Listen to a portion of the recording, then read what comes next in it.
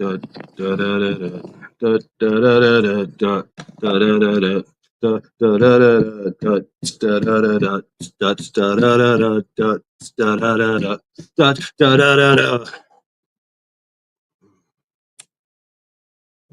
from the Erie Coast. This is Mad Shad. Oh, yeah. Welcome to Sunday Reflections. You. That's right. That's right. It's all about you today. And no, I'm not talking about a female sheep. Maybe I am. Maybe we could talk about female sheep. I don't know much about female sheep. Hey, whatever. Uh-oh. Uh-oh. Something happened.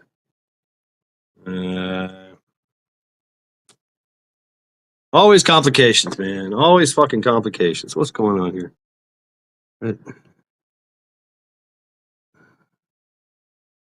You. What's going on here? What? Why are we doing? What are we doing here? Why can't I see chat? Chat is gone. Everything moved from down here to over there, up there. And what the fuck?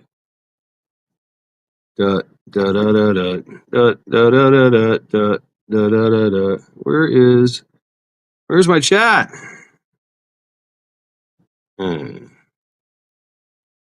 Where is my chat? Because chat is where it's at. What the fuck? Wow. Got this layout thing going on here. What's that do? Group layout. No. That fucking sucks. No. Settings, general. I don't know. High resolution. Sure, why not? Orientation settings are disabled while live. Landscape, portrait. We're going to stick with landscaping. Because landscaping. Shift videos up for comments, banners, audio avatars. Automatically add share screen videos to screen. Appearance light. Appearance dark. Yeah, I can't see shit. I don't know if I'm live or not, man. So, yeah, stand by. We're going to end this and start again.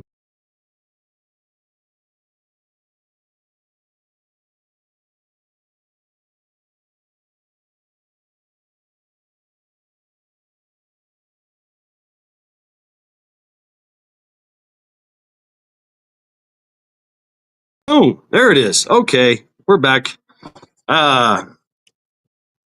Hey, full ass ready's in here. All right, I can see chat now.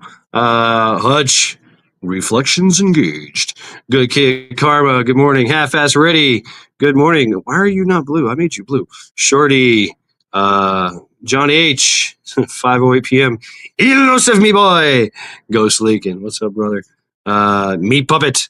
Welcome, everyone. Welcome. I hope that we're coming in number 64 by number 64. Surefire Rise, pick up.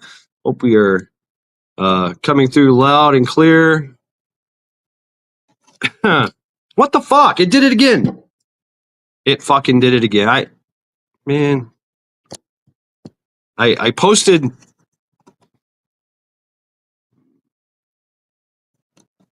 I posted the link and everything changed. Okay.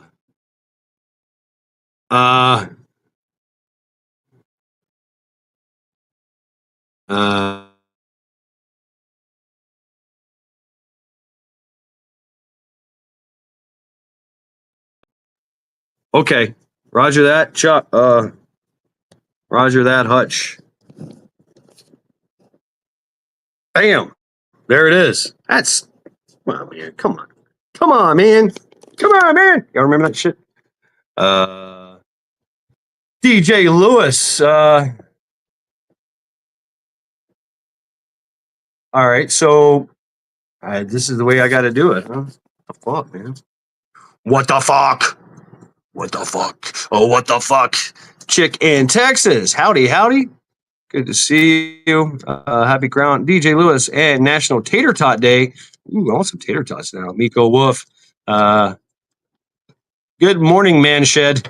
is -1 in that beautiful outside if you're Siberian. If you're a Siberian husky, right? Fish sticks. Yeah, everybody, check out Half-Ass Ready. Man, I need to make you blue, don't I? Oh, I thought I made you blue. Anyway, I have to get on the tablet and do all that craziness. Trying to set this up. I think I got it. I think I got this. We got this, don't we? We got this? No. I broke already. Doing my best, brother, but damn, it's tough. Man, I'm so sorry to hear that, man. My mom just had a heart attack too. So she fell out. She fell out in the bathtub. Like fell out of the bathtub. She was shaving her leg, she says, and boom, passed out on the floor. I was like, what? She said she had to crawl her ass. She had to crawl crawl out of the bathtub or crawl out of the bathroom, basically naked. She said she's to make it to the phone where she made a phone call and whatever. Chicken Texas. This was a while back, a couple months ago, and she's since been in and out of the hospital. They put her in a nursing home to rehab, and now she's at home and doing a lot better. A lot better. XNYC OG Prepper. What's up? What's up? So yeah, she's doing good. I talked to her yesterday in length. The thing about me and my mom, we talk forever. And anybody else that's ever talked to me on the phone, I will just talk for freaking hours, right? So, there's going to be at least like 20 goodbyes. Hey, I got to go. Oh yeah, by the way, and then just keeps going and going and going. Yeah, my mom, she's funny, man. She don't stop. She don't stop. She don't quit. She's got no quit in her. So she's doing rather well indeed. But and I got to keep her calm, right? So I can't bring up. I have been trying to bring up topics with her, like the future, like, hey, you either live with me or I live with you. One of the things. Pinky McGee. Welcome. Glad to see you're doing well, Mr. Shad. I am. I'm getting over a cold, I guess, a flu or something. I don't know what I had. She no quit in her. But I've been just battling with this thing, drinking a lot of shout outs to Pure Blood Prepper and Ohio fam for teaching me how to fight this thing, right? Without drugs. Yeah. I've had to take some cough syrups, right? But mullein, I've been making a mullein tea, and I took ginger. I have dried ginger, and at first I just threw it in there like whatever. You got to cut it up. You got to break it up. The ginger, man, it makes it spicy. That ginger spice, woo! You get a little spicy coffee. You're like, oh damn. And then what else was I putting in there? Ginger, garlic. Yeah, I minced up some garlic, some fresh garlic, and minced it up in there. This was in the beginning. For like 3 days straight, I put that in my coffee with honey and lemon and some cocoa powder. I ran out of cocoa powder, so now I'm just using lemon. Oh, that's a good idea, DJ Lewis. Chinook, yeah, ginger. Ginger was for the chills, right? It takes the chill out. You get that chill, get the chills and shit, and in the aches and pains. So that helped. And then while I was at work in the truck, my fever broke. I was just feeling like shit. I was like, oh fuck, oh god, I'm dying. And then I'm shivering, can't get warm enough. And then all of a sudden, boom! I start sweating. I felt this, just surge across my body. I was like, oh yeah, okay. I still got some aches and pains, but I think that's because I've been atrophy, during the sickness, and getting back into moving around and doing shit. My legs ache and shit. So, little things, you're like, shoulders, and you're like, oh fuck, this hurts. But hey, Old is not for the timid, right? So, welcome everyone. Welcome to Sunday Reflections live stream. Yes, shout out to KP Heathen, boom, for the Sunday Reflections spoon that he carved. Oh, yeah, check that out. That's pretty cool. So yeah, welcome everyone. Thank you, KP Heathen. Turmeric. I'm out of turmeric. I am out of turmeric, so something I need to get later on. Turmeric and ginger. Early one today. Yeah, early one today because I plan on going to sleep tonight. Right? At a decent hour, and that's probably we're going to be around 7 or 8. What? Did the press mandate that all the chickens get their jab? What? Man, whatever. That's some bullshit.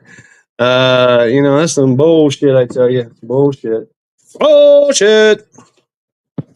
Yeah.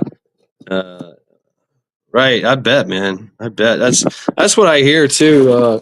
Uh-oh. Hey, fell down. Everybody falls down. Why are y'all falling down? Because I suck at this. There we go. Get you lower, more stable. So yeah, I bet. Full ass. He's a full ass now. Watch that video. Go check out Half Ass Ready. If somebody can drop his link, check out Half Ass Ready. He's got some pretty good content there. He'll learn you something. Absolutely. Who's that guy? I don't remember him. But yeah. Just hanging out. I have to say I've been smoking a lot. And so, what's up, Pilgrim? How you doing, brother? Yeah, I have to say I'm kind of like inspired here by freaking Hutch and then Hillbilly. Everybody going live. I was like, you know what? Fuck it. I'm gonna go live too. But I had to get a few things done around the house. Jeff and his dogs chop wood and play video games. What's up, Jeff? How you doing, man? Good to see you. I hope you're doing all well. Everybody's doing well. Welcome to Sunday Reflections. It's all about you. That's right, you. That's right, you. As the topic of discussion today is you. Try dropping this link again, see what happens. Boom, there we go. Yep, it's in. It's down. Yeah, so I apologize for no Lackluster Fridays. I apologize for no trial by axe. I've just been I've seen Bonesy around. Yeah, he's around. He stops by every now and then, and I just kind of scour at him like motherfucker. He goes running around. Hey, how you doing? Hey, I'm his. I got another hearing, another investigation meetings to go to, you're going down, fucker. Yeah, anyway, there's Bonesy. I'm about to snatch his head. You missed, you fuck. Oh, there you go. This makes the day way better. Oh, thank you, Pilgrim. You're easily amused, my friend. But just welcome everyone. Welcome everyone. Today's topic of discussion is you. What's going on in your life? Tell me. All kinds of things. All kinds of things are happening. But everybody talks about me, I. I'm sick. My mom had a heart attack.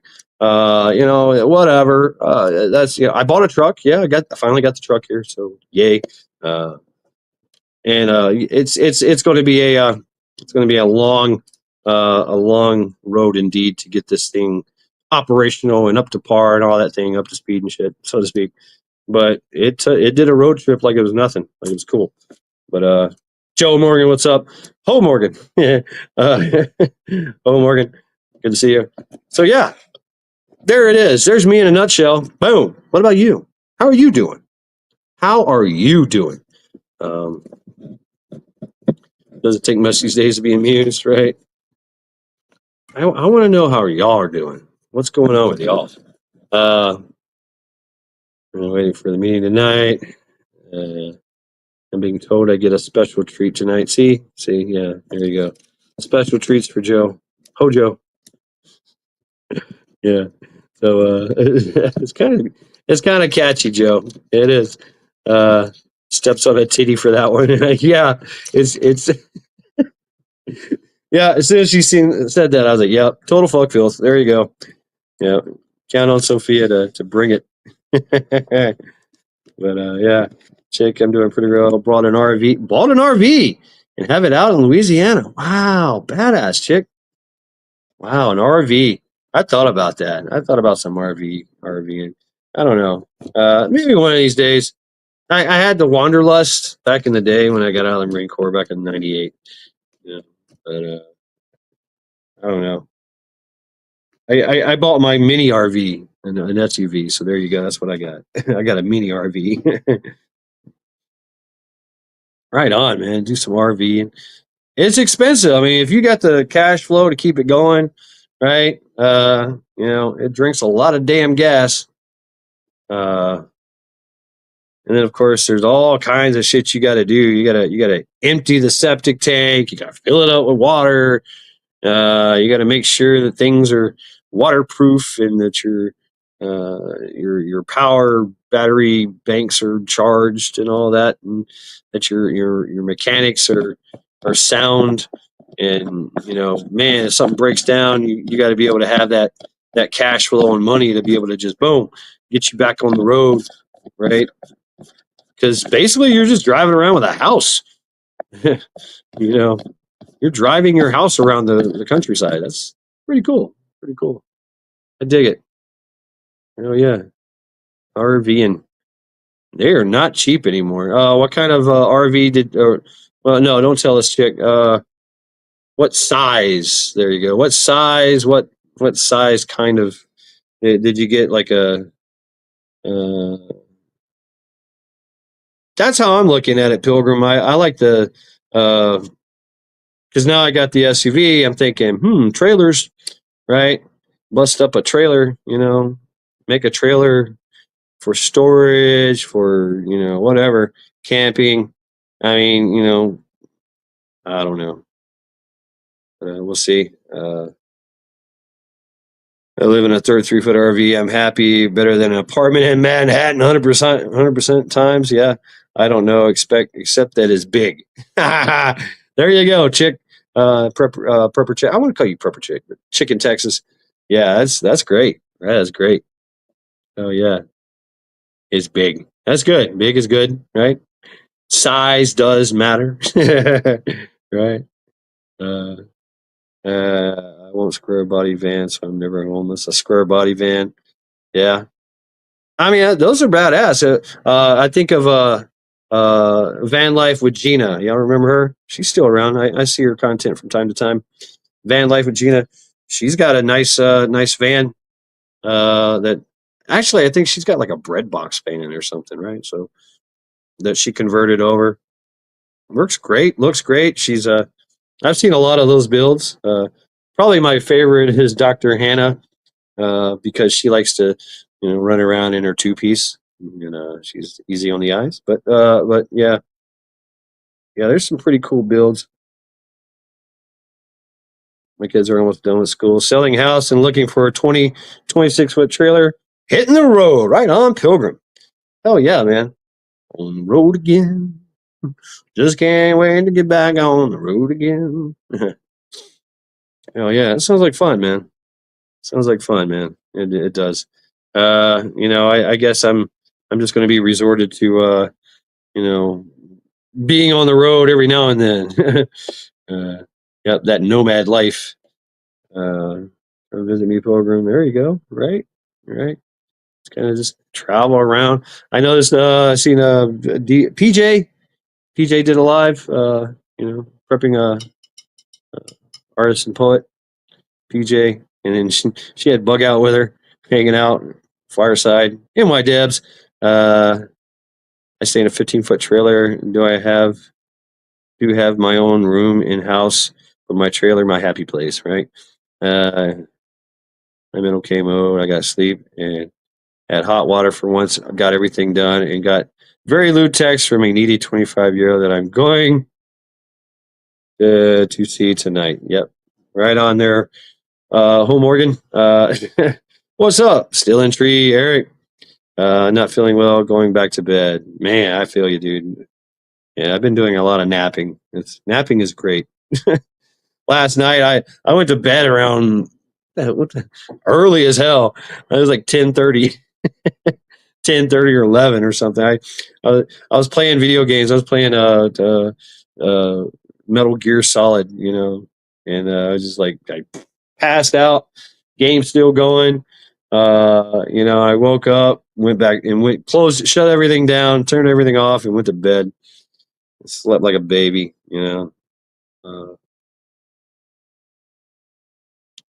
Plus, you're a New Yorker stan. So yeah, how y'all doing? Anybody want to pop up here? Please tell me what's going on. What's going on with you? This is all about you today. And I may or may not make fun of you. I don't know. Yeah. Oh. Trailers for sale. Rent. Rooms to let for 50 cents. Her ass is getting fat. I met her and she was 110. Now she's 140. I can still see ribs. What? Oh, wow. Who are you talking about there, Joe? You talking about your friend, your special friend, or you talking about somebody else? Yeah. Oh yeah. So I've been kind of feeling. Yeah, I feel like my head's in a fishbowl. Tactical muffin top. What's going on? Uh, uh, how you doing, brother? Good to see you. Oh, yo, Joe. Yeah, yeah, yeah. It happens, I guess. Uh,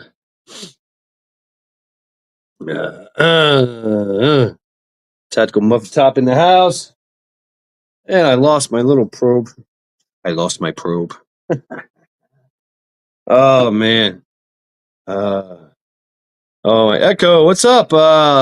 Yeah, I'm feeling like a little restless. I was running around the house, kind of cleaning up things, and my legs started aching. I went downstairs, took out the trash. What's up, Hutch? Yeah, how you doing? Yep, smoking it. I can't smoke it. I can't smoke it. I want to smoke it, but I can't smoke it. I can make smoke. I need to make smoke. Need to make a few cigarettes. Like, oh, cigarettes. Like, oh, cigarettes.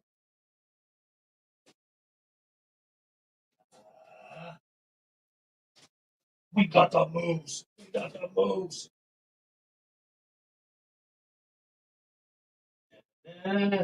Oh,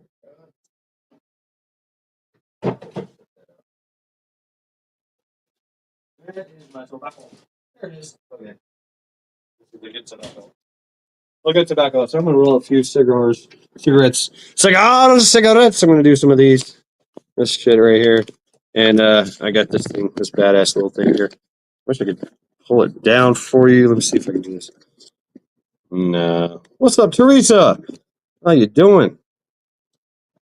Playing cards with the kids. All right. I need, put this thing here. Yeah, I'm gonna make some cigarettes. Uh, Super. Hey, yeah.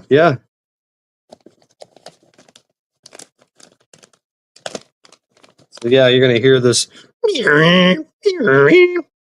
Uh, I should set up a different tripod, but I'm just way too lazy to be doing all that right now. It's a Sunday. It's not about me. It's about you. But yeah, we're gonna make some cigarettes. Thank you. By the way, this was a Devil Dog Prepper's contribution to my addiction.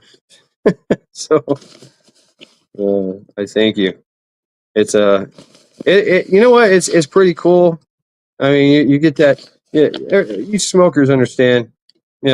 Smoking is a fucking hell of an addiction, man. It really is. Uh, it's akin to like heroin and shit. But and you're always like looking around like, oh man, I need to get $6. I need to keep money so I can buy cigarettes, is shit like that. And you're like, man, fuck.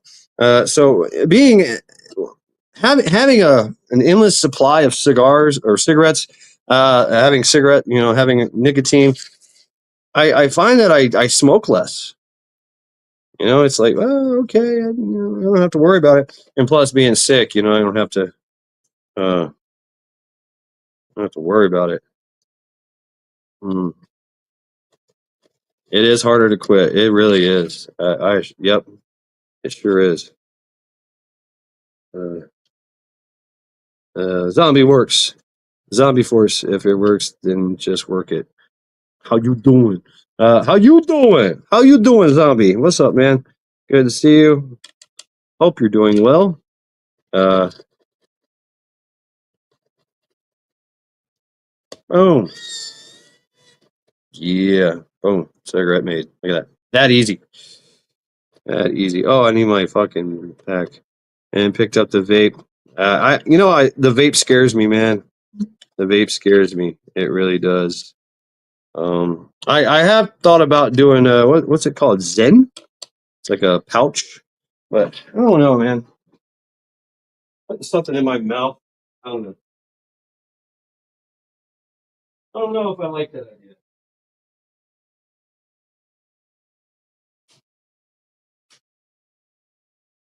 I don't know. I guess I've tried dipping before, and it made me sick. Not a very. And tell you the truth, I really enjoy smoking. I really do. I enjoy the act of smoking. Yeah, smoking cigars, smoking joints, smoking blunts, uh, smoking cigarettes. I mean, I just like smoking. I do. It's it's pleasurable. And yes, everybody says cigarettes are bad for you, but for men, cigarettes increases your testosterone. That's right. It increases your testosterone. Yep, it does. Da, da, da, da, da, da, da, da, da, da. Or anything about cigarette I don't like. Yeah, I mean that's the thing you got to deal with. I mean, don't put stuff in your mouth. Tobacco good, right? And NMN. If you guys don't know what NMN, it's a nicotinamide something another. Uh, a lot of plants. We were just talking about it. I mean, Ghost Lincoln. Yeah, right. Estrogen. You don't want that estrogen shit in you, man. Especially men and women too. I mean, you get too much estrogen, you're getting problems, you're getting issues. Men, we get too much testosterone. We just get a little more manly. So the body has a funny way of regulating it. You get too much testosterone. Uh, uh, it actually starts to.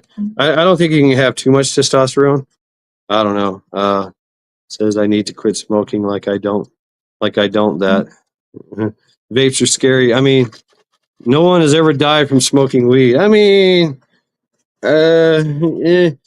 smoking is smoking weed. Smoking in itself is bad for your cardiovascular.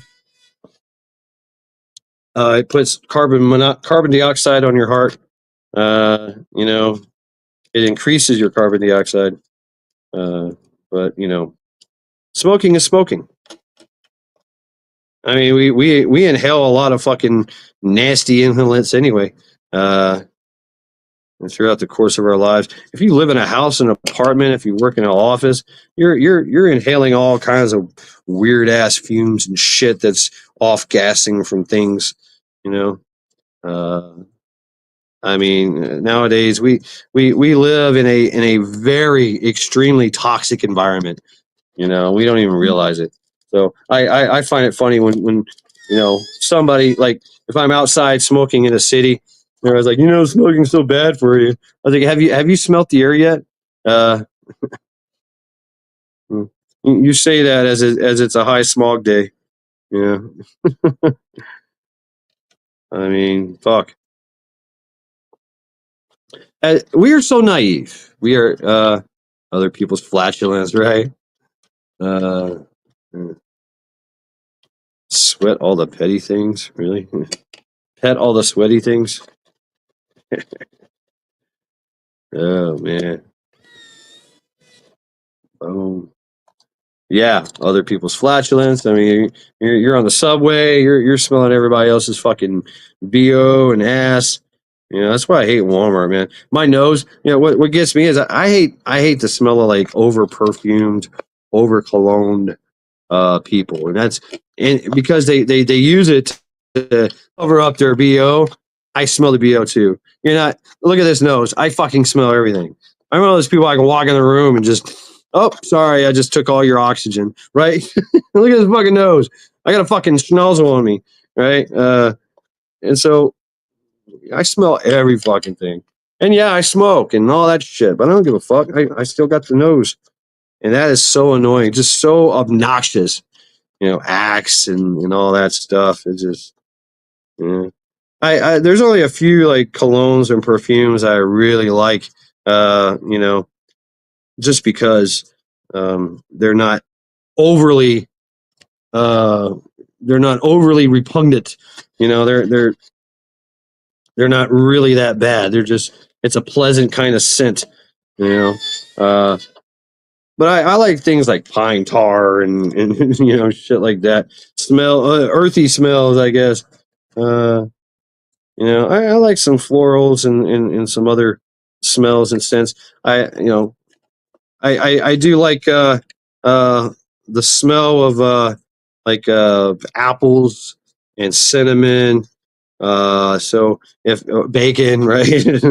So if a woman has got like a fruit based perfume, that's it's just a hint, right? And you're like, oh, that smells like green apples. You smell delicious, right? I'll say that. I'm like, yeah, Zombie Force leather. I love the smell of leather. I love that smell. I like pine tar. I like what was it? Another one, redwood. I like the smell of molasses. I like the smell of leather. Wood. I like the smell of like a fresh cut wood. Man, bacon perfume. One thing you don't forget about this is your stench unforgettable, right? Yeah, but everybody's sense of smell is different. You could smell me X and go, man, you smell like ass, and then somebody else smells me and go, man, you smell like bacon or something. Uh, you know, I I once knew a girl. uh, I once knew a woman who loved the smell of a dirty, oily, smelly guy. It turned her on. It was like you come in the house, you've been working you've been working as a mechanic or something. You got oil all over you. You got dirt. You've been digging ditches and shit, and you like all you want to do is take a shower, and she's over there fucking coozing and oozing and ready to jump your bones. You're like, really? All right. You want that dirty fuck? Okay. Uh, yep. Pheromones. Yep. The pheromones. Right. Uh, the rest of the animal kingdom, because we are part of the animal kingdom here, folks. We just because we say we're human doesn't mean we are exempt from being animals. We are fucking animals. All right, you're all fucking animals. Animals everywhere. That's how they animals and insects. That's how they communicate with each other. Smells and pheromones and all kinds of shit. So, John H. John H. in the house. How is Scotland? Chinook, yeah. I am not an animal. Yes, you are. Yes, you are. You are. I'm not an animal. I'm not an. Yes, you are. It's true. You're part of the primate family, actually. So, and drop ass on elevators to inflict cruelty, and half the stink is from people that lost their cookies. Oh yeah. I'm a good animal. There you go. Good kid karma, right? Yes. Yeah. And of course, there's people like me that just can't resist, letting one rip in a fucking elevator and just looking in there and then look at the guy next to me and go, you're gross, bro. Yeah. Yeah, I mean, and you think about animal. What is that? Oh, who do we got here? Let's see. Who are you, Camel Car in the house? Boom. What's up, What's you up, animal? kid? All Oh, just thought I'd stop by to smoke. right. Yeah. Cool. I'm sitting here making smokes. Yeah. Hell yeah. How you been doing? Oh, I am just so peachy I could bake a pie. You said pie. Damn it. Nice. Nice. Oh yeah, brother. So, Pilgrim, echo. Got an echo in chat, Shad. Echo. Echo. Echo. Echo. Yeah, but it's the good echo. Echo. Where I forget where you're at. You're in Canada. Is that right? I She's in forget. Wisconsin. Oh, Wisconsin. Oh yeah, sure. You betcha. You're from Wisconsin. Wisconsin. Don't you know? Don't you Okay. know? Yeah, sure. Don't you know? Yeah, What's sure. up? You betcha. Good Kid Karma. Wasn't it Cool Kid Karma? Now it's Good Kid Karma, right? It was That's Cool Kid. that's Carol Ann Henderson, Magical Reality, Good Kid Karma. Yeah, she's definitely a creative, man. Definitely a I creative. might Much have love. to find her and sub to her, I guess. What's up, Yeah, you Zombie better. Boy? You better. That's right. What, Echo. what you got going on? Ah, making cigarettes. That's all. Uh, yep. How you doing? What you doing? What I you am doing? sitting here smoking a fucking killer doobie, man. This shit is, I was giving a little bud. This stuff is wow. What you got? What is it? It's something like called like a Shree. It's like 31% indica hybrid. Oh God, indicas. Indicas. Yeah, you're gonna be you could be lounge lizard for a while. That doesn't do that to me. It makes me want to do stuff, no matter what it is. Oh, okay. Yeah, sativa makes me want to do stuff. Sativa makes me want to clean my house and paint portraits and carve things and do all kinds of shit. Indica makes me want to just sit and be stupid. Geez, I guess I'll have to look at the package. The Getting names and the strain. We've gotten so scientific and with this shit now. It's amazing. It is definitely true. This is not your granddaughter's pot, it's grandfather's pot. spelled Shiraz, like Shiraz. Shiraz. Shirz. It's called Michigrown. Is the company Michigrown. Wow. Michigrown? Yeah, that the indica sativa thing. They do the same thing for me. I could like not have weed for a couple days, and all the chores will pile up on me. All the projects, I'll have That's stuff I need impossible. to do, and I won't do shit without weed. And then I get my weed, and it doesn't matter what kind. The minute I get that buzz on, boy, all the chores are done, laundry's done, dishes done. It's like motivation, man. What's up, farm boy? Blue? Wow. For me, it's kind of like I have so many blocks in my life, the sativa, and so I'll sit around with projects everywhere, all surround, all over the house, and then I'm a chaotic kind of person. You know what I'm saying? I'm one of those super multitaskers that I can be doing 50 things at once and just boom, boom, boom, boom, boom, bouncing off the walls. And that's how I focus. So the sativa, boom, opens all that up and I ain't got to worry about shit. And I'm just doing shit, just boom, boom, boom, boom, boom, boom, boom, and I'm doing it fucking like, I don't know. And it's fast, it's furious, it's accurate, and then I'm moving on to something else. Chad, I'll be right back, all right? Okay. Give me a minute. All right. 1 minute. Okay, maybe two. Camel car has to poop, everyone. So be advised. Stand by. We were just talking about smells when you doesn't affect you as much. TMC, THC, not TMT. Potty break. Yep. I gotta poop here. We have a weed store 5 minutes away from our property. It's like the Walmart of cannabis. They have so many different strains. Yeah, right. Yeah, it's, that shit's starting to scare me too, man. You know, I you don't know what they're putting in it. You don't know what they're spraying in it. Blue butterfly, how you doing? How are y'all doing today? Oh, there he goes. See you, Carl. Let me drop that link again. Drop that link.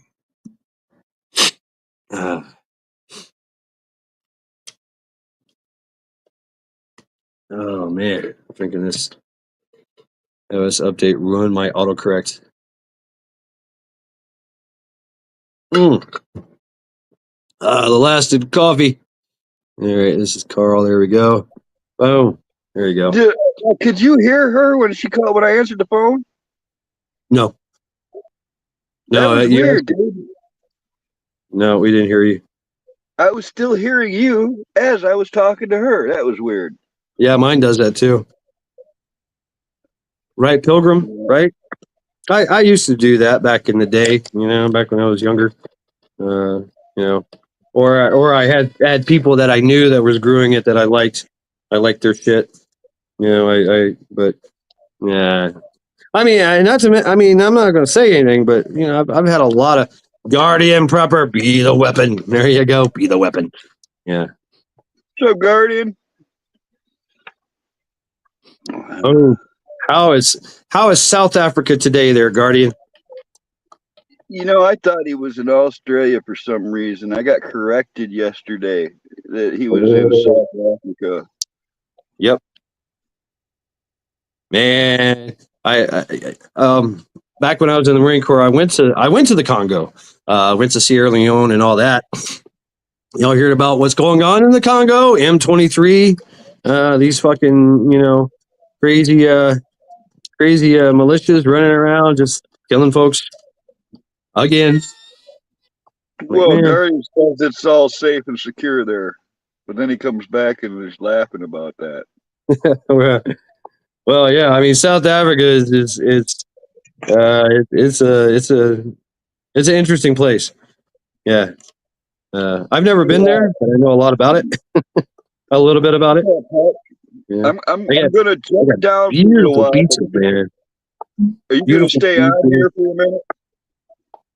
Yeah. All right. Yeah. I'm gonna jump down, but I'll be back. All right. I'll be back. All right, Terminator. I'll be white black. All right. See ya. All right. Boom. Camel Carl. Holding it down. Yeah. Be the weapon. Be the weapon. That's right. I love it. I love it. Yeah. I just, man, I don't like the heat. It's just wheat, grass, microgreens, mushrooms, spices, a house plant for profit. Wow. That's the thing nowadays, man. Hutch, you could chime in on this.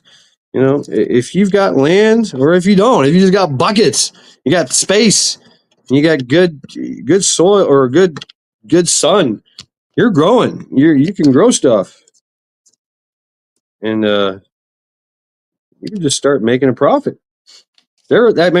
Folks, that's where our shit comes from, right?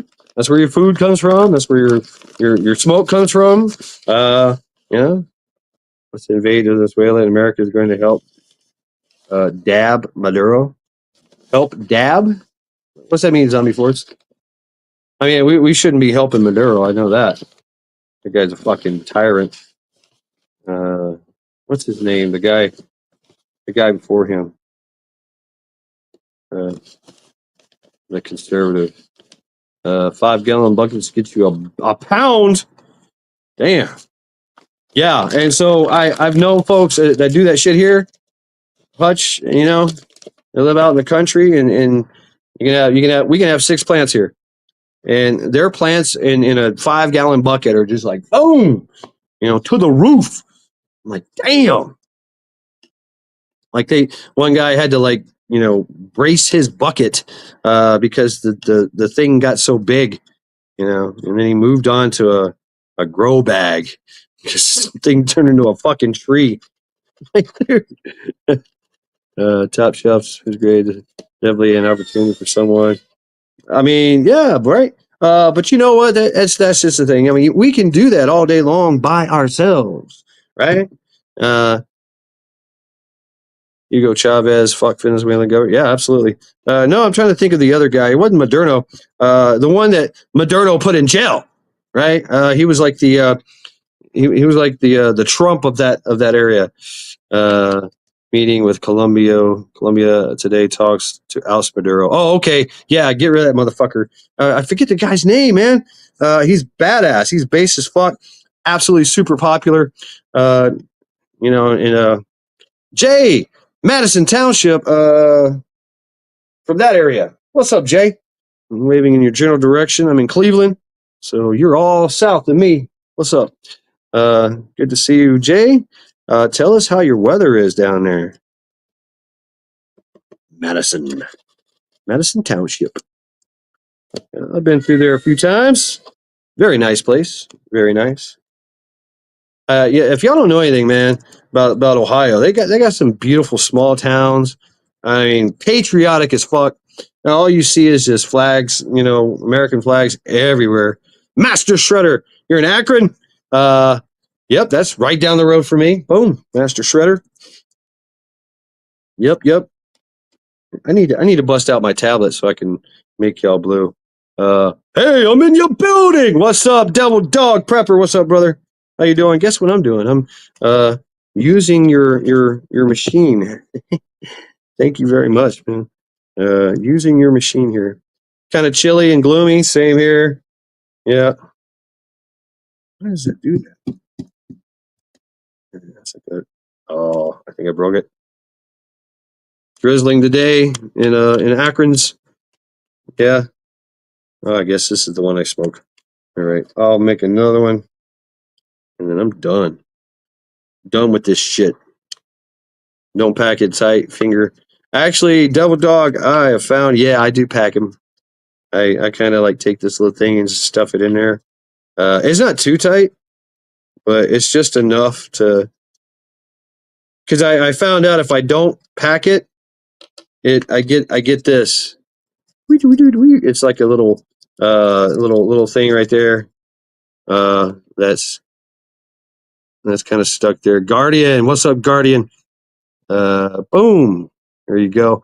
What's up, Guardian? How are you doing? I'm doing well, man. And yourself, you good?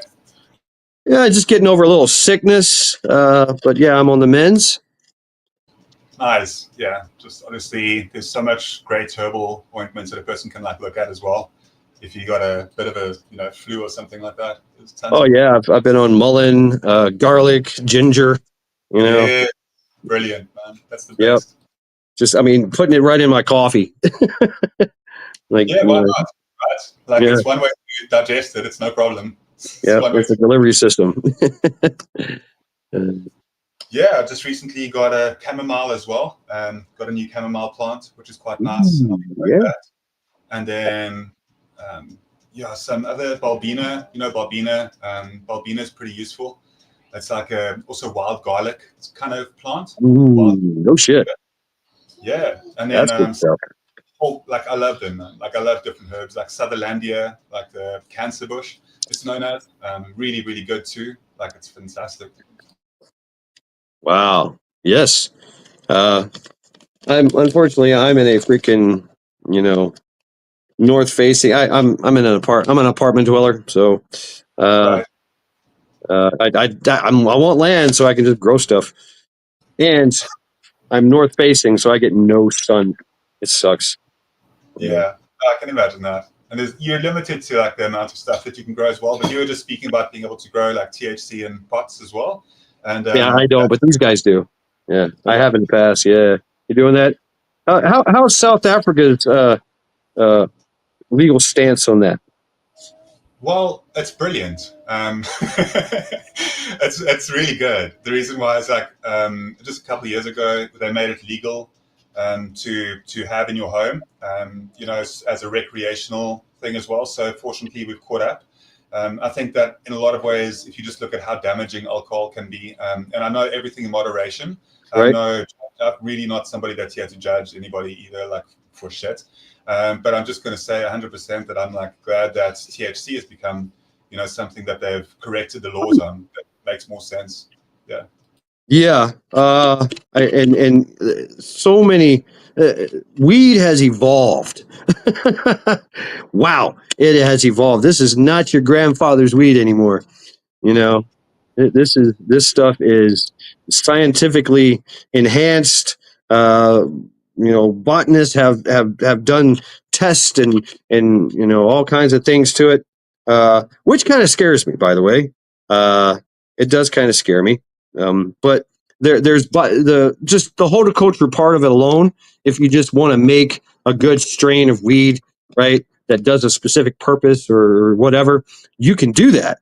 But what scares me is these large productions. That are, they got the pharmaceuticals going. They got they're doing hydroponics, so they can inject things and everything they want to in whatever they want to, and basically it's like tobacco. They're injecting it and drying it and curing it and certain chemicals and yeah, I don't know.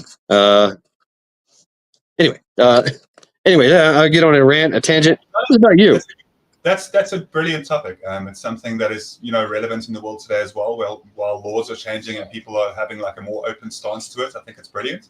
And it's also just so here locally we also have the capability to access very high grades that have been chemically enhanced, and that's something where I don't mind a bit of tinkering with nature. I don't think it's too bad, but fortunately there's also a lot of there's like a lot of very natural grown as well here. So like very not really altered in many ways, grown right from the ground, like with seeds that have been used for like centuries already. So it's some of the strains that are very strong here have been strong because of where they've been, basically where they've been cultivated for the longest time as well. So you're looking at some very like natural, organic, straight from like the ground kind of THC, and that's where like I will definitely advocate for, rather like, but there again, it can be quite nice to have some of that real potent.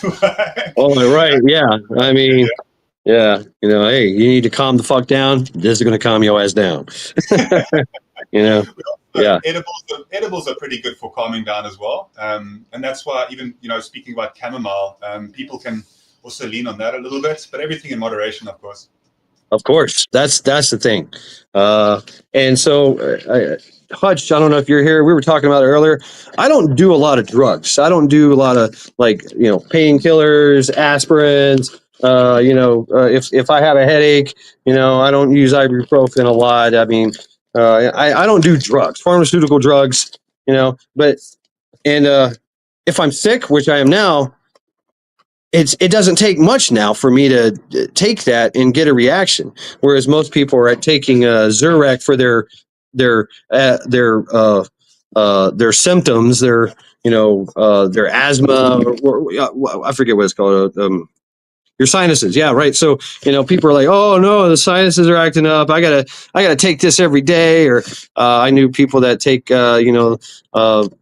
the medicine stuff, for your stomach every day because they can't live without it. I'm like, no, I go another route. I deal with it, or I find something else, and there's always something else that's more natural for you, more better for you. It doesn't give you those crazy side effects like liver disease, liver failure, kidney failure, hypertension, destroying affecting your mind, right? Now I will say, yeah,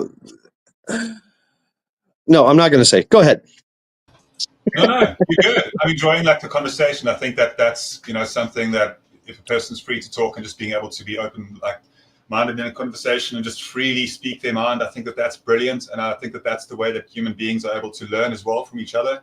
It's when we hold back as well that in the whole world, like it's just kind of strange. But I think pinpointing to something that Hutch says there, I've mastered moderation, and moderation and balance. Man, if you can nail that, like you are so golden. Like it's middle path is the way. That's right. 100%. The middle path is the way. Yeah, it really means a lot. Like when you can actually get to that point, Yeah, and that's kind of how I've now I live my life. Of course, when we're younger, it's like, hey, I want to drink all the beer, I want to do all the drugs, I want to fuck all the girls, I want to do everything all at once, right? And then you get older, it's like, no, it's time to, calm down. But every now and then you'll have that need to, wow out or, do something, have an excitement, purge yourself, if you will, stay up for all night or 3 days or whatever. I think one of the greatest things as well is also finding different interests. Sometimes even interests that might have been like sparked a little bit when you were younger, but like for myself as well, the whole horticulture thing, just getting into understanding like plants on a deeper level.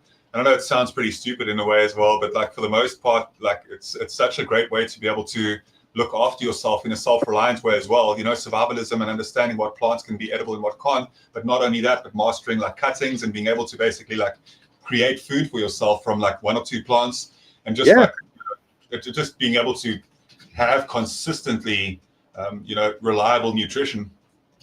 Yeah, I agree. I do. Yeah, and you'll find most of my chat. That's what they do. There's a lot of homesteaders in here. A lot of people that grow stuff and yeah. So yeah, good stuff. I want to do it. I've been in like corporate. I was in corporate for almost like about 2 decades almost, and for myself as well. Like being in corporate the way that I was, it was it was challenging, and I appreciated the challenge. But as of recently, I've started to actually get into the career of horticulture as well, and I'm starting to work with plants and that type of thing. So it's been such a great life-changing thing. And being at the age of 39 now, I think it's maybe like a midlife crisis, if you want to call it that or whatever, right? But it's like at the end of this year, I'm going to be 40, and it's like I know that in 20 to 30 years, I'm going to have to look back and think to myself, like, what was the path that I was on? Is it something that I was like able to help other people? Is it something that I truly found contentment and joy in? And I think that that's where like the natural world and plants and that as well just give you like so much more fulfillment in that way, than corporate and coloring and that type of challenge. Yeah, you were part of that corporate world where it's results, and it's cutthroat, and it's it's a different world where it is nothing natural about it, right? It is war. It really is, war and strategy, and and when you get into the horticulture thing, you got to have patience. You got to have forethought. You got to be able to let things do what they have to do. Right, I like doing bonsais. I've done a few bonsais. I'm working on one now, and it's patience, it's time. It's if you want to guide it and make something happen, you gotta take in consideration a lot of factors, and then kind of let it do its own thing, and then kind of guide it where you think you want it to go. It just takes a lot of time, So yeah, as a sustainability factor, man, yeah, getting into horticulture and getting into that, as a business. I mean, there's a few in here, Hutch. There's a few people here that do that, and sell. Man, and that's that barter and trade system. I mean, you got tomatoes. Somebody's got some bacon. There you go. I mean, hey, I've got more bacon than I know what to do with. You got more tomatoes than I know what to do with. So boom, there you go. You created a relationship. It is, and it's also within the gardening and homesteading sphere, sharing, and that is also really important. Yep, I agree. And then there's something that mentioned they're speaking about the carnivore diet. The fact that there's a carnivore diet out there, that's a whole different game. That's basically me. I hate veggies. Yeah, it seems to be gaining popularity. A lot of people that are starting to, look at the carnivore diet and the benefits of it and that as well. I don't know. I don't mind my certain veggies. Like I really like a good potato salad, which is like it's one of the more generic, things. That's good stuff. Yeah. Yep. That's good stuff. Oh yeah. I find myself eating veggies when it's offered to me, but if left to my own devices, like I am, it's chicken, fish, steak, and that's it basically. You know, I'm not carbing. I'm not using veggies. Uh, I'm just straight up. I've been that way for quite some time, a long ass time. I find that it's and fermented foods. Getting apple cider vinegar and putting it in there. No, I like rice. I like to mix a lot of things with rice. So that's how I get my carbs, I guess. But cooking in eggs, apple cider vinegar. These other things. I don't really get into the kombucha and the other stuff, but I find that some good vinegar, good fermented vinegar. I mean, there's another thing I'm going to start making is a fermented honey garlic ginger thing. You just let it ferment. Those fermented foods are good probiotics, and a lot of things are just connected to your gut. We eat here in America. We eat like crap. We eat crap, processed crap, and our body just doesn't know how to fucking deal with it. And it destroys us. What's up, Hutch? Hello. How are you doing? How you doing? Good to see you. Hey, How are Hutch, you good. doing? Yeah, Hutch is a. It's damn near summertime out here, so I'm out here burning trash, smoking drugs. America. Well, I was looking out the window. It is snowing hard. It's like Yeah. it's like 50 something out here right now. Wow. Hell yeah. So Hutch, I mean, we got Guardian Prepper. I don't know if you know him. He's from South Africa. I know him, but I don't think I've ever been on a panel with him before. Oh, okay. Yeah, he does like 1,000 push-ups a day. He's superhuman over here. Be the weapon. But he's Vin getting into. Diesel is how I know him. Okay, cool. Yep. He's getting into the horticulture thing. You, of course, have been doing homesteading and growing and husbandry for decades now, right? Well, this homestead we've been doing for 8 years now. Oh, okay. Almost a decade. Yeah. Okay. I was kind of in and out of the conversation. Sorry, go ahead, Hutch. I apologize. Oh, you're good. You're good. Go ahead. Yeah, I was just going to say with 8 years, you've definitely learned quite a large amount as well, because I know that from just when it comes to, the lifestyle as well, you're learning consistently. And that's the most amazing thing about it as well, Yeah, it's one of the. I've been preaching it since I started. Anybody can throw money at a problem and be like, "Oh, look, I got a farm, I got a homestead." But if you don't actually work your land and know your fucking, you know what I mean? I think every man who owns land should know every single inch of that land. Where does it drain? Where are the rocks at? Where's the gopher holes? You know what I mean?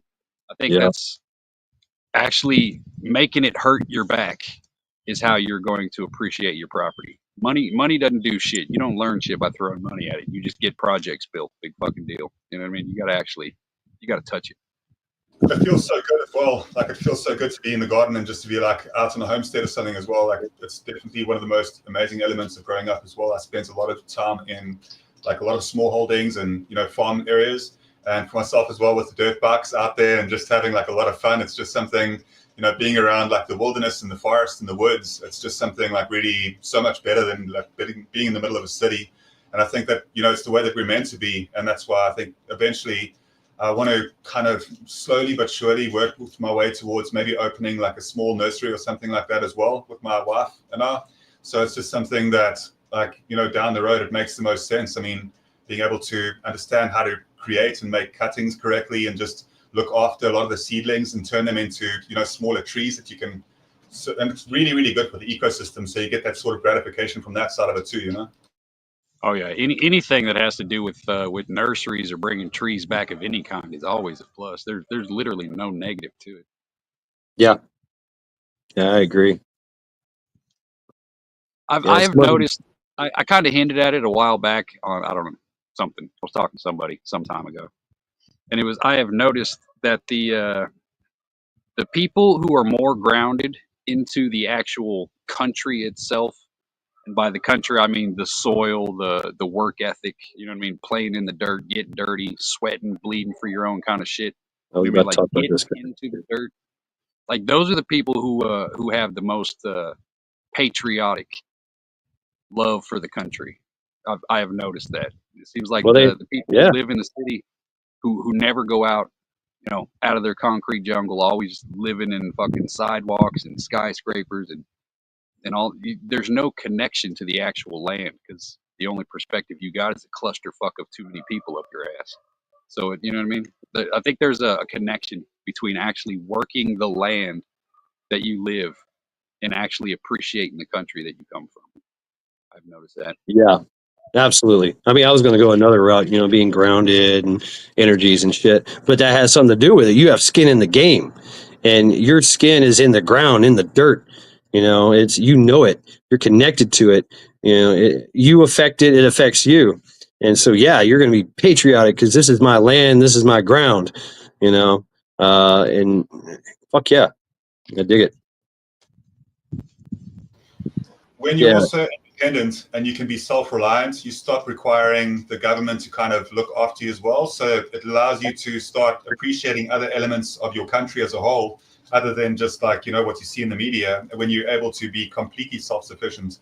And I think that type of mentality as well allows you to find things about your country that you might appreciate, a lot more than others. And it's just, I think, if anybody's heard what I think about the US as well, it's always been the same. My sister's been in the US in Rochester as well for almost 2 decades now, and I used to be like in Pennsylvania, between Pennsylvania and South Africa as well. I did 4 years of summer camps when I was in my early 20s, teaching the youth how to do downhill mountain biking, and I absolutely loved that. It was a really good opportunity for me to experience some of the US. And I also traveled around as well. So I've had like on the ground kind of experience. And I've also been working for American companies now for about a decade. That's when I was working within corporates, about a decade to 2 decades as well, because I was working for like US based companies working remotely.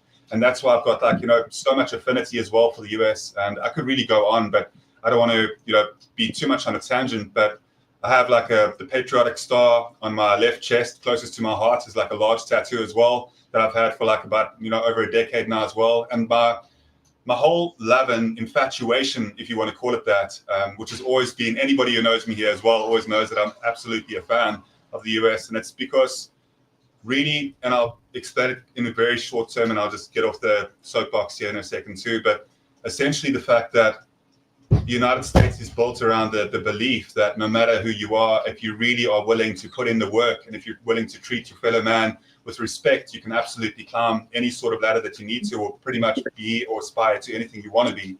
And that's the whole idea, right? That's what the foundation of it. It's just that, plain and simple. yeah, and to be left alone. Right, that's the other thing. Is once you become self-reliant, I don't need your regulations. I don't need your laws, your rules. I don't need to be told what to say and how to think. I've got that, and I just need the government to do just a few things. That's it. They're my employers.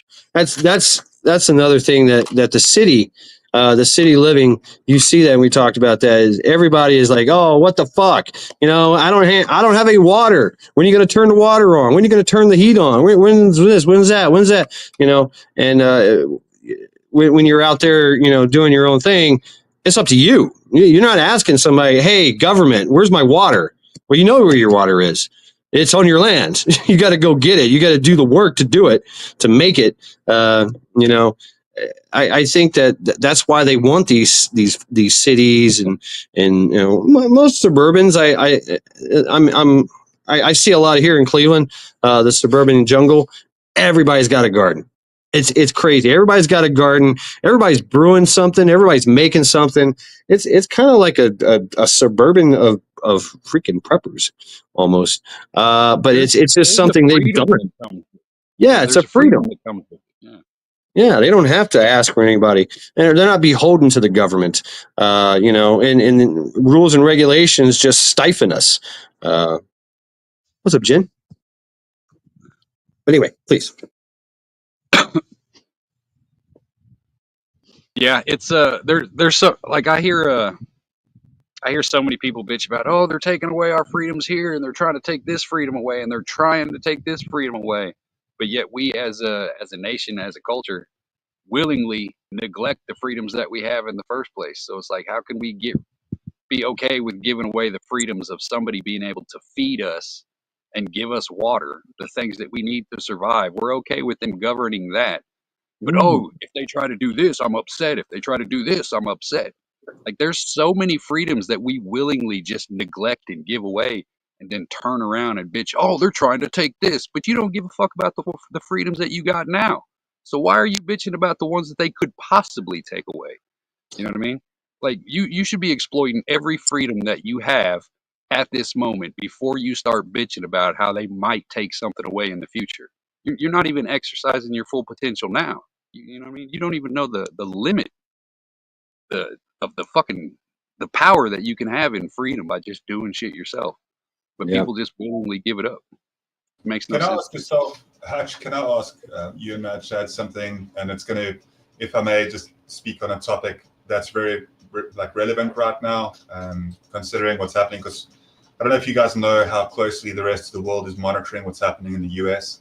Everybody in every country, and even if you view it from any perspective that you like, it's definitely something where we've always been watching.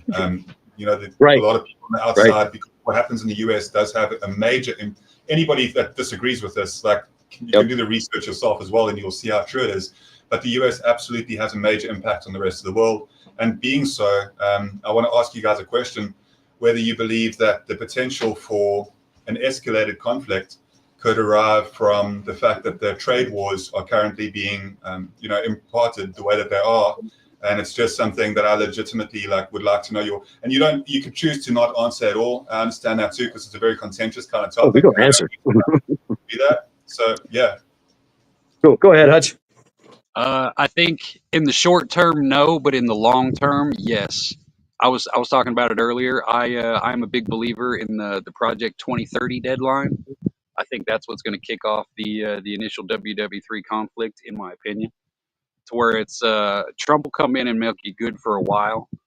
He'll get rid of some of the crooked politicians. He'll get rid of some of the free money that's going to some of these other foreign countries. And eventually, by the time Trump gets out of office, because it's only 4 fucking years, these people are going to be looking for new loopholes and new politicians that are going to be corruptible, that way they can get back into the system. If all the avenues to make this extra money have been closed off, then I think that in itself will lead to a conflict later on down the road, because there's potentially billions of dollars that these countries are going to be losing out on over the next 4 years.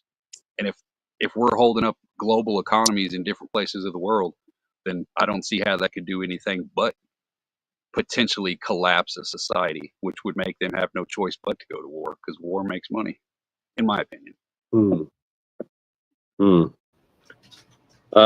Wow. Yeah, right. I dig that. I see that. And I agree with you. Short term, I think that, it's a great tool, because everybody knows the United States has just been raked over the coals. Everybody is here pushing their wares and just exploiting us for everything. And most countries have tariffs. Most countries, that's how they work, is tariffs. I remember going to Spain, and this guy had a Toyota Corolla, and he was a rich man because he had a Toyota Corolla. Everybody else had a Spanish car, right? Made in Spain, but he had a Toyota with a tariff, and he paid all that shit. I'm like, wow, what the fuck?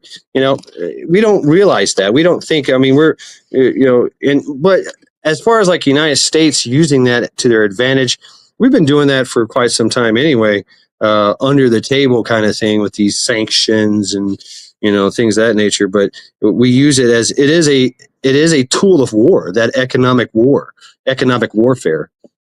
Look at China. They're all about exploiting a country, So will it lead to a larger conflict? Well, I think with Trump, he is he is a great tactician. So he'll know, okay, boom, you want to play hardball? Boom, 80% tariffs for you. You want to play ball now? Okay, only 30, and then we'll lower it. He's already shown that that he's willing to kind of let shit slide and give you a better deal. Look at China. They only got a 10% tariff as opposed to Venezuela got like 50%. So it's will it lead to a larger conflict down the road? I mean, that's the thing about the United States. We don't really have to fear much from Venezuela, in their army. And tell you the truth, Russia and China, we don't have much to fear about them either. Yeah, sure, they have a lot of, but they're very. Russia is very self-sufficient. They like to use, outsource their own shit and export more than they like to import. China is all about export. That's their game, right? But they'll just have to they'll just go around it. They'll figure something else out. They're like, okay, whatever, fine. You want to tax us? Boom, tariffs. All right, fine. I don't think there's going to be wars over it. Now, if we have seen where other countries have done it. Now, Africa is a emerging economic force in the world right now. They're evolving into something that could be amazing and scary. So through the help of China, though, see, that's the caveat. China's the one helping build a lot of the infrastructure in Africa. So in essence, I mean, China pretty much technically already owns Ethiopia. You know what I mean? Right. Yeah. The bridge to nowhere, the train to nowhere. That's we're going to create so many jobs, and then they just pull in all their Chinese workers and kick everybody else out that's African. Pretty much, hey, pay to play. I've been saying it for almost 2 years now. This might be going squirrel, but I'm putting money on the fact that Africa is going to be the battleground for WW3 because it's going to be a toss up. Because China is trying to buy their way into the Middle East by building infrastructure. They're buying their way into Africa by building infrastructure. So they've pretty much got that whole little thing on lock. The only thing that's stopping China right now is India.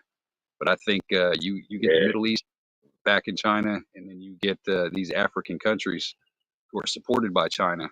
That's that's a lot of real estate right there that would have to be squashed real quick. If that makes any sense. It does, and that's why the BRICS as well. If you look at BRICS, and look at the whole way that's set up is just rather interesting.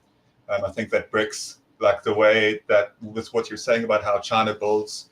I could definitely elaborate on that, and you're right. I'll say it briefly. I don't need to go too heavily into it, but absolutely, there's a very interesting way that certain countries do business, if you want to put it that way. And I think that Africa does. Being from South Africa as well, it's just rather interesting right now with the world being what it is.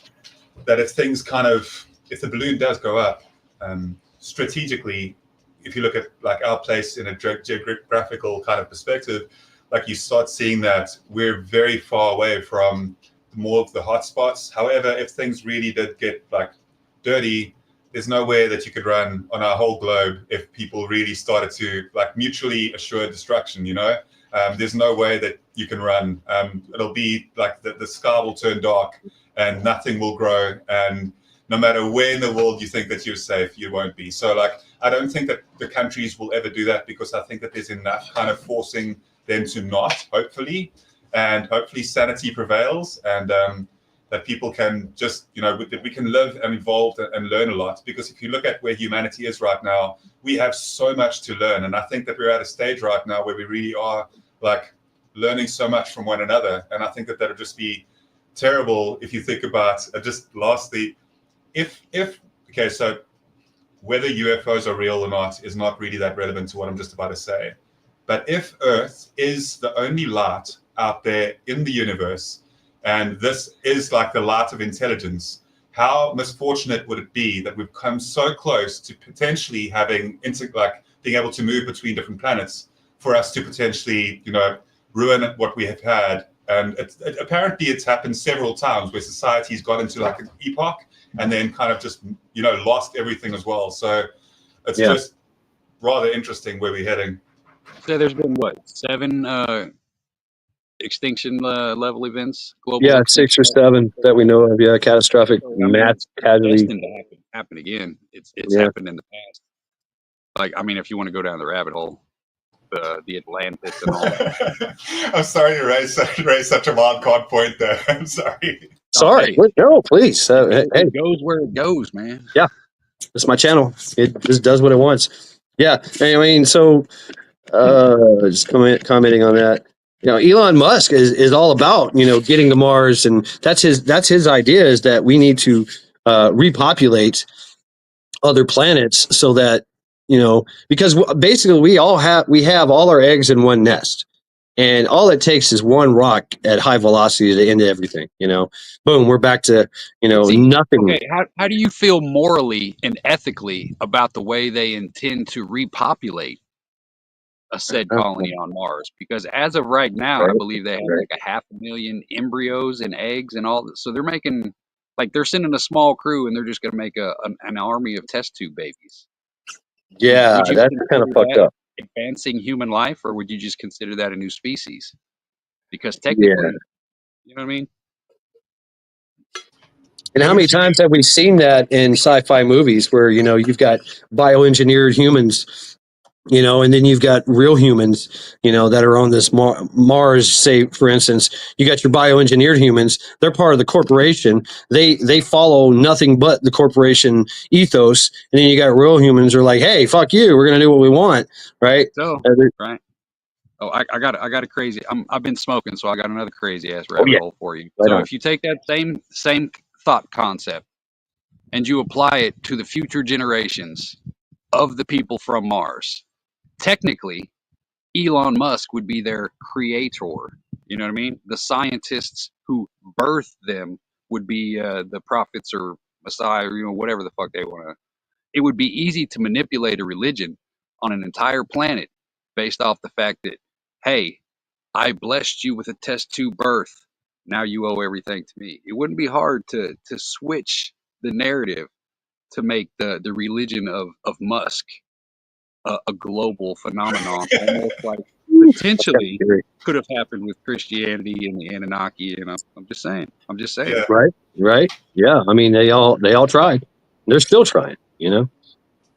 It's a very interesting concept. If you think about the way that the only thing missing there would be, and look, if here we go. So look, if you're going to speak about the fact that Donald Trump recently said that he'd be willing to put literal trillions, into the advancement and development of companies that are willing to research the latest in AI technology, that means that we are so much closer on the cusp to being able to have sentience and being able to do your singularity type event, where human beings would be able to transcend our physical forms, because it is only our flesh that makes us weak.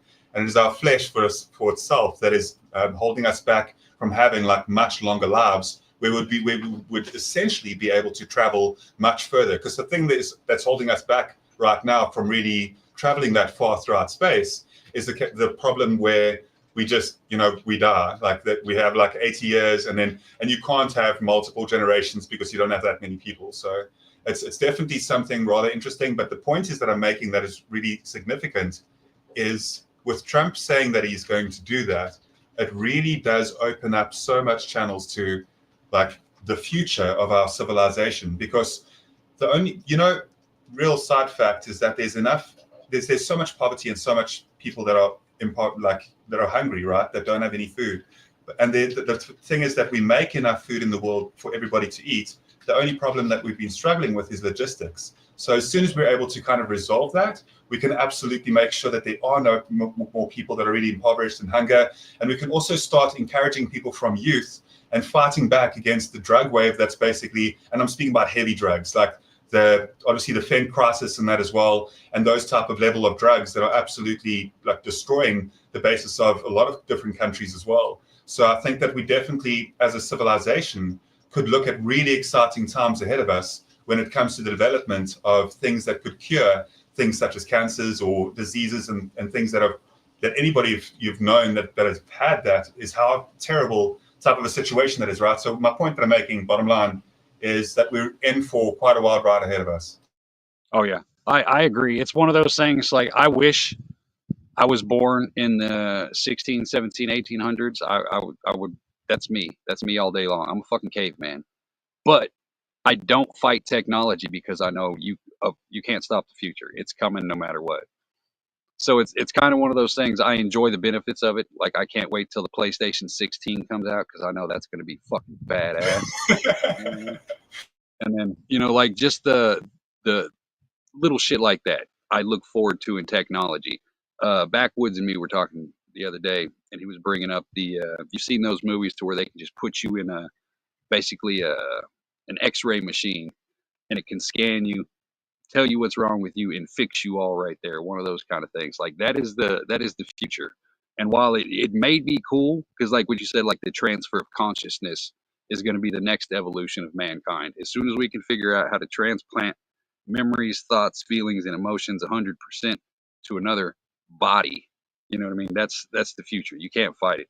But the good that comes with it, I don't know if it's going to outweigh the bad, because it seems like with every new innovation to where, oh, we can make you live another 50 years, you're just giving up more control of your body and becoming more of like a Manchurian candidate kind of thing.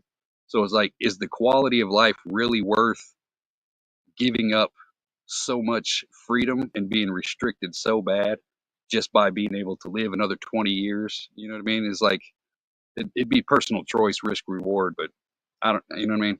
I'm old school like that. I think people are meant to die when they're supposed to die. You know what I mean? I don't believe in that eternal life thing.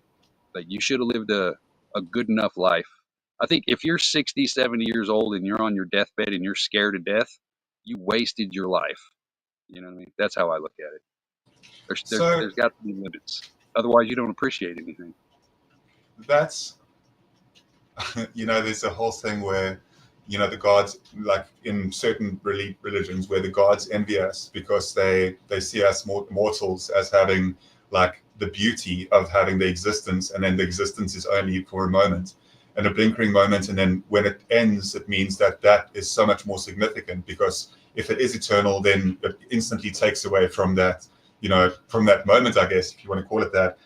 However, when I look at the way that, perhaps even if reincarnation is perhaps a possibility, in certain beliefs, also from that angle, I wouldn't really appreciate it as much if reincarnation was real, because then the consciousness that I have right now wouldn't be the same consciousness, because I don't, for example, and I'm sure everybody listening hasn't been able to remember like the previous life. So what really significance would that have in that case? But more interesting for myself as well is that the existence that I've had and the type of memories that I've got right now and what I'm already building up, and I'm pretty much middle age already. So for myself, I just see it as such a loss and an unfortunate situation, depending on what happens after this. A lot of people will have religion and have faith and believe that there's a much better afterlife. However, the fear of the unknown as well is also such a looming kind of threat, because I don't want the lights to go out, and it's just something where I think that there's so much beautiful things and so much that like about nature to learn and to experience and to enjoy. And I've really, I've got people that I would not want to not wake up tomorrow and like have them in a situation where I'm not there to protect them or to help them either. I think that there's that part of it too. It's like specifically with our crime rates in South Africa as well. It's like another side to it. But more interestingly, and I'll end what I'm saying with this, which is that I think it'll be absolutely, I envy the idea of like having a vampiric life where you just have immortality in a way. I that's why sentience and being able to upload would be something so amazing, because I don't want this to end. And I know it sounds stupid and maybe selfish or something like that, but I just don't think that I'm not very excited for the lights to go off. You know what I mean? Like I don't know, it's weird. And you got to look at it this. There's two things about that kind of freaks me out. If people are allowed to live 500-600 years, what is that going to do to the birth rate as far as who is allowed to have children in the first place? Because eventually, you know what I mean? If you have the current birth rates that you have now, but nobody's dying in exchange, a lot of places are going to get overpopulated really quick, especially if you're talking about generations upon generations. Well, if we're getting if we're getting the ability to like travel throughout space, correct? I mean, there's a whole space there for us to go get out. You know what I mean, Hutch? We've got a lot of space to cover. Yeah, this is true. And then the other one would be when it comes to transferring consciousness, because I believe they've already done a successful head transplant with the brain stem to a new spinal cord and a new body completely, somewhere in some Asian country, China. Imagine that, probably China or India. It was one of those fucking countries. I pay attention to that weird shit, but that is something that is currently in the process right now, which means in the next 10-15 years, it's going to be a practical reality to where you can have certain things switched. And the thing that scares me about that is because the goal is to eventually they want to transfer consciousness basically onto a flash drive. That way they can put you in some kind of fucking cyborg type deal, in theory. How would you be able to ensure that every single part of you is actually transferred and not just a narrowed down part that maybe just by not knowing, because there's no way to prove? Because if they switched my consciousness to a different body, how would I know what I was missing? The deep inner shit, you know what I mean? There's no way to prove what was taken out and what was added, because you know what I mean? So I've seen, I've lost a couple of friends, and I know that we all have. It's part of the journey, Losing people is definitely something, and definitely love to the people that were dear to us as well that are no longer here with us. And I know that we all share those type of situations where, people that we've really lost along the way. And I think that for the most part, having mortality so close to me, as often as it has been throughout my life, I've been witness to a lot of unfortunate things that I wish that I hadn't, and I've unfortunately experienced like a lot of times where people are no longer here with us, and because of that, I've changed my perspective over time. I used to be underneath the belief that, what you were saying there, where you've got a moment and that moment is beautiful, but which is this life. But the problem is, it's like, and I don't mean to repeat your words because that was not how you said it. But what I will say is that it's important for us to understand that there's just, if space is out there, and if there's so much more that from the past that we could also learn, because there's so much knowledge that we've lost. I mean, not just the burning of the libraries of Alexandria, but there's been so much more that we're only now discovering about other civilizations, and there's so much more knowledge out there, and I'm just so thirsty for that. And I think that, if I'm riding my motorcycle, like I ride all the way across the city that I stay in as well to get to work every day, and I love the journey of it. I really do. Like I absolutely despise four wheels. It's a whole thing. Anyway, long story about it. But just mortality's right there all the time. And it's just, even though it is, like I still enjoy the bike and ride between trucks and, do the stupid things that like we shouldn't. But it's like, I just really think that that this human experience, if as you're saying, 500 years, I don't want to be immortal. I don't think that I definitely want to see the next chapter. Perhaps, I don't want to not have that possibility, but I think that like 70 to 80 to 100, 120 years in certain people's cases is just such a short time. Well, I guess it would be about perspective. If, like me, I don't pay attention to the clock. You know what I mean? I rarely know how old I actually am, what day of the week it is. And for that, my existence is full. You know what I mean? Does that make sense? But if you compare it to somebody who's doing the the hustle and bustle of a modern life, to where they've got to deal with traffic. They got to go to the grocery store. They got to go to soccer practice. They got to go to band practice. They got to go to work, do the 9 to 5. You know what I mean? That it lessens the value of your life. So it's not necessarily that it's not long enough. It's just that the priorities of people during that time frame are just neglected. You know what I mean?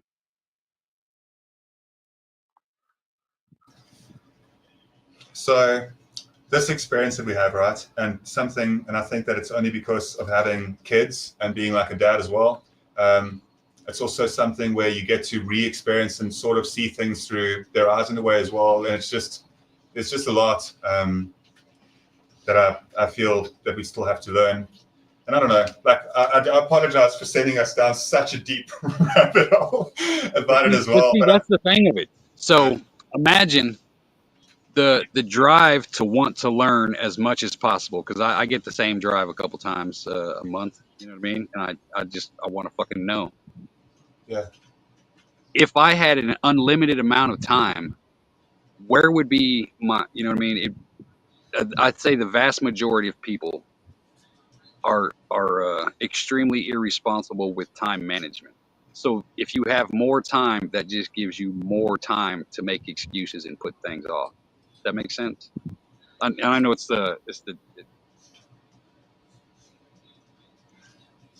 It is such an important thing, and it's also, that's why being a parent, what you're actually doing is sacrificing your time.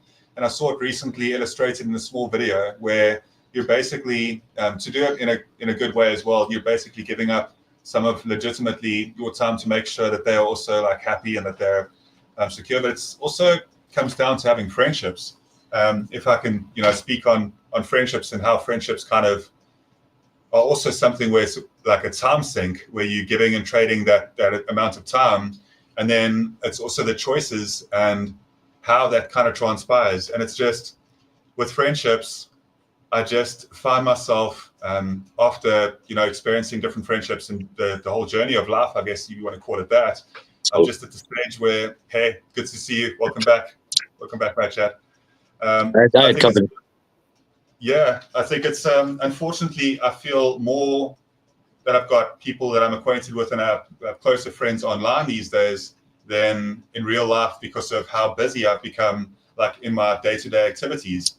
And it's like, even though there are people that are online, it's still, I don't know, there's still like a void because of that. You know what I mean? Like it still becomes something where you almost, and it's not just that time element, it's also that element of trust. Like you have to trust, and you have to be willing to be vulnerable to create friendships, because you know how many times people have betrayed you, and you just like have to be so cautious. I mean, you can't be foolish and run right back into that either. So it's like, when it comes to, maybe it's just being middle-aged as well that I'm experiencing this, but people are just so busy that it's like, it is so much easier for me to make friends when I was younger. So much easier. And now that I'm like this age that I'm at now, it's just to find people that have kind of the same ideology as you, because I don't really drink much. And that cuts me off from like 70 to 80% of people that I'd usually have like conversations with or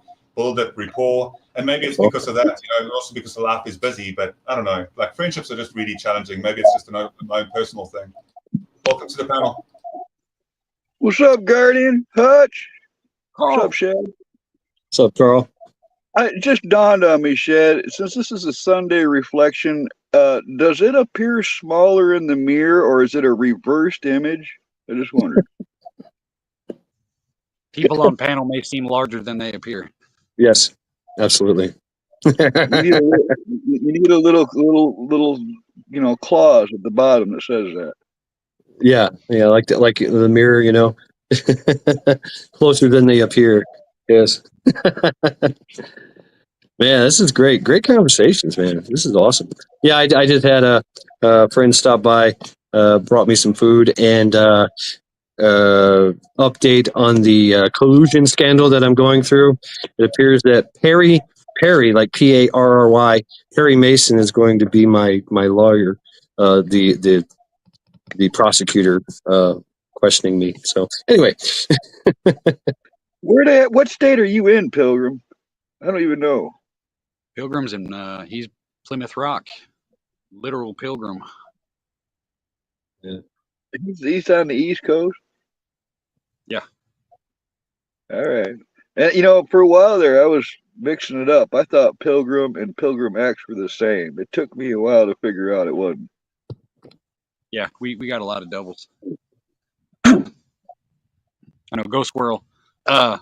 See, I am of the belief that well, I like to imagine this is what I believe, that we come from going back to the Atlantis type civilizations and the was it Tepe? You know what I'm talking? You don't know what I'm talking about in South America. Like he was talking about all these civilizations that have been buried and lost for millennia.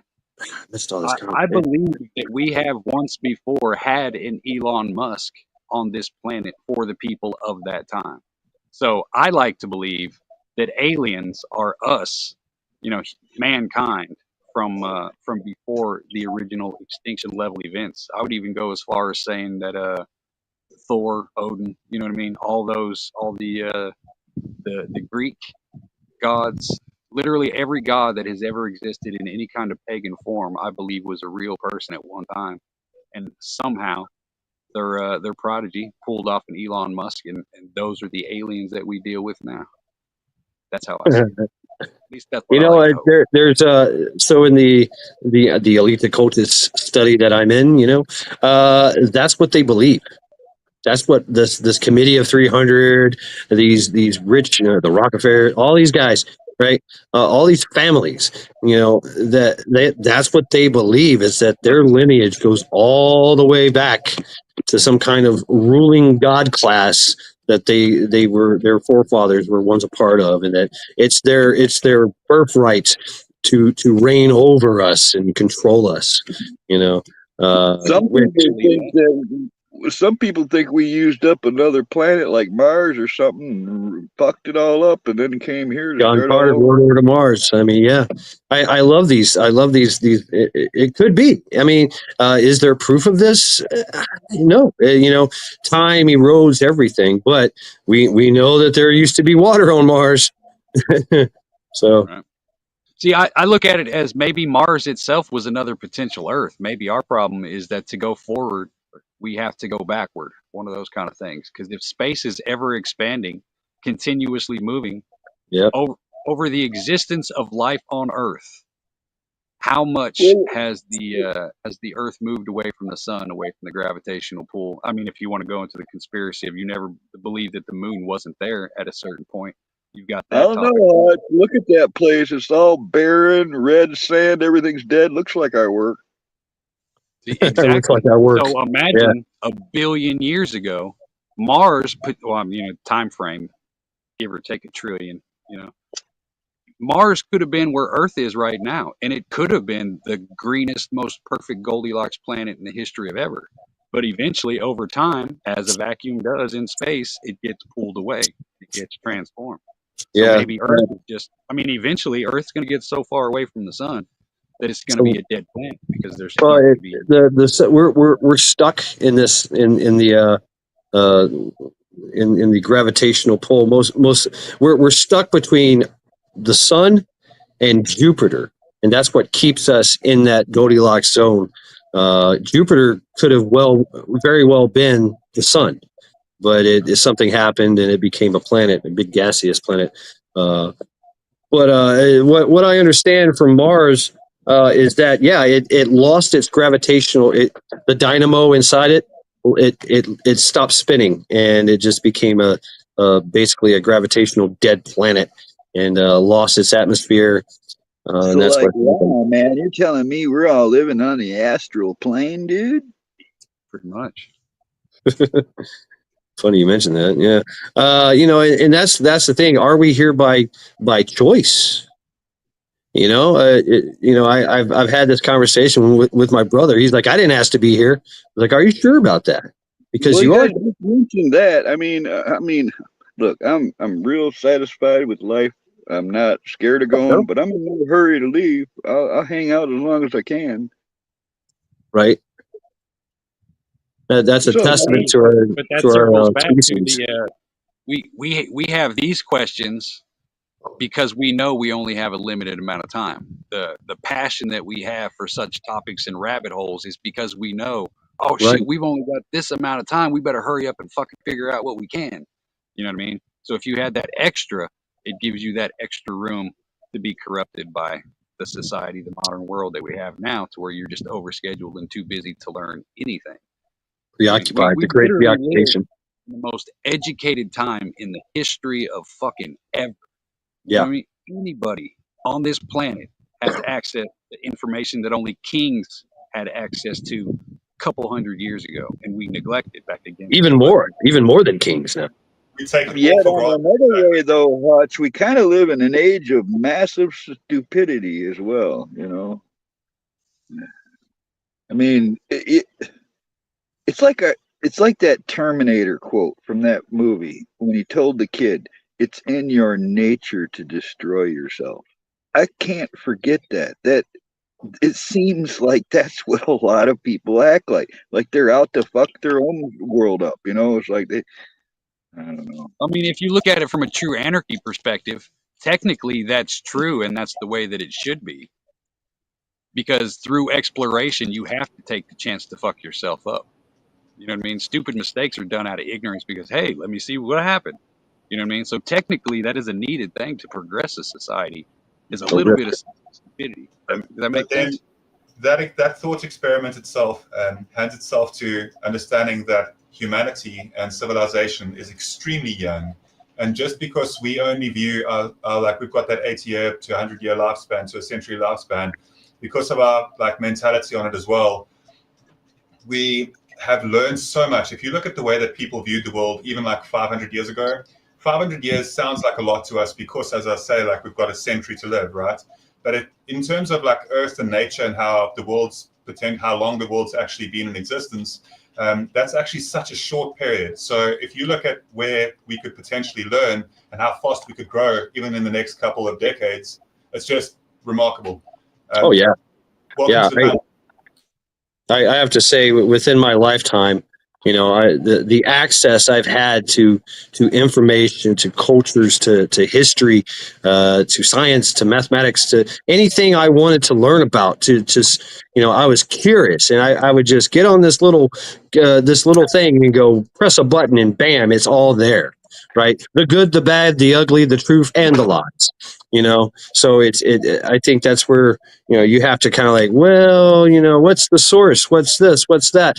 For me, it's we all have our own way, our own perspective, right? So how we perceive the information that we're given, and how biased and unbiased are we of that, and that I think that's what shapes a lot of our intelligence. And then, like Carl was saying, the bombardment of it. I think a lot of people just say, you know what, I'm just going to keep it simple, stupid, and stay tribal, and I don't like that motherfucker because whatever.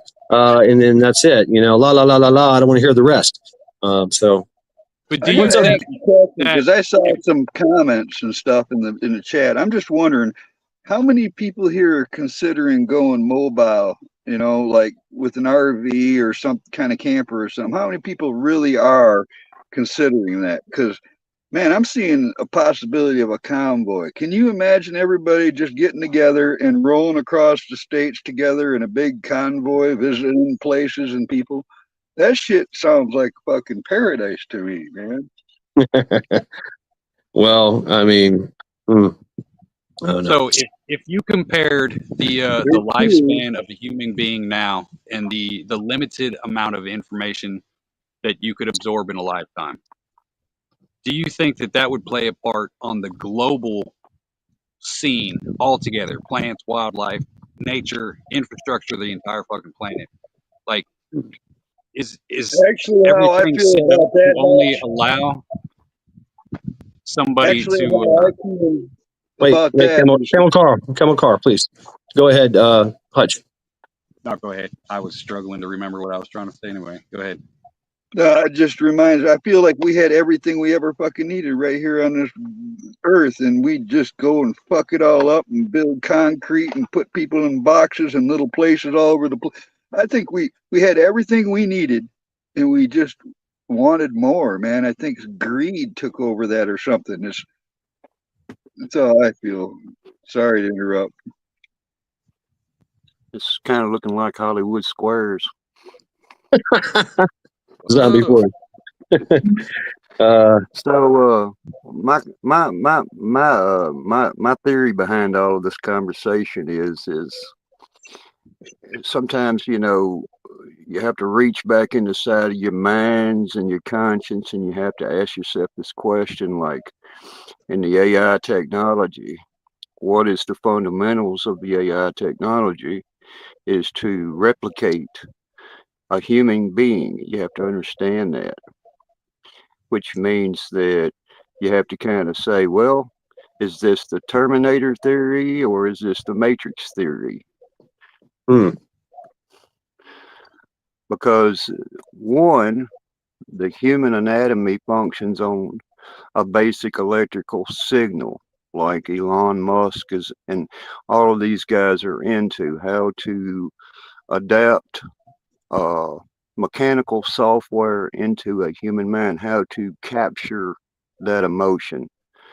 You can't feed emotions into a machine because it doesn't have that conscience.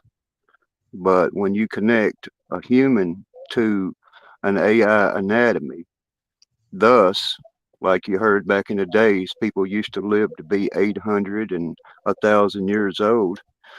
Some of these people actually believe that that is possible. Yeah, and that's exactly what these EOs are trying to do. You know, I mean, Yuval Harari. You know, they want you to be mentioned it. uploaded into the matrix, but I think there's a major flaw with that concept, that theory, because there's already a matrix. There's already an AI, and it's bigger and larger than anything that we've ever made. You know, and it's us. It's us in this meat suit walking around with a mass consciousness that's pushing us. That's kind of how I look at it. You know, Yeah, we're already there. We have we're made of junk and stardust, and we've amassed all these things, all these ingredients to make this human condition, and then of course it goes right back into the self-correcting system of this world. You know, I that's how I look at it. As far as like we are the AI, we are already a part of the God consciousness, the all consciousness, whatever you want to call it. You know, however you look at it, we're all that part, and we're all connected. And I felt this connection, and of course, we're all here connected. You know, and that's what this technology allows us to do. But AI will never approach what mankind is, what real humankind is. It will never approach it, ever. It will never get there. Go yeah, ahead. and you have to ask yourself the question of the wondrous things that's done with silicon, you know, and the metals that are found here on this planet, you know. And it's kind of like you have to go back, and my big head gets to spinning, and you think, exactly what did they find inside the tombs of Egypt and in the South American regions? I mean, uh, what was inside those big black sarcophaguses, you know, with the perfect finishes on them, you know. I think that somehow or another, portions of technology were separated, thus probably the knowledge behind silicon chips, and you have to give yourself this and think anything that a human being has ever thought up, they've made it come to be. You have to understand I what like that. makes There's us, no new thing under the sun, kind of thing. yeah, what drives us as the human beings. And you made a point earlier, somebody was talking about it, where the humans just all of a sudden show up, and then the dinosaurs and the Neanderthals and lots of other things just kind of disappear off the surface of the planet. And then Camo did make a good point. Mars has a similarity to the planet Earth. Who's to say the signs are not already there that we have been there, you know? And in the thousands of years past, we recolonized this planet, you know, and then you ask yourself again, what is mankind's goal on this planet? And their ultimate mission is to what? Find another habitable planet somewhere inside the universe. That reminds me of in the 90s when Stephen Hawking said that, you know, the smartest man on earth, that guy in the wheelchair, back in the 90s, he said, I've done the math and it ain't going to work out. We are not going to survive as a species on this planet at the exponential rate that we are growing. The resources are not there. And ever since I heard him make that statement, I've seen people that seem to think we have to deal with that in one way or another, whether it's depopulation or finding a new planet. You know, I don't know. Is that our natural state, exploration? I mean, look at the way we Manifest destiny, yeah. Absolutely. You know, that's exactly where I was going, Shad. You read my mind. We just can't seem to, as a human species, keep our nose out of anything, and we're always meddling in things. If you kind of feel me on that, and I feel that. Could it potentially be the evolution of diversity? I guess would be the right word, because if you look back, I believe in evolution, but not, we didn't come from monkeys, you know, not that stupid shit, but like actual evolution, to where we see it nowadays. It's real shit. There's during the caveman days, they've so far they found like 20 different types of humanoid people. You got Homo sapien, you know what I mean? There's different varieties. The same as you have today. There's down to 3 now that we recognize, mongoloid, anguloid, or whatever, you know what I mean? The 3.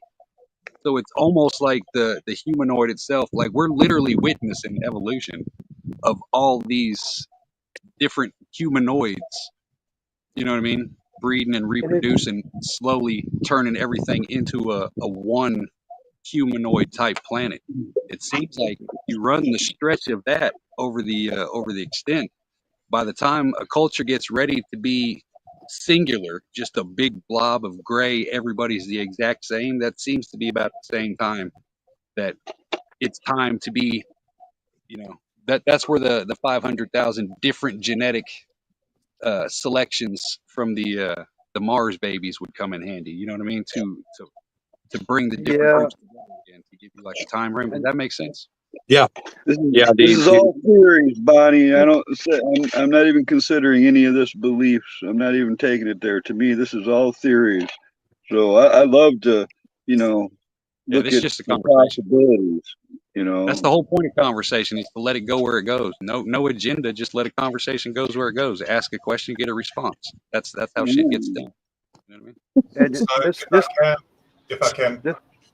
No, go ahead. I'll hold my thought. Not a problem. No, please go ahead, Guardian Prepper. I give you the floor. Sure. So I definitely believe that if you look at the planets that are closest to us right now, as humanity starts to understand the benefits of living closely with nature, hand in hand, and I think that we're getting to a stage where we really do understand the ramifications of living in an industrialized kind of society. I think that in a lot of ways we might be moving towards a world where that is understood in a lot better context. And if we do have AGI, artificial general intelligence, then we'd have the capability to, to supersede our current consciousness and our understanding of how to live in tandem with nature. I think if you just want a visual perspective of it, I'm sure that you guys may have seen those tall buildings that have the forests built on the outside of the buildings, where we actually learn to live in symbiotic relationship with the world as well, where the walls themselves are living walls. And it is much more sustainable in a lot of ways, and it also provides more oxygen for the humans living there. It's so much better in a lot of ways. And they also do farming in the same way.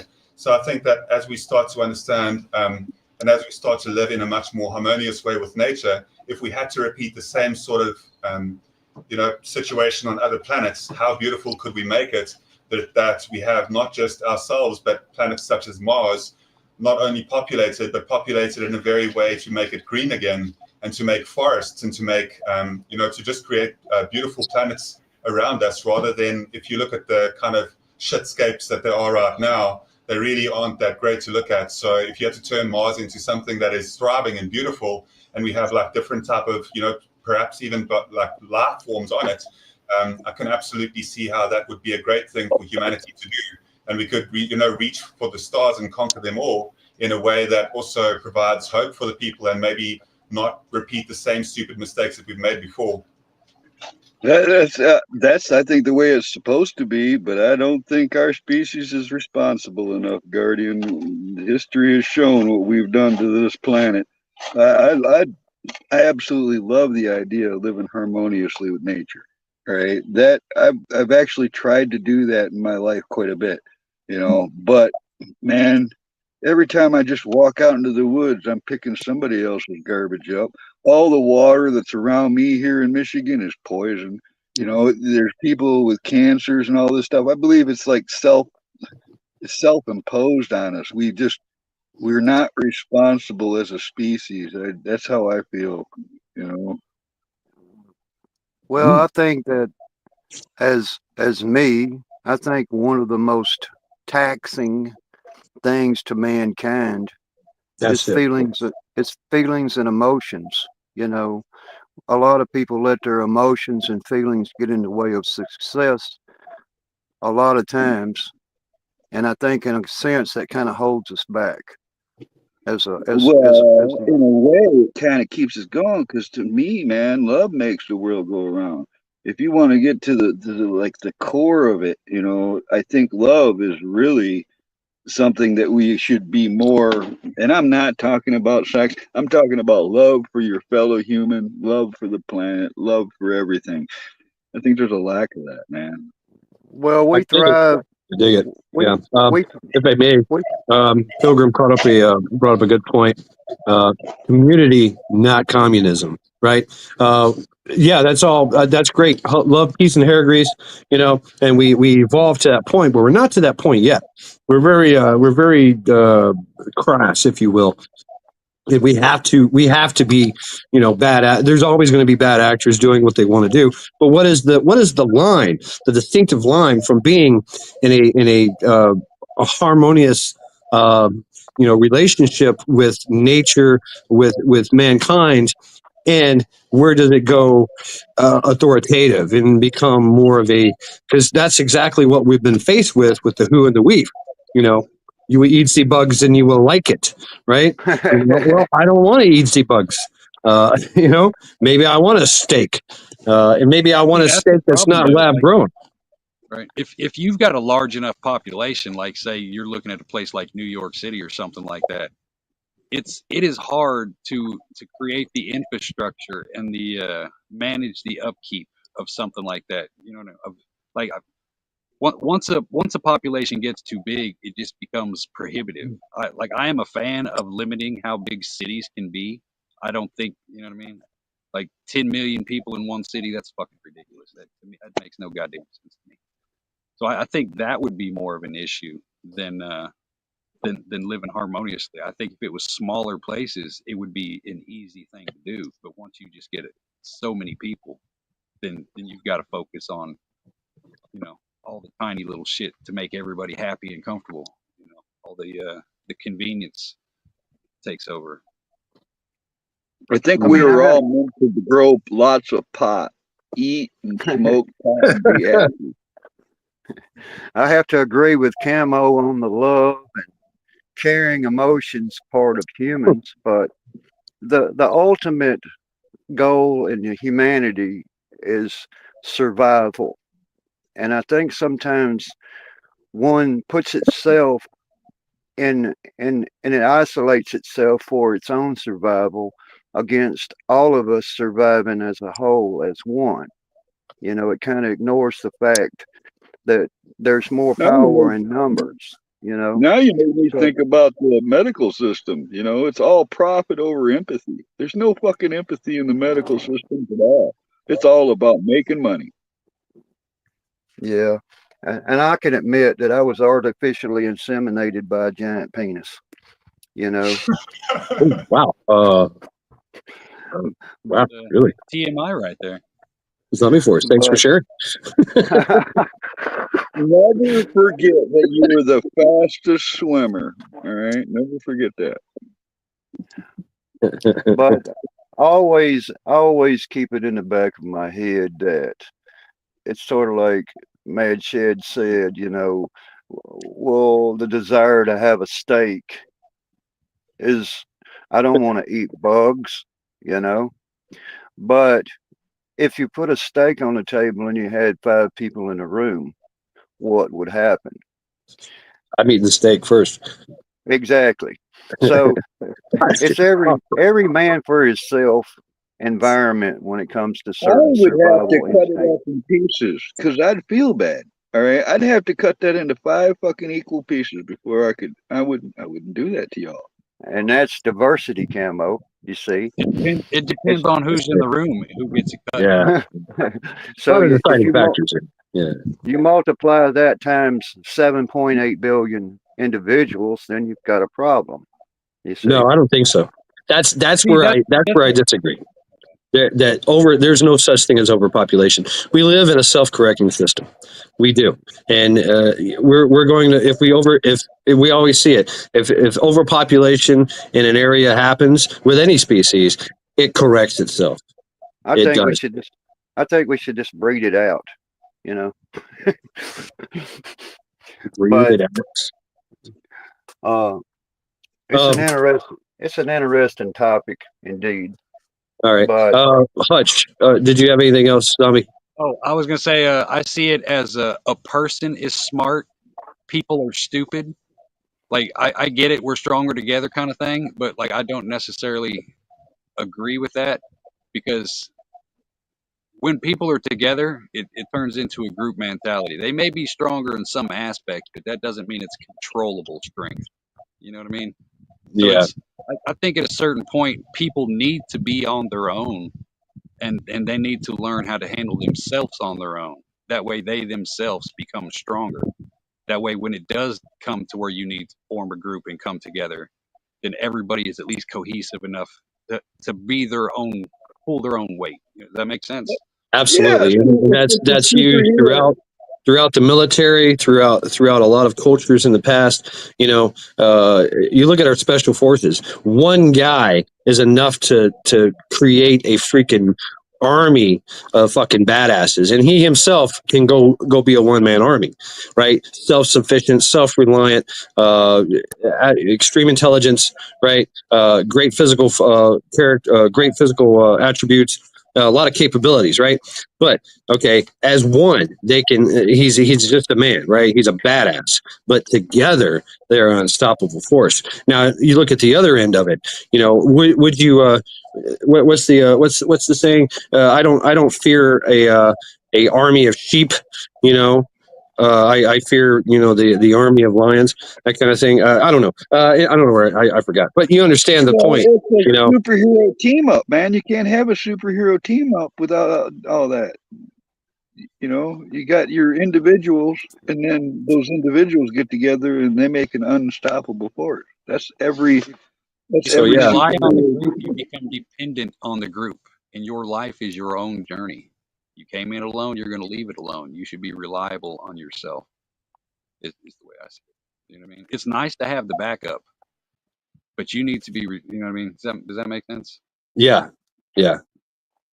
You got to walk your own path. You got to carry your own weight. we're the Everybody alien should be their own babies. thing. Yeah. My bad. Go ahead.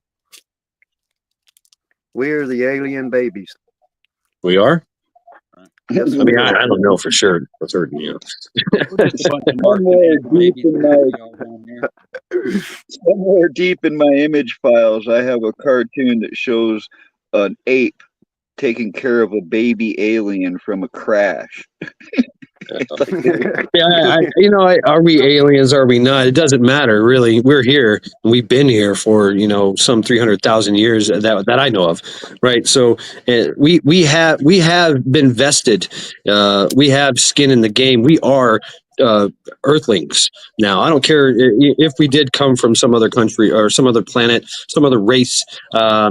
We evolved and we meshed with this planet and its ecosystem and everything around it. And the energy as well. So I don't truly, absolutely, truly believe that we're aliens. And now, if you think about it, here's a perspective: for 248 million light years in a sphere circumference, we have not found any proof of life yet. Okay, so that's a big, that's a lot of distance, right?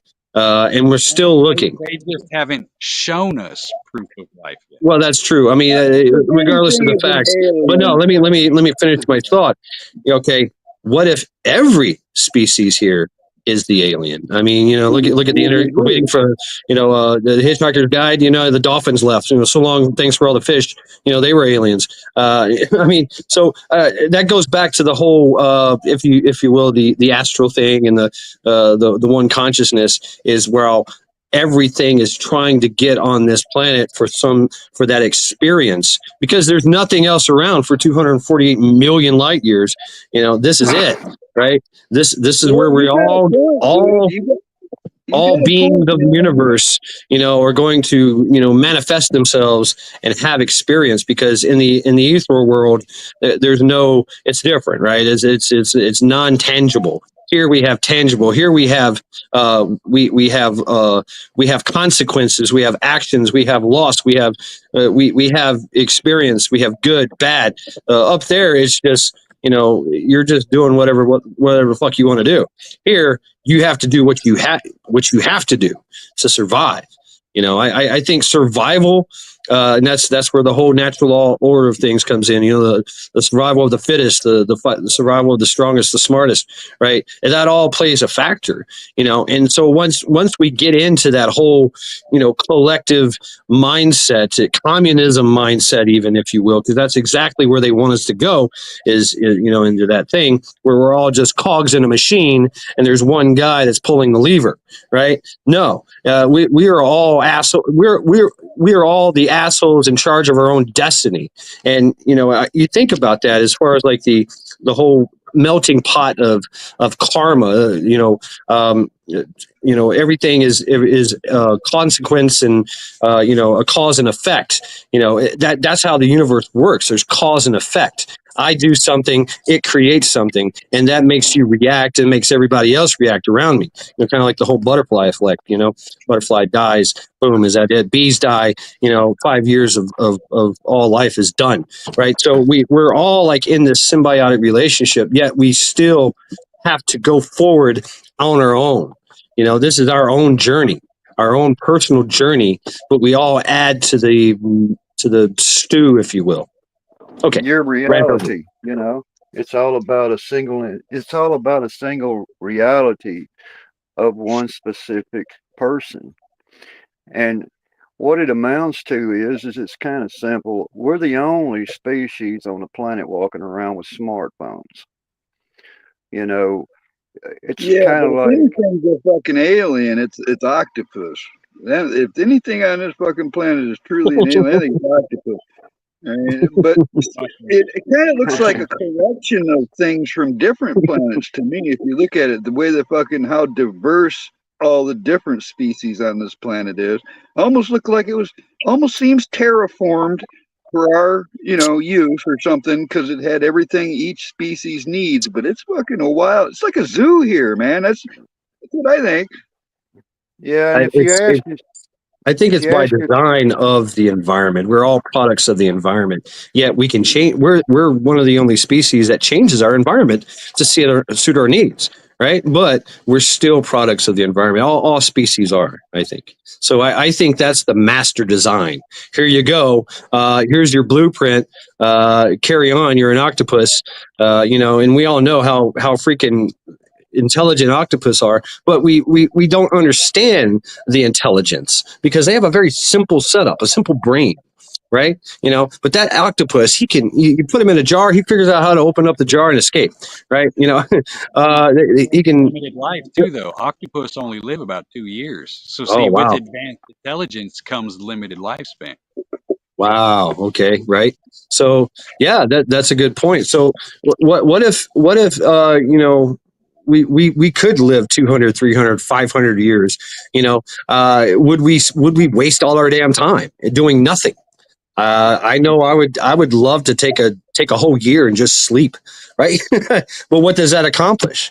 You I know? know, man. I feel like I dropped the ball. Like I should have been for the last 40 years. I should have been building the space ark just in case.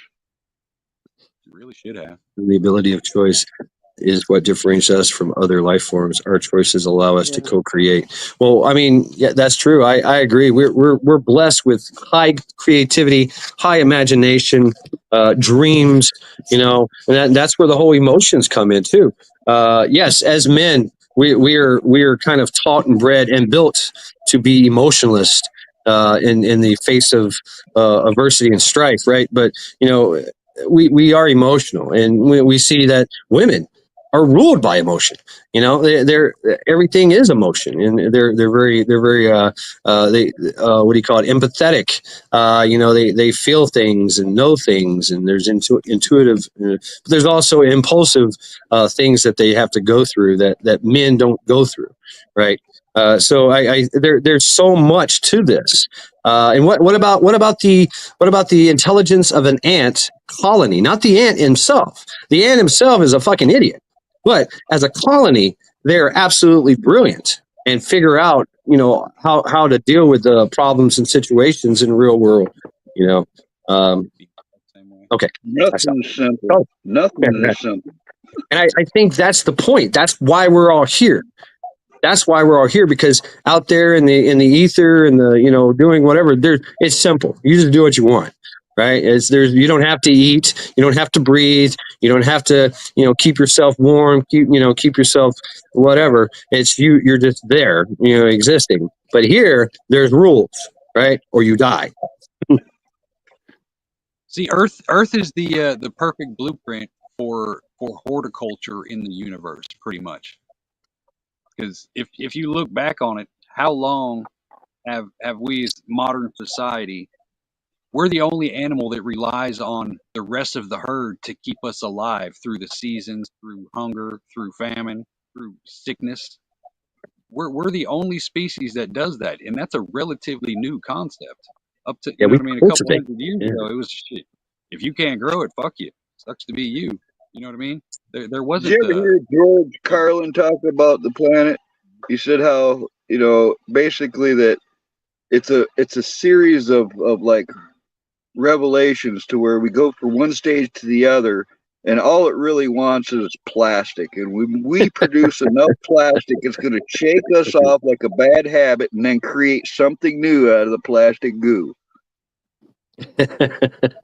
A plastic I hate plastic. species. I remember hate that. plastic. And the point is that all the life. There's been so many types of life forms on this planet, and they're all extinct. Everything goes extinct at some point, but we seem to stick around along with the roaches. Roaches have, because of the evolution and the ability to change and react, or to change and react our environment. We cultivate. Hutch, you were talking about. We cultivate food. Right, we cultivate, we grow things out of the ground, and we eat them, or we have husbandry and we harvest meat that way. Now you're talking about we actually rely on each other. I mean, how many people we've seen this on TikTok? Hey, where does hamburger come from? Grocery store? No, it doesn't. No, you're an idiot. I mean, so yeah. I just saw a news report that they found human DNA in a hot dog, man. I saw that on the news. What the fuck is human DNA doing in the hot dogs, man? I'm opposed to it. If it tastes good, Guardian. I'm gonna eat it. Shit. Yeah, long pig. Go ahead, Guardian. Yeah, so I think it's just an interesting path that we're on. And yeah, what I was going to say is actually a bit contentious. So I'll hold my thought for now. No, don't do that. Sir. Don't fucking do that. You tell us what you're thinking. You bastard. Yeah, with the class, man. So if we carry on the path that we're on right now, right, as we're even capable of speaking. If you look at other animals, human beings are the only species that's been able to protect and pretty much go forth into every corner of the globe that we're on. And, we really shouldn't stop there. And I don't mean to, mimic the whole ideology of Elon Musk where, we should be reaching for the stars. It just makes the most sense on the trajectory that we're on right now, that once we've covered, and like that's part of who we are. We explore, we conquer, we can like conquer in a harmonious way as well. It doesn't have to be, of a warring type. But for the most part, where we are heading at the moment, it definitely seems like we are making leaps and bounds of progress. Like if you look at other species in the world, like we're able to speak to each other through a monitor, or a phone. Just the capability to be able to do that. And then, the ability to use Google, what Hutch was referred to earlier, when you have the ability to look up something on your phone and you have all that research at your fingertips. Even the fact that we have been allowed that in society as well. And, I say allowed that because obviously the corporations need to make money as well. And that's why it's been like delivered in the way that it has in the format and the platform. But it's just that for us to be able to have a society where we have right now, and we're able to learn from each other, we're able to like have so much more. Think about how much more we know right now, just in terms of general knowledge, that somebody would know like about 200 years ago.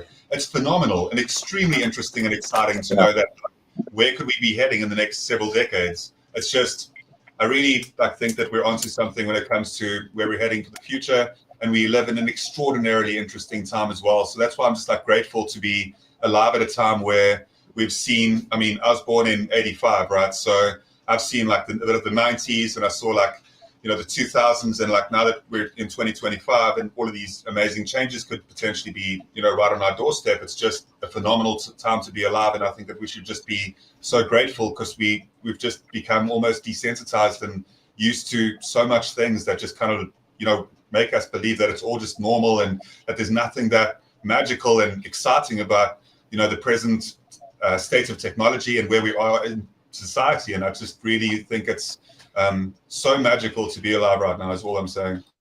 I could hear the old Star Trek. I could hear that old Star Trek. Okay, hey, stop. One at a time. Hutch, think of a number between 1 and 10. 5. Oh, he can go ahead. No, the whole time you were speaking, I was hearing that Star Wars or that Star Trek original 60s theme, to boldly go where no man has gone. People, that's what it reminded me of. You're great, dude. Okay. Go ahead, Hutch. No, go ahead. No, your turn. I have nothing. You had something. It was pretty much that. I'm looking forward to a Star Trek world. Okay, Zombie. So, just bear with me on this. Whenever I was 17 years old and I finished up high school, I graduated when I was 16 years old, actually. And I set out on a path as somebody, and my dad says I'm his hero because I actually put my feet on every single continent that I could before I was 20 years old. As somebody just wanted to see the world, and then you think about it and then you say, sort of like it was just mentioned, we got roughly 130 years, 140 years of mankind's existence and history. And then you say, well, go back. And then I can't keep my nose out of some things. So I go, what did they find in the deserts of Egypt? What did they find in these temples? What did they find? Because we've existed for a few thousand years of known existence in writing, but then all of a sudden in the last 150 years, our technology has just opened up and Oh we've yeah, yeah. There's so much. I think it's very important to understand where we came from. You know, it tells us where we're going. Uh, but you know, and there's been so many things that we've encountered that we've discovered with Göbekli Tepe, lost Amazon civilizations, and I think we were talking about that before. Is that the civilization, a civilization, a group of people getting together, and trying to make this kind of utopia, city kind of living thing, and eventually they all just dissipate.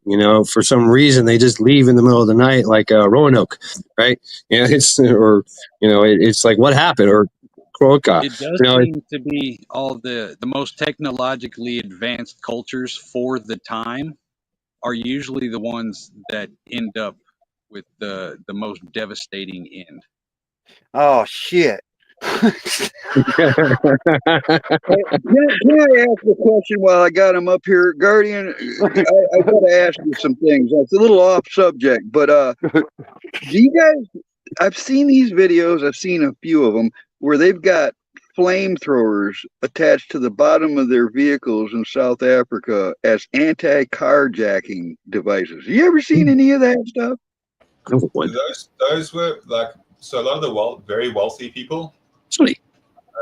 were kind of like have the capability. Those were kind of prototypes as well that were bought upon, and it's just something that for the most part a lot of the wealthy kind of left South Africa. Yeah, Hutch. So yeah, good to see you, Hutch. And I think that's with a lot of those type of scenarios. Can you give me a design of one of those? Yeah, there's a lot of people that take extreme measures for self-defense and that. Yeah, it's true, Camo. Can you get me a design for that? They're all online. You'll be surprised what you can find online if you just ask the right questions. Like specifically now with the whole AI generated answers, like you can mess with that quite amazingly if you just know how to ask the questions. It's not what you're asking; it's how you're asking it. I promise. Oh, exactly. They have window film now that you can put on your side glasses and stuff on your car. It makes them pretty much shatterproof. They have electrified door handles. They've had that for a few decades, but they got some stuff out there that'll stop a person. Yeah, but the flamethrower zombie, flamethrowers to shoot out from under the truck. Both sides, cook whoever's trying to get in. Yeah, roasted bad guy. That's just badass. You could just be flying down the highway and turn them on and look bad as a bone. Let me elaborate on. I'm not going to say anything about my past position, but let's just say that I was in a helicopter and I was on the border down there, and the good guys, the bad guys, whoever they are, they're attempting to cross a fence down there, and they're looking at the cameras on the post, and they're saying there's nobody coming, there's no cars around, but this is actual footage of, I can still see you crossing the desert from 5 miles away. And there's technology out here already that it can stop your heart from beating with a sound wave. So it's kind of just been the last 4 years. I've been up on panels telling people that if they really wanted to keep them out, they could, because of the technology alone. You couldn't get past if they utilized what they actually had. They just been letting them in. This is new, where they closed it down. Now they're actually using that technology. They can, like you said, they can see them 5 miles away. They can't even hear the helicopter, but they can fire a laser beam at them and give an exact location to the border patrol from GPS, right where they are hiding.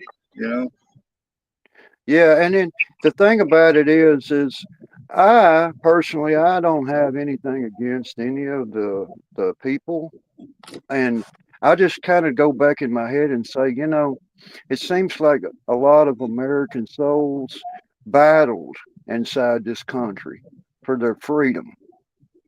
And I can't, for the sake of me, say, why in the hell does the Mexican people not stand up it's almost like they're not willing to put their lives on the line to fight for their country. They're willing to put their lives on the line to cross our borders. So I'm confused on that.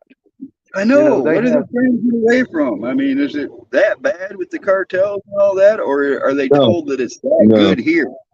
it's And better. I've It's already spilled. yeah, like Mexico. Mexico is do what you want day, all the time, all the time. It's deep. It's impenetrated, and believe me, I let the cat out of the bag. I mean, I worked as a liaison and an advisor for the Border Patrol agencies for 15 years in my career. And what it amounts to is it's kind of like, I think me and Mad Chad hit on it. I would go down there and train actual soldiers how to be soldiers, and they wind up getting absorbed into the cartels and into the dirty, crooked government. And it's kind of like that's unstoppable. And then I heard conversation from a couple of my ex-members there that says, what are we going to do? And it's kind of like there's nothing we can do. If you want to go invade Mexico, you're talking about something that's going to be 5 times worse than Afghanistan ever was. Yeah. Yeah, there's a lot of pride, and I mean, even though it's do what you want day and things are bad in Mexico, there's communities there. There's people there. There's pride there. I mean, they take their government officials and drag them down the street on the end of a big dump truck. If they don't like you, they get rid of you. And that's not just the cartels; it's the people. The people don't give a fuck about what's going on. They just do what they got to do. Right. And they do have community. They do have a sense of pride. Yeah, there's cartels, but even the cartels fear the people. That's the thing over there in Mexico. So yeah, I could see a big problem with us going over in Mexico and trying to do an invasion and take over. I don't think it'd go well at all. And I think that the greatest pushback that I've seen in American history that's happening, and I know we're getting a lot of flack, out of the Canadian side of things, out of the Mexican side of things, out of the other nations. But I'm proud to be an American, and I'm proud to say that America needs to just close its doors for a while, and let's take care of our people. Let's get some of these people off of our streets. Let's get people in an environment and take pride in our people rather than just slander. It's kind of like it's all of that. It's coming from every direction, and it's kind of like, why is it such a problem that we have decided to take care of our own America first? And it's not to say that somebody else is Well, it not was by important, design. but It was the subversion of this country. That's why. Anyway, go ahead. yeah. And it's kind of like pushback from the EU. And then I actually had a podcast yesterday with somebody over in Europe, and it amounts to this. Everything that's ever come out of the European conflicts for the last 300 years has been war, greed, and we're going to conquer. And every time that they turn around, they get their asses handed to them, and then all of a sudden they're calling other countries to come in there and say, hey, we need money, we need tanks, we need artillery. And I'm kind of like, we need to get our fucking people off the fucking streets and take care of our own for a change. It's kind of like they're not willing to wait for us to lead by an example. They just want to drag us up in the midst of all of their problems when we've got enough problems of our own. Yeah. And it It's sounds by design. It's by design. It is.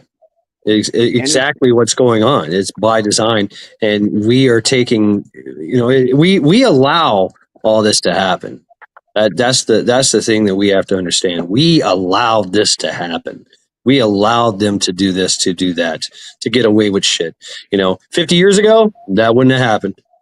You would have had all kinds of badassery in the streets. You'd be like, nope, You know, you having that shit. But you know, through social engineering and all that, they have made us, you know, docile and weak, so that we are not able to, you know, stand up and stand out. And all we have is voicing our opinion. We do have that threat mentality, though.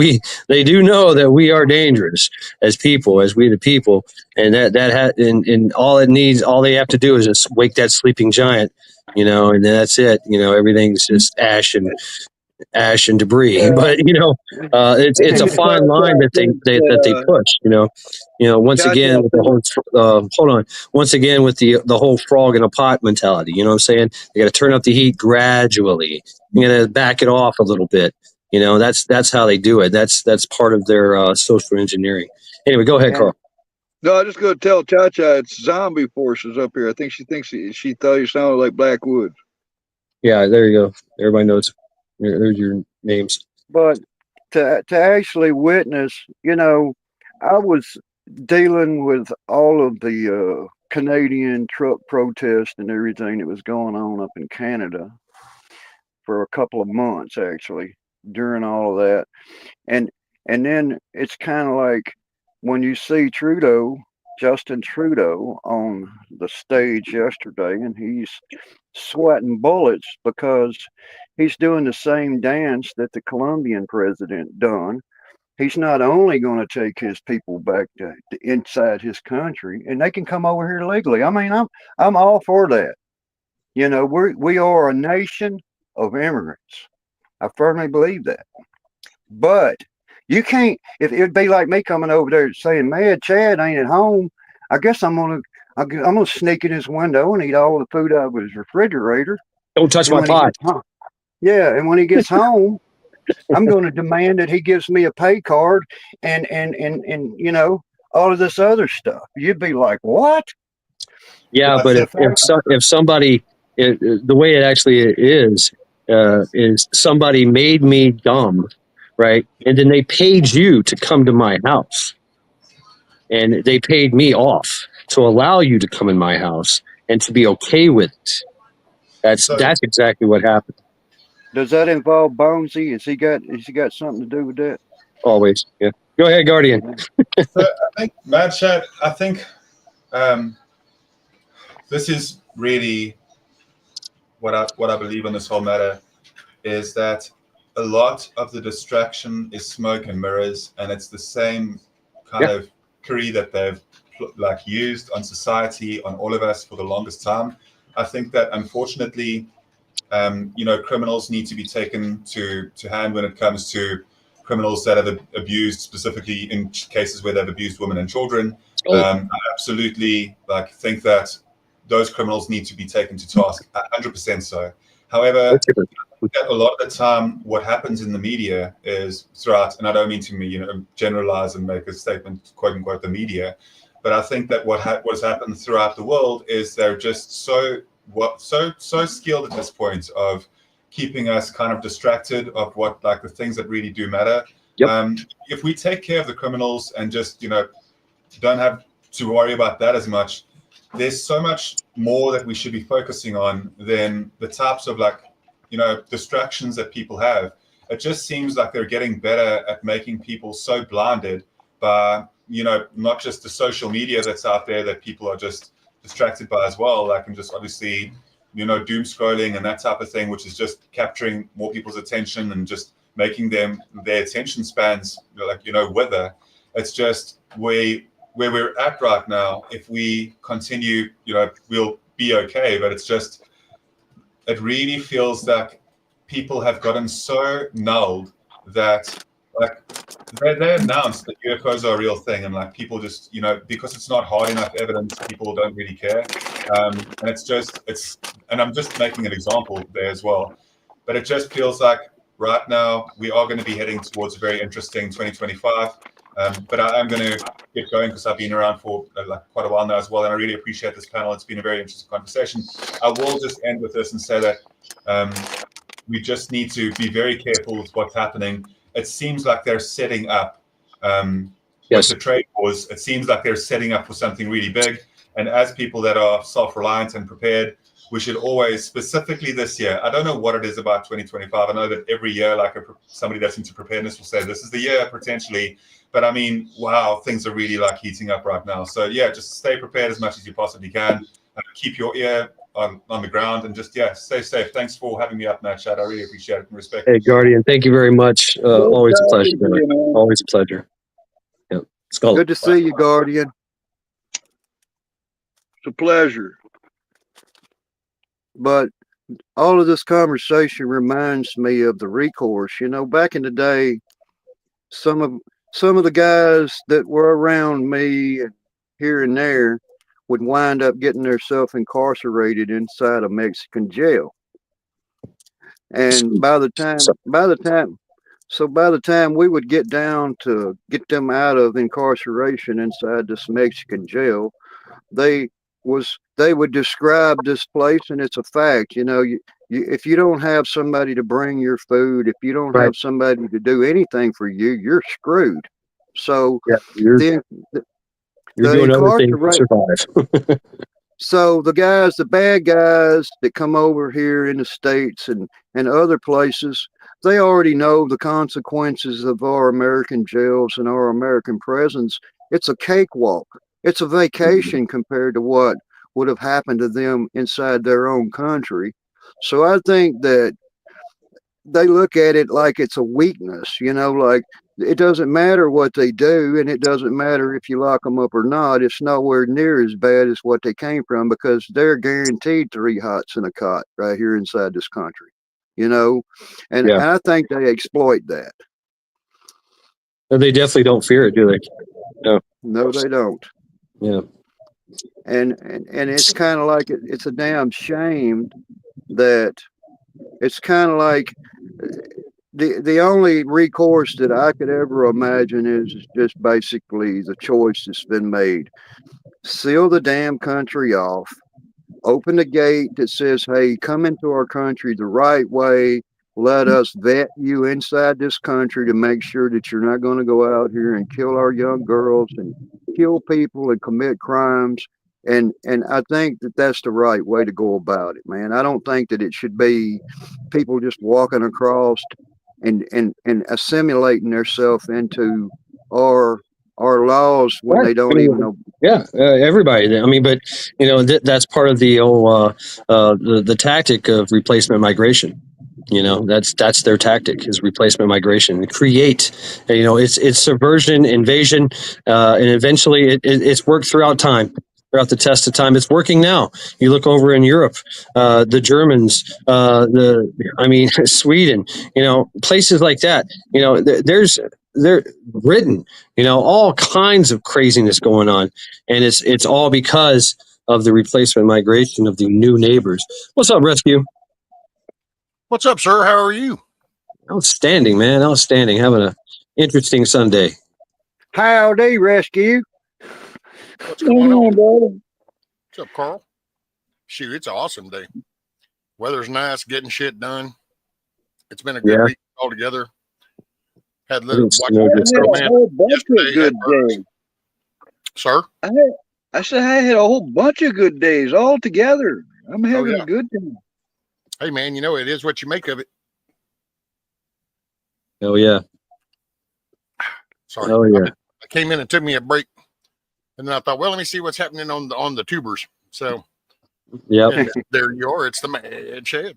What's up, everybody in chat? Good to see you, Mr. Rescue. Let's see. I got to place I can't place the voice. Oh, there you go. There we go. Okay. I don't think either Shad or Rescue know yet, but I'm not single no more. What? I got me a great gal, man. What? She's here on YouTube. She's been in your chat. Her name's Pamela. She rocks, dude. Right on. Right on. Cool. Hey, as long as it works for both of y'all and it's what makes you happy. That's the thing, man. It's working for both of us. She's the whole package, dude. I'm lucky. I'm lucky. I found what I was looking for. Yeah, Pilgrim, that's actually somebody else. So no, it's not the Mad Shad Show. Yeah, there's another Mad Shad that goes by the Mad Shad Show.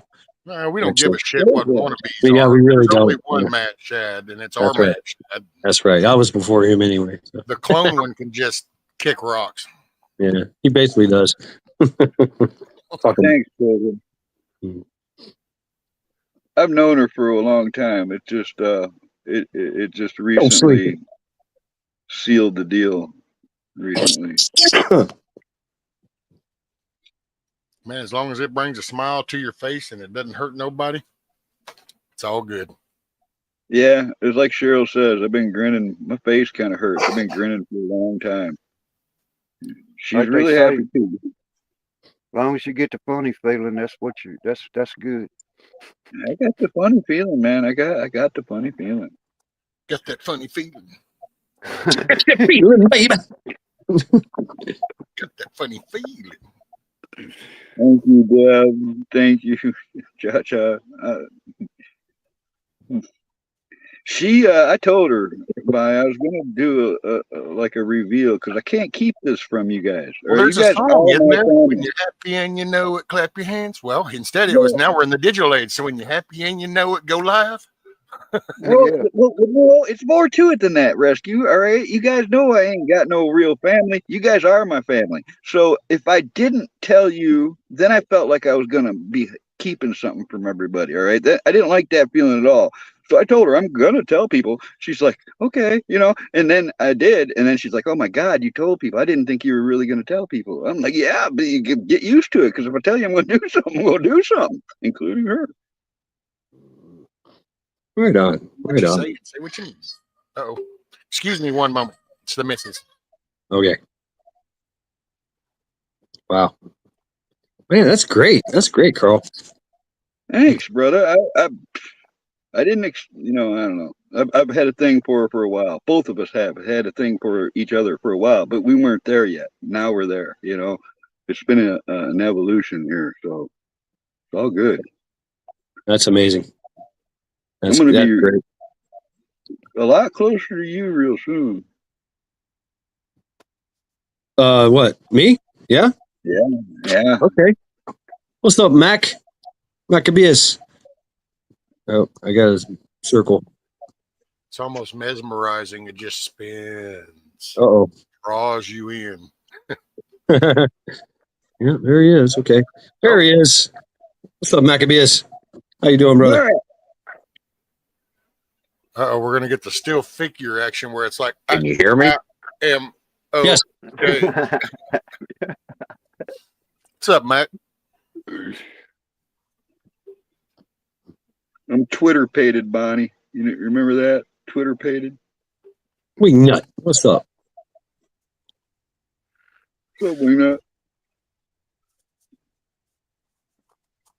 Oh, you're frozen there, Mac. Yeah. Yep, you got it. Oh, okay, there he goes. Yeah, he'll fix it. He'll be back, I'm sure. We will facilitate. Yep, do the Terminator. I'll be back.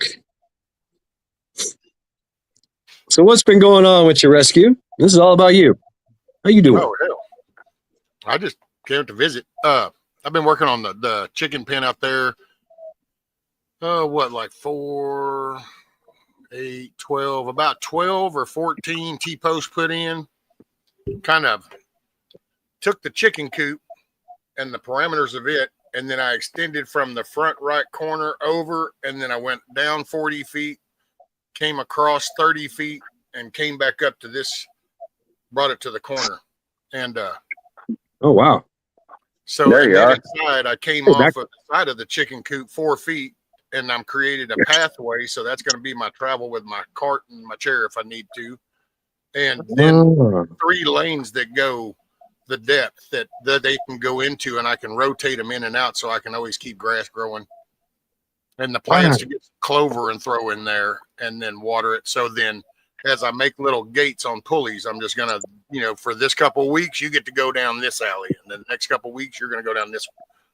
And all I got to do is pull some little cable stuff and raise one gate and close another. That's smart.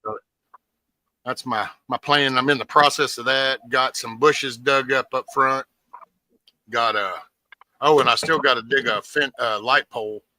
I'm gonna take one of the flag poles I had left over from the storm that survived enough, and I'm gonna, in the center of that arena, I'm gonna do it up, and it's gonna hold my anti-predator type netting up, kind of like a dog. That way I ain't gotta worry about chicken hawks or hawks, eagles. Wow. Birds of prey. That's cool. Rescue, I'm constantly running into giant bales of camouflage radar scattering reflective netting. You know, that camouflage netting they suspend over artillery and stuff. Oh yeah. I find bales of that for like $100 a bale. They're massive pieces. I've got a white one I keep for air conditioning for the truck. I use for a shade, but you might be able to get that stuff cheap. That'd keep anything out.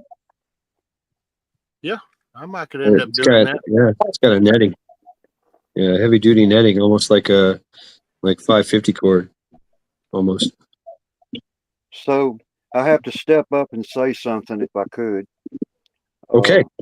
The conversation seems to be revolving around chickens, you know. So I was going to say, so are you really considering putting chickens in the bathtub, Mad Chat? Oh, me? No, that was I was entertaining the notion that there might be a possibility that I might have to put chickens in my bathtub. You know. So I have to say, when I was just a young feller, and believe it or not, I was just a city rat from New Orleans. You know, I wasn't really exposed to any of the farm style life, but at one time in my life, I remember when I was a child, there was some relatives of mine that lived over in South Alabama. And then they had one of these old double shotgun houses. And then, believe it or not, in one side of the shotgun house was the chicken coop, and they lived in the other. And I was thinking to myself, what in the hell is going on with these people? You know?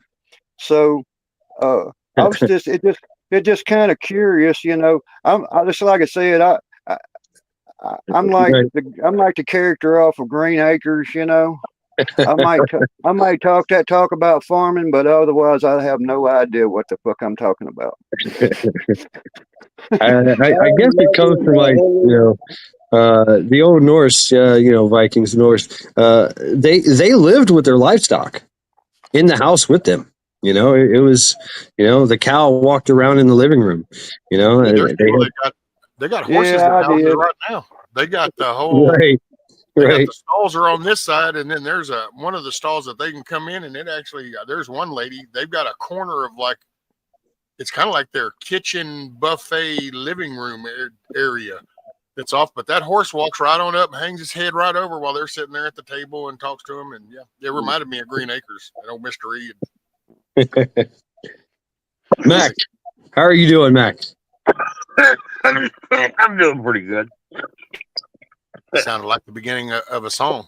Right now, I want you to listen. What's up, Mac? How are things up there? Is it Pretty nice good. and warm? Yeah, it's like 60 today, I think, out there. What's going on? Yeah, what's going on with you, Mac? What's going on in your world? Well, mostly just fiddling around inside. Still dealing with that back issue, but made another pouch, a bigger pouch. I'm trying to stay busy doing stuff inside here. I got stuff outside I need to get done, but I gotta get something worked out with this doctor on the pain. That's all I know. Bad back. Night before last, I just tossed and turned all night. You doze off and wake up, and I finally got up about 5 o'clock, took my pain medicine and stuff they gave me, and laid back down, just tossing and turning. And it was 1 o'clock yesterday afternoon before I finally fell asleep and got 4 hours of just sleep. Wow. Yeah. And that I'm not complaining. I'm not a pussy. I'm just letting you know this stuff will just wear on you. It's been going on for a little over 4 months now, and the doctor's going to have to do something I may have to end up going and getting on narcotics. I've been trying to avoid that because I don't want to end up in a bad situation. I'm just going to have to put myself in a position, I guess, and trust that I can regulate it myself, and not end up becoming strung out. I don't even want to do pills at all. That's me. They tried to send me to pain management. I'm like, nah. See, if we can't fix it, I'll figure it out. I think that's what's going on with the arthritis in my back. It's going to, in about another 6 years, you see them old men that walk around like this, kind of humped over. I think that's where I'm heading. I think it's just steadily going to debilitate over time. I can tell you this, Mac. In my position, I thought about that the other day, and I'm starting to kind of get it with your skeletal frame, and it's I'm just kind of a structural mechanical kind of guy, so kind of just I start thinking of the skeletal frame that way. But because I find myself doing that, if I want relief, then I bend over and I actually put my hands on my knees, and it's like then there's a relief right there on my midsection in my back, my whole, because every one of my T sections is gone, and I've got all kinds of shit. Hell, half my days are spent in a chair. It used to be most of my days. I just that's a faith thing, so I don't preach to nobody. But I get up, move around, but I refuse the pain. But it's because when your whole upper weight, when you stand straight up, you think of the weight. And I've noticed this just picking up a milk jug. If I'm standing straight up and I pick something up, feel in my nerves where it starts applying pressure to my nerves and my muscles and my discs, where if I lean forward a little bit and then pick it up, it's like my body then transfers most of that effort into my actual arm muscle. Yeah. Then my spine doesn't carry the weight. And I think that's why as you get more problems, you just find yourself bending over for more comfort until finally you're just like staring at the floor, because it's like, then at least I can finally breathe. The best thing I've found for my pain is a jar about this size. It started with this jar with hot coffee in it. And the pain's not only in my back, it comes up around a rib, and it's right here in the front real bad too. Now I'll take that hot glass and put it against that. And it's got a weird kind of pain to it, but it feels good. And when it starts doing that weird pain, that it starts feeling better. And I actually took a jar and filled it with water. I do it with water now and put me a string on it, drop it down my back, and lean back in my chair and get that and start rolling it around in that spot, just letting it roll around in that muscle and on that spine and stuff. And that's the best thing I've found so far for relieving the pain. Oh, there you go. But I can't run around with a fucking hot jar of fucking water with me all the time. Yeah, gravity's a pain. Gravity's a pain. Gravity's a real pain in the butt. Yeah, it's just years of abuse on my body. And I'm not a large guy, and I've always, no matter what field I was in, I was always around guys a lot bigger than me, and I have to put in a lot of extra effort to keep up with the bigger guys. I've always had a lot of younger guys I've been able to work circles around, and all the showing off and acting like a big shot, doing everything the big guys do, just fucking is not paying off for me as an old man. No, that was my mental battle, dude, because I was just kind of, if it had to happen, I just made it happen. Is it time to do this? Okay. And then all of a sudden one day, just one too many falls, one too many runovers, and all of a sudden, matter of fact, about the last one was, I think it was the hurricane right outside this patio door. The fireproof file cabinet was trying to move it because the house literally moved. And so we were trying to move it, and that thing fell back over and pinned me over backwards. And that was the one. Yeah. And all of a sudden I was in the bed. Damn. Oh, and it's just jacks with your head, because then you can't do the shit that you would think of. Oh, I'll just do that. No, you just can't. Your brain can react that fast. Your body just can't keep up. Yep. You guys ever sleep on a flat surface? I've been doing this all my life since I was a kid. A day or two out of the week, I'll literally sleep on the floor or something really flat. Yep. I had to do that. Yep. Yeah. And that helped your back. Yeah. We knew Mac has because he slept in the Mexican prison, so we knew he already slept on. Yeah. Mine was TBC. Lumpy floor. I've heard inversion, I've heard that from some friends of mine. We're all kind of old. I think Rescue and Mad Chad and all of us are right in close to the same age. And he I'm says 6 decades young. How old are you? Say again? I'm 6 decades young. How old are you? I'm 58. Close enough. I'm 54. I'm 1 year over half a century. Depending on the whole draw, the experience, that can you can even surpass the 60 mark at 54. That's what somebody at work told me. You're 1 year over half a century. Wow, you're old. I'm like, I can still whip your ass. Why do I got to be the oldest one up here? We need some. You don't have to be. I like to say I've been 26 for 25 years. Yeah. Hell, I'm just halfway there. According with the Bible says we're good to 120. So that means I'm only halfway through. So Right. DJ says she's older than all of us. Yeah, I've got What's two up, Shorty? 28-year-old. what's up, I Shorty? got two 28-year-old lesbians trapped inside my body. Wow, that's It can get confusing sometimes. Somebody commented. so is one lesbian a butch lesbian and one lesbian a lesbian? So Yeah. one's trying to do your hair and one's trying to build a cabinet. I mean, Fuck yeah, my girlfriend comes over and I have to put the dress on. Whoa, what? Wait, what? kiss off. What's up, kiss off? Oh, Carl, here you go. Kiss off. I'm not old. I am vintage. There you go. Bonnie, you got Bonnie going. What? You know what? She's like 7 years younger than me, but I'm pretty sure she can keep up. Yeah, there you go. I think it was Bonnie a while ago mentioned some BioFreeze. I got some of that. That's real good for muscles in your back, muscle pain and stuff. Yeah. I've tried to. Yeah. Go ahead. I keep some in my get home bag.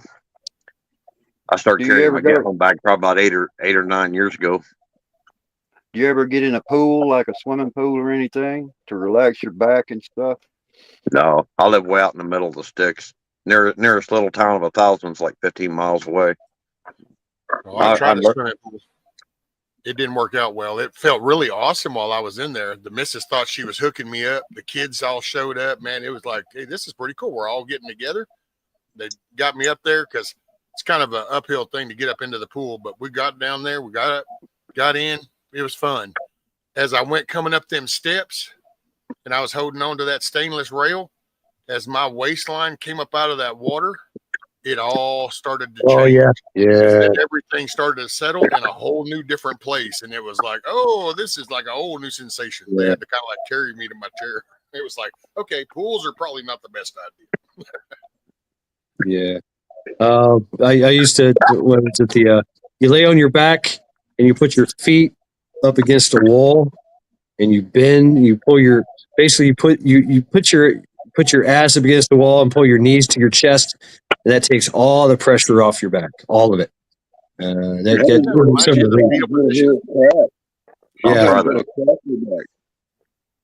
I've had to do that from time to time.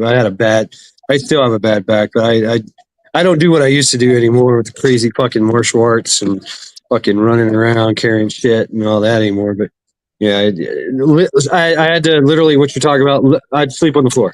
There are times I would just have to sleep on the floor and just realign my back. It just felt so good to be able to just, everything just kind of boom, falling down. It all depends on what you got going on, really. But I would definitely stay away from surgery as much as you can and try to find some kind of relief in, that. When I was doing, I know it's foo-pooey, but Tai Chi, Qigong, breathing. Let me put myself on solo here. So breathing, you breathe in, and this is your back, your vertebrae. It opens up, and then you breathe out, and everything collapses. And you just keep doing that over and over, and breathing, deep breathing. Raising yourself up when you breathe in, and lowering and relaxing yourself when you breathe out. Yeah, like this. Anyway, I learned that, and that helped me out a lot. Breathing through the pain, there is something to that, you know. Kind of trying to relax yourself. There's a lot of things that you know, you reaching for something, boom, there's your back, you know. Yeah. You know, or for me, it was taking a knee and trying to get back up real fast. You know, that was my thing. You know, Did you ever hear as a kid about stepping on like a walnut or a pecan, throw your back out? oh or some yeah, yeah, I yeah. used to laugh about that, going, I don't know how the hell you do that. I crush them when I step on them. I'm like, oh well, trust me, now I totally get it. Legos are dangerous. Yeah, walnuts. My heel of my boot caught a pile of sheep shit on some concrete one day, and my foot just slipped a little bit, and my back was out. Yeah, yeah, I've had that. Yeah, Just That's the heel caught. Apparently, The heel caught missed the slip. live I did with her. I did do a short live with her on my panel together, Kiss Off. She is real. And you know what? You're in the same state she is. Epsom salt bath. There you go. Tell her that. Those are nice. Epsom salts. Yeah, good soak. I love a freaking hot tub. Oh my god, love it, love it. I am all about it. This is one of these life moments for me. See where life comes up to go, hey, you need to keep in check with these decisions. Slow your roll. You make stupid decisions. Because when we first moved over here, moved back to the house here after Mom died and everything, then we moved back here. Well, we sold the damn hot tub that we had out here. Well, then, you know, a couple years go by, things got really worse. And I can tell you now, I sit here going, I don't understand why I sold that stupid ass thing. It could have been sitting there, wasn't hurting nobody, wasn't doing nothing. And this, yeah, reap what you sow. From what I know, from what I know and see about you, Rescue, you are one of the toughest, most determined human beings that I've ever encountered. Oh, Yep. Word. well, thank you, sir. Word. He is a great example for those people that have nothing wrong with them, that don't do shit. Here's a fucking Rescue out there in his chair, fucking digging fence post holes and shit. Yeah. What's your excuse? They still work. Right. I still got guns. Welcome to the gun show. That's it. Yeah, I don't know. Okay, so I apologize. 5 minutes. Ain't preaching at nobody, so don't take it that way. Don't get in your feels. It's a Sunday chill. For me, it's always been my nature. I don't quit. I've been always hard-headed. And when I started out this little journey in life, I bucked the system quite a bit, paid the price. I've been locked up twice, and then it finally dawned on me that I was the common denominator in all this issue. So but I don't see quitting as an option. And then going through, and this is going to sound judgmental in a way, and I don't mean it, because this all applies to me only. But I've come through so much, and I look back in all the different groups and all the different people I've been around, rehabs, prisons, military, just everything, fire service. There's just, I don't know. I've never saw quit as an option, because I always felt like I was proving myself because I had screwed up so bad. So I never contemplated, oh, well, I need to ask. This wasn't a good quality, but I never asked for help because I don't know. Somehow I felt like I was having to prove myself through life. And then it just became a nature now. And it's just who I am. And now I find really a lot of drive, because God just thumps me in the head sometimes, and he shows me things, and it kind of puts things in perspective. It's kind of like I giggle sometimes when it just stands out, and I'll go, oh, there's another one of those little job moments, because you can look at Job and all the kind of crap he goes through. And then you just realize that this isn't about me being all happy and comfortable and fluffy. I mean, I got to put in, and I'm only going to get out the amount that I put in. Well, that's happiness too. And that's why, I make light of it and say, you make it a good day. But to me, that's a reality, because it's a frame of mind. I can literally listen to stuff and I can snap your neck, or I can listen to different stuff and I'll give you a damn hug. So verbiage, tonnage, the beat, that stuff matters, and it really does. And giving what's going on with you, and I feel shit every day. So it doesn't take much for me to get agitated, because I stay on that level anyway. Hell, every move I make, I feel like some little shithead stabbing me in the back with some little dagger. Yeah. Some little shit just lit some liquid napalm down my leg or something. And it's like, Well, I used to reflect that, and that's where whenever I got onto YouTube and I met most of y'all, I've been through the roller coaster banner with that because of it's a different avenue, a different environment, and I had to try to fit this into my day to day because it's everything, So I recommend to anybody, you weren't. I'm a faith believer. I believe in God, and I believe we were all created in His image, and we're all given these abilities. So we have the means and the ways to do what we need to do. We are our biggest detriment. What's the best saying I ever read was, once you have a son that finds that you're wrong, you're going to realize that your father was right. Yeah, So my dad was one of the smartest men I know. Go ahead. I'm sorry, I didn't mean to interrupt you. I think one day rescue as what we have to realize is it's a combination of our thoughts and our wisdoms together. We're probably going to wind up, all of us are going to be talking heads around some table, because our bodies are going to be useless, but our brains will be the best part of us. And I think that you're a big inspiration in my life. You are. And people don't really understand it. Even me, I'm 58 years old, and I go out here and I do my manual thing.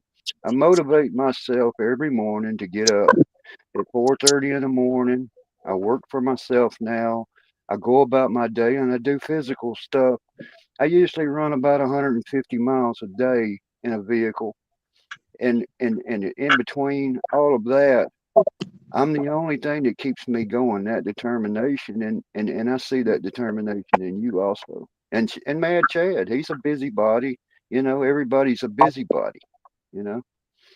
Oh, a lot of them were my reminder. Mad Shad, Hutch, Native, watching Ghost Prepper. A lot of them watching the ladies with the cannon because it's activity. See, and that's why it's what you put in.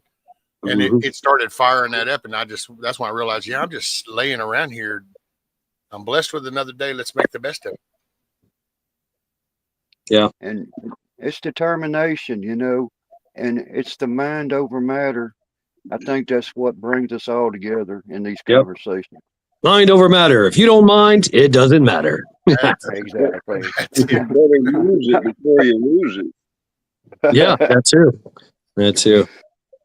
Yeah. And we have to, and it's kind of like I face this on a daily basis sometimes, and I get that old hard ass attitude from back in the day. It was the military that put that shit in my brain, and I'm thinking anybody between the age of 18 and probably 30 years old are just pussies, But the only way that you're ever going to convince them to be men is to teach them how to be men instead of, put a pacifier in their mouth. I think the best way to teach them men is to literally throw them out into the wilderness with nothing. There you go. As men, that's and I think I pretty much know everybody here. We all did that. We all felt that calling, that need to get out, get lost, go through shit, get close to death, make it through, get stronger, come back, and then now we give everything else. We give all that we are to our group, our community, and our families, and to ourselves. What do you mean had? I don't know. What, you're derailed me, man. What? Fuck me up. I still have that desire. Yeah, right. And it stays alive in us, right? And it reflects. It radiates from us, And I think young people see that and go, well, I don't know. They have this thing called what is it? They literally laxing. Yeah, like they're laxing today. I'm relaxing. I'm doing nothing, absolutely nothing. Sitting on the couch doing nothing. It's like a movement. You see a lot of Japanese are doing it now, but I'm like, what the fuck? I mean, yeah, it's great. Yeah, you got to do that sometimes, but get up and do something, man. Get up and fucking clean your house, build something, whatever, Guardian Prepper is on here. He does 1,000 push-ups a day, 1,000. Yeah. 1,000. I remember when Crazy. I met him, and then he decided he had that idea last year and did it all year. And it was like, look at it. And I told him, I said, see, that's determination, commitment. And here he is on the second year straight. That dude's Yeah. about it. Yeah, he You walks guys on his ever hands did for that? miles. You did that before, haven't you, Shad? You used to do that, I bet. I used to be able I to do still do it. I don't know. Maybe I'm up to like 20 or 30. I focus on other things. It's different for me. Maybe one day I'll get back up to 1,000. I used to be an extreme athlete, but it's just, you know what? And yeah, you know what? It just one day I said, you know what? No, this hurts too much. I don't want to run. I don't want to run that 10 miler anymore with fucking 80 pounds on my back. I don't want to swim fucking out to 12 mile and come back. I don't want to do that anymore. See, the And thing is, though, but there's Shad, times when I do. even though That's the you thing. don't It's do it no more, the thing is you used to do that. So now, even at this age, you can still do push-ups. A lot of people yeah. I know that are Yeah. even younger than me can't do a single fucking push-up. All right, I because do weird shit too, like on one knuckle or on my wrist and one handed. Yeah, but like the thing you do with the one legged squat, I can't do that anymore. But I you wish. know what an Indian style is, where you fold your legs together. Right. Can you sit down, just Yeah. standing up, sit down Indian style, and then stand back up Indian style? Yeah, I can still do that. Yeah. 'Cause that's something that most people our age is not going to be able to do, Chad. It's called That's what I'm saying. If you already conditioned yourself when you were younger, that where you still are Kung going to Fu be able helps to do too. really It's much. called the coiling dragon. You would collapse yourself into a sitting sitting style, and then raise back up. Yeah, I can still do that. I can still do that. Well, I hate to be the one to tell you this, Mad Chad, but you hit the nail on the head the other day when you were saying something about how you want to record your life. You want to reflect back, and this is what this is about, Sunday Reflections. You want to be able to reflect back on your acquaintances and the things that you've talked about and your wisdoms and the wisdoms between people like Rescue and all of us, Camo, all of us. One day there's going to be some geeky ass little young person listening to all this shit, and maybe hopefully they can get the shit out of their ears and learn something from it. Oh yeah, that's definitely what's going to happen. Or it happens now. Are we going to be like the 400 years of Egyptian history that are just in like limbo? See, like we're just like a few generations of people that existed, but there's no record of. Wouldn't that be something? Since we're all in the digital age, I mean, just like that, all of a sudden you have multiple generations erased from history. They're going to carve our names on a rock. Great, that's great. So what, like? What do you think, Matt? By the time they're 20 years old, they should be able to do like 72 push-ups a minute. Right. And you can go back on YouTube, go look up commercials from the 70s, the 80s, and the 90s, and just look in the background. Don't look at the actual product that they're selling. Look in the background at all the people, and it's amazing because you don't see any 400-pound people. And then you go to look at products today, and you look in the background, and that's what you see. And then it's like, oh, yeah. Yeah, I remember the time. I remember the time when the two-way call-ins first came out, and you could actually talk to two different people at the same time. Now look at what we got, Hell, I remember when it was cool that we finally had our own phone number. Ain't got to share with nobody. I don't give a shit if Betty's on the phone or not. I can call who I want when I want. Oh hell yeah, you had to do it. Had to do an emergency breakthrough to even call home, Yeah. That party line shit was crazy compared to where we are now. What do you think, Max? Max, speak words. Sorry.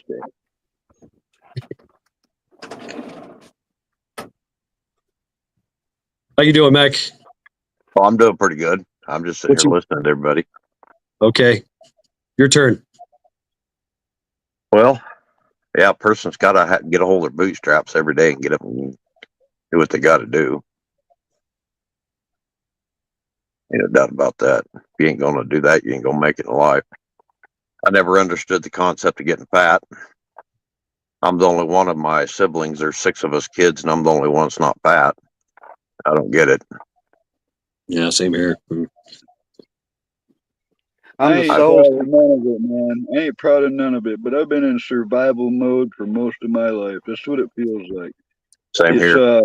it just I'm never been so far ahead of the game that I can sit back and relax and not worry about anything. There's always the end of the month, everything I owe or whatever. If I don't work, I don't eat. I don't get shit handed to me. I'm Yeah. literally been surviving, and I'll admit, the older you get, a little harder it is. All right, I don't really like to carry a bunch of fucking groceries down the road if I don't have to, or jugs of water or whatever. It'd be a lot, it'd be a lot nicer to have less of that type of thing, Yeah. I'm the sole. Always in survival mode. I'm the sole survivor of all of my siblings in this world. That's what motivates me every day, and to know that they were all younger. They were all years younger than I am now presently. That's what keeps me going. And Yeah. I looked at their mistakes that they made in life and the things that they put their bodies through and all of that. And I'm just like, I'm not willing to do that. I'm not willing to die until I get orders to die. That's what's going to happen to me. I'm going to die with my boots on. All my brothers and sisters are still alive, and I'm the only one that's not on like permanent medications. The doctor put me on this gabapentin, something like that, and meloxicam. They're nerve pain. It's not like a narcotic. And hell, after I've been on them for like a couple weeks now, but I've done some research on them after I got home, and I haven't even hardly been taking that gabapentin because hell, it can turn you into a fucking diabetic. And that's the way it works. They give you one pill for one thing that fucks up something else in your body. So they got to give you another pill to fix it. And it just becomes a nasty fucking chain of events, I think. And I don't like it. I'm not going to take the gabapentin for sure. Take pills of any kind, man. I don't. They keep you in the customer base. I don't do pills. I haven't seen a damn doctor since 1984. I don't fucking need it. If something's wrong with me, I'll fix it myself. I don't keep you in the customer base. That's why they don't want to. They don't fix anything. There is no cure. There's treatments. Yeah. The only cure that they have is for viruses. Yeah. You get a virus, there's a cure.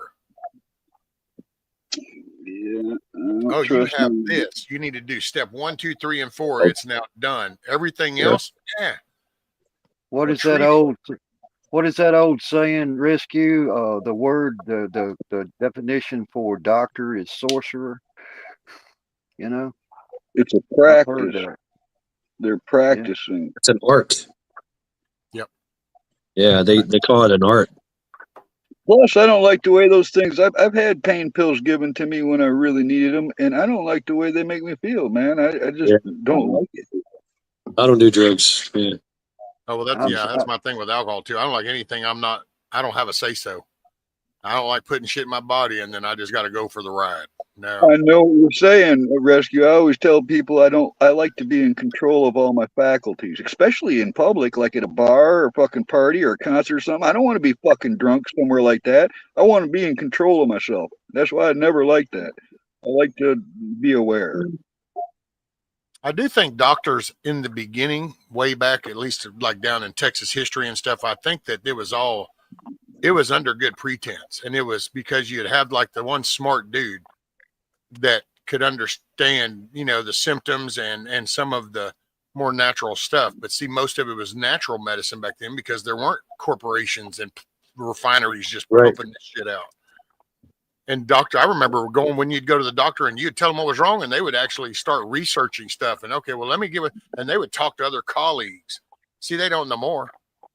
Hell, they just go on WebMD or they go whatever their pharmaceutical partner says that, hey, we've got that fixes that. Okay, here, take that. They don't have a clue and they don't give a shit if it fixes you or not.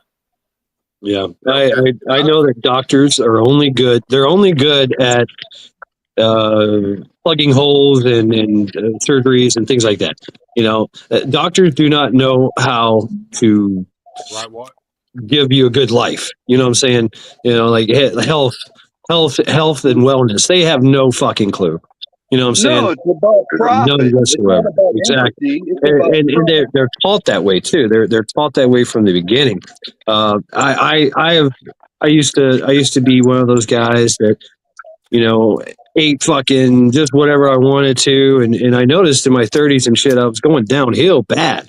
And then I changed my diet and everything, and I was all about trying to keep my cholesterol down, right?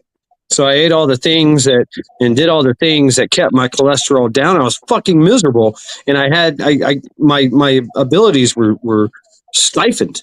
And so then I found out, wait a minute, no, extra cholesterol. Now I'm not a doctor, I'm not a health expert. I am for myself though. I am an expert for myself, and so I learned, okay, let's up the cholesterol. Man, I felt fucking great. Absolutely amazing.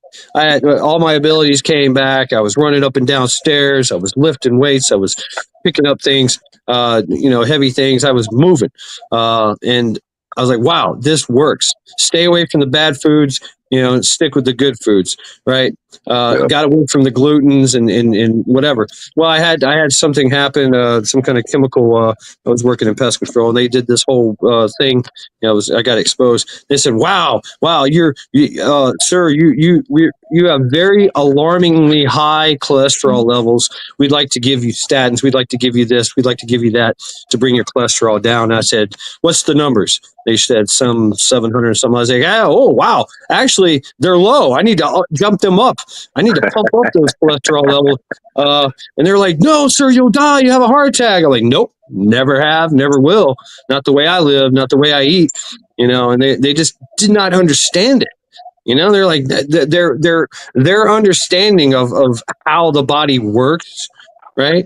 As far as a wellness and longevity thing, they have no fucking clue, right? But they do know how to fix a broken bone, plug a hole in, do some heart surgery, do some replacement, replace your kidney, shit like that, brain surgery, all that stuff. Yeah, but as far as like telling me how I'm going to live and what's going to, no, they're just going to put me on drugs and shit, and I ain't about that. No, they're naive. When you go to the doctor, that's why I even told the missus when all this shit started, because I knew that they didn't really before, but at least they talk to you more. But after all this shit started, and I think a good dozen doctors later, nobody asks you what foods you eat, what exercises you get during the day, what activities do you do during the day, what does your daily activities consist of? Right. They don't ask you none of these questions. They don't care. Yeah, I mean, and you look at like old cultures that dealt with the medical practice a little differently. Chinese cultures, Indian cultures, a lot of other cultures. They would ask you, okay, what's wrong with you? I got some abdominal pain. Okay, well here's your prescription of soup. Eat this once a day, make this once a day. That's your soup that you eat, and do these exercises, and you'll feel better. Like, what? Yeah. Here we give out pills, That's it. Take a better pill. living through chemical engineering. Exactly. When we one of the things is in Buddhism is we are the cause of our own suffering. So how do you stop that kind of suffering? Is you stop doing the things that cause you suffering, right? So I stopped eating the glutens, the wheats, the oils and stuff like that. And I used to drink a lot. I drink a little now, not so much. I stopped doing all the things that cause me suffering, and I feel so much better. It's very simple. I've held a certain regiment for about the 30 years of the past of my life, and most people that's around me, they say that's just, I can't do it. One, I only consume one meal a day, and it's usually around 5 p.m. And I don't eat breakfast. I don't eat lunch. I do lots of liquids. I drink coffee and tea, and I've been doing that, and the last time that I had to go in for a physical, which my license requires that I have a DOT physical card. The Yeah, doctor, I get one of those. Yeah. he just looks at me and says, he says, keep doing whatever you're doing because we can't seem to find, like Rescue was saying, we can't seem to find anything wrong with you at this time. It's kind of like, they're looking for, it's like they're looking for something so they can collect money on you. I don't know what the hell's going on with that. I wouldn't even take an aspirin. I don't take any kind of medication at all. And like I said, I always try to live out there about 10 or 15 years ahead of myself. And that's just simply observing what people do. And you ask yourself, you say, oh shit, I'm not going to do that. And I'm not going to do that. And I'm not going to do that. And maybe I can make it a little further, Right. So, Right on. It is a lot different now. When you were talking, I realized it's like, yeah, because it's like when they put the titanium plate in my neck in 01, I had this done and replaced half my cervical spine. They did it without blinking an eye. I mean, we had to kind of go through all these MRIs to figure it out because I thought it was in my shoulder, but it actually wasn't. It was in my neck. But once it was there, it was like, oh, we just need to go in there and change this. We can do this. All of a sudden, 20 years later, here we are, and nobody wants to fix it. They'll acknowledge that it can be, and I know because I sat in the office looking at the little display cases with all the cool shit they can put you in your back, make you look like damn Wolverine. But all of a sudden, their thing is pain management. Management. It's like, well, I don't want to manage it. I want you to go in there and I want you to whittle some shit away, and if you can't fix it, then snip it. Right. And it's like, no, just go to pain management. No, I don't want that. But see, that's that cycle. That's that routine. You're a customer base. Yep. Come back for your oil change. They've engineered, they're good at biomechanics, but they've engineered the biomechanics where it's planned obsolescence. You're going to have pain for the rest of your life, so therefore you are now a customer, and you are part, like you said, part of the customer base now. Congratulations, you've created a job, an income stream for someone. It's the corporate beast. It's a corporate beast because that's like cars. They want to take away the right to service. So they want you to go to the dealership. Why? Because then it's a revolving door. Oh, you got an issue? Don't go to the parts store and fix it yourself in the driveway. We know it's a $2 part. Drive down to the dealership, get in line, be a good little sheeple. Yeah, the human extended warranty program. This is something my sister sent to me. It's natural castor oil and cayenne pepper. And I guess there's a recipe, and you got to mix it together and make a paste out of it, and you rub it on wherever you're having pain at, and it's supposed to really help with the pain. Oh yeah. You ever heard of Di Jiao? Di Jiao, the Tiger Bomb. Yeah. Look that shit up, man. That's some badass stuff. I've got some Tiger Balm, but you can make it yourself, man. Stuff it smells like icy hot, right? And it works. It takes the pain right out. It takes bruises, all that stuff. The Tiger Balm. Yeah, you buy it in it comes in a little glass thing, right? But look it up. I might even have the recipe somewhere in one of my old martial arts magazines, but it was used a lot throughout the centuries as a pain reliever for all kinds of things. Bad back, muscles, bruised bone, bruises, anything, of course, anything impactful or pulled or strained, that ancient sports medicine remedy. But yeah, check out Tiger Balm. Forgot about that. Dit Jiao, I think it's called. Dit Jiao. Yeah. In my back, I can feel a spot. It feels like that right there, and that's where the pain is. Even when I put my jar back there, it's like there's a knot there in my spine. And if I try to lay on my back, I don't lay flat, and it's almost impossible to lay flat on my back. So what kind of stretches and stuff can I do to get that to realign? Because I think it's just a matter of it getting it to pop back in. There's a lot of the problem in my back. Yeah, I mean, I remember some of the qigong, qigong exercises. It's a lot of stretching up in the sky and then relaxing, and all those things that you see with the Tai Chi stuff. That is real. That is legit. It keeps everything moving, and it's low impact, right? So these low impact movements that you're doing will help to relieve a lot of that stress and pressure. Because what happens when we get older? We get rigid, right? Yeah. And in the shoulders, in the back, in the knees, and the hips. And keeping all that shit maneuverable is essential for some type of quality of life. Later on. And I remember my Sifu. He was 78 years old. He got into kung fu because he was a firefighter, and he fell through a roof in Long Island, New York, and he took up Tai Chi and Qigong just to get some type of relief. And I remember him telling the story that the class was down in the basement, and he had to crawl down the stairs, step by step in agonizing pain. And he had to do the same thing, pulling himself up.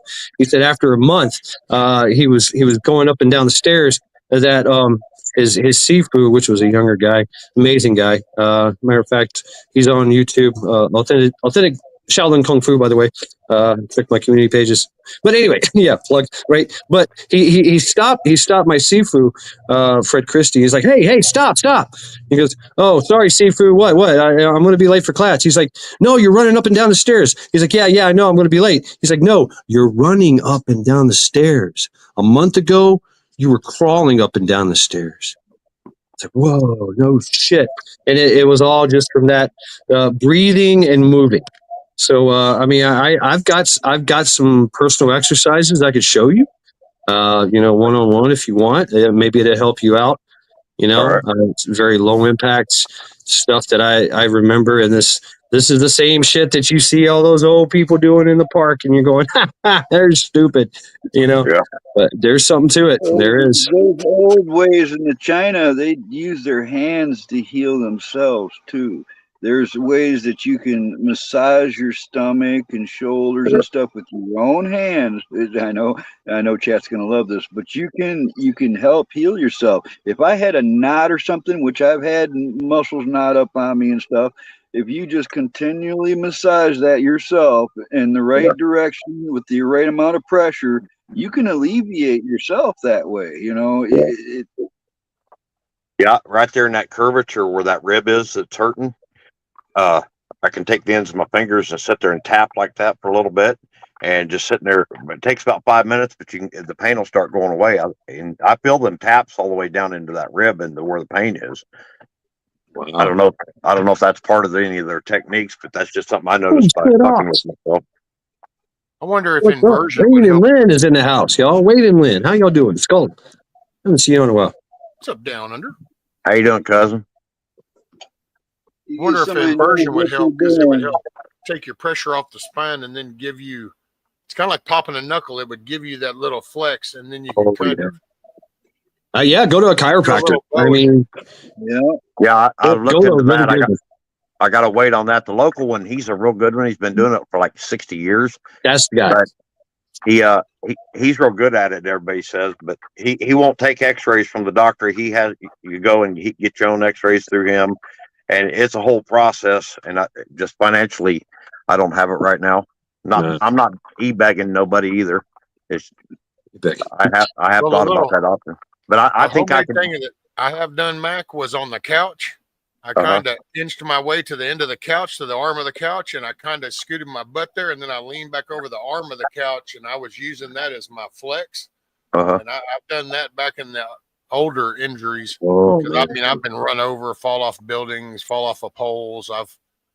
I met my wife with physical therapy 35 years ago because I screwed my back up. So that's one thing. I've done that plenty of times. So you might look at that. It just depends on what the arm of your couch or chair looks like. But it's kind of gives you a way that, or the end of your bed, you can kind of scoot off it and slowly kind of go head first off, but you use a softer curl that you can kind of then relax, and then it'll go pop. We talk about some stuff. I heard some talk about it. It's about, like, I know that Vision talks about the bleed out kits and stuff like that, and the survival kits and all. And I'm one of the people in the planet that's actually took around through my thigh. Ouch.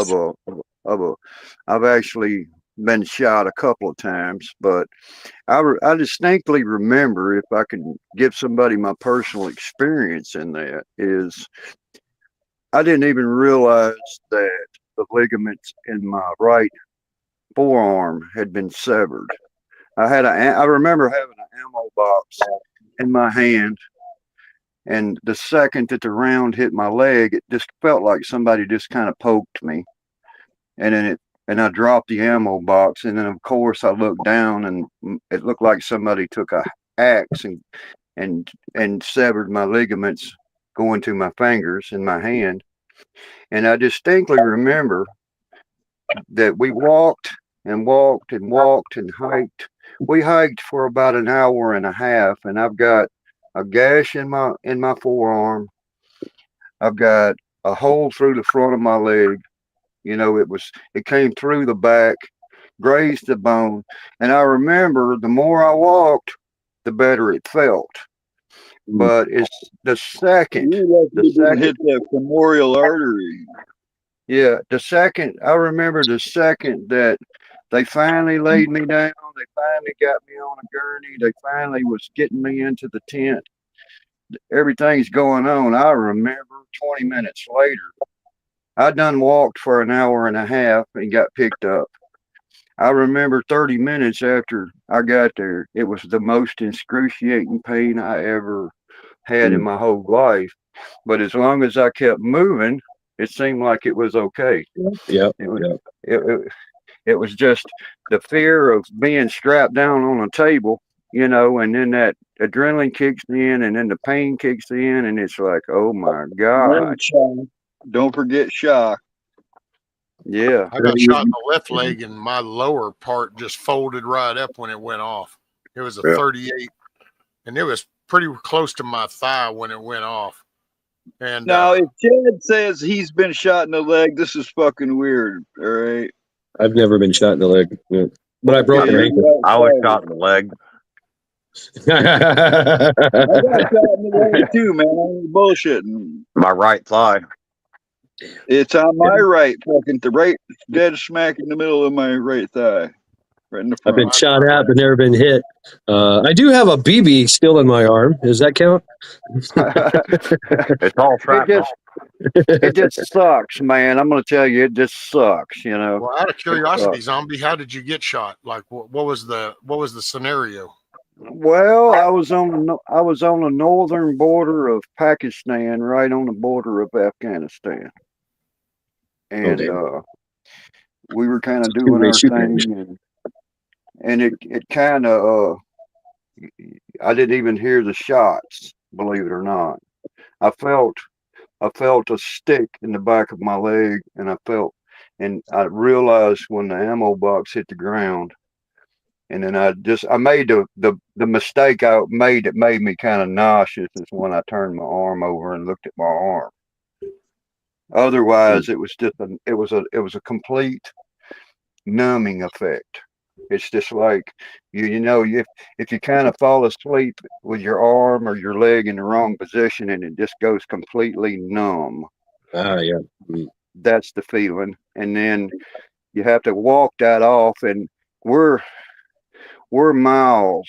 You have to understand, we're miles up in this passage. There's a passage that goes up through the North Pakistan border up, and it's in the mountain region. It crosses over into Afghanistan, just up in there, and it sucks. It really sucks. If you just remember, if you're still mobile, if you can still mobilize yourself, you can get on your feet. God damn it, get on your feet. Don't lay down, don't relax, because that's when the pain's going to start. You know, get busy, walk it off, you know. Yours is a whole lot more romantic and heroic of a story than mine. Well, you know, I'm not no Rambo, you know, and it just sucks. You know, I can say that much. It sucks. You know, it really sucks, and it took me about a year. And the bad thing is I have played the guitar since I've been very small child, and then to go through that and have to completely learn how to play the guitar all over again, because I lost the control of all of my fingers, and then I actually had shrapnel take the middle index finger off of my left hand. Damn. So I mean, So you can't. So you, it's you the can't shit, do this. Here. So it looks more like this. Yeah. It's the shit, Fuck you. Well, now, is that when you're not worthy of the whole thing or what? But I figured they had 3 chances, and if it didn't happen then, it's not going to happen for a while. So thank God, It's on God's Right time. on, man. Right on.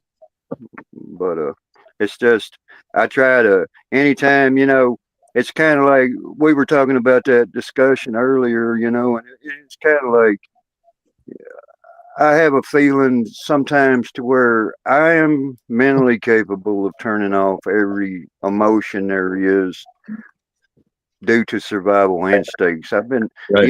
they drill that shit in your head, Mad said. You know what I'm talking about in rescue. They pound it in your fucking head. And it's something that I made this observation. I'm sorry to interject, but man, I feel powerful about this. Is that some of us are born warriors, man. Some of us are just born that way. We are born, and and I think we're all born that way, but we realize it, especially when something happens. You know what I mean? Being in the military, we think we're all big and badass, and we're supposed to do all these things to keep ourselves in shape and whatever. But I've seen the littlest motherfucker, the littlest, weakest, pussyfied motherfucker do some amazing badass shit when the time came. That's the most dangerous motherfucker I ever had in my unit. Yeah, I mean, it's that little guy that's quiet and doesn't want to fight, doesn't drink, doesn't smoke, doesn't cuss, right? And then next thing you know, he's charging up the hill, throwing grenades into a freaking gun port, and he's stabbing motherfuckers in the neck, and then like coming back down like what's for dinner,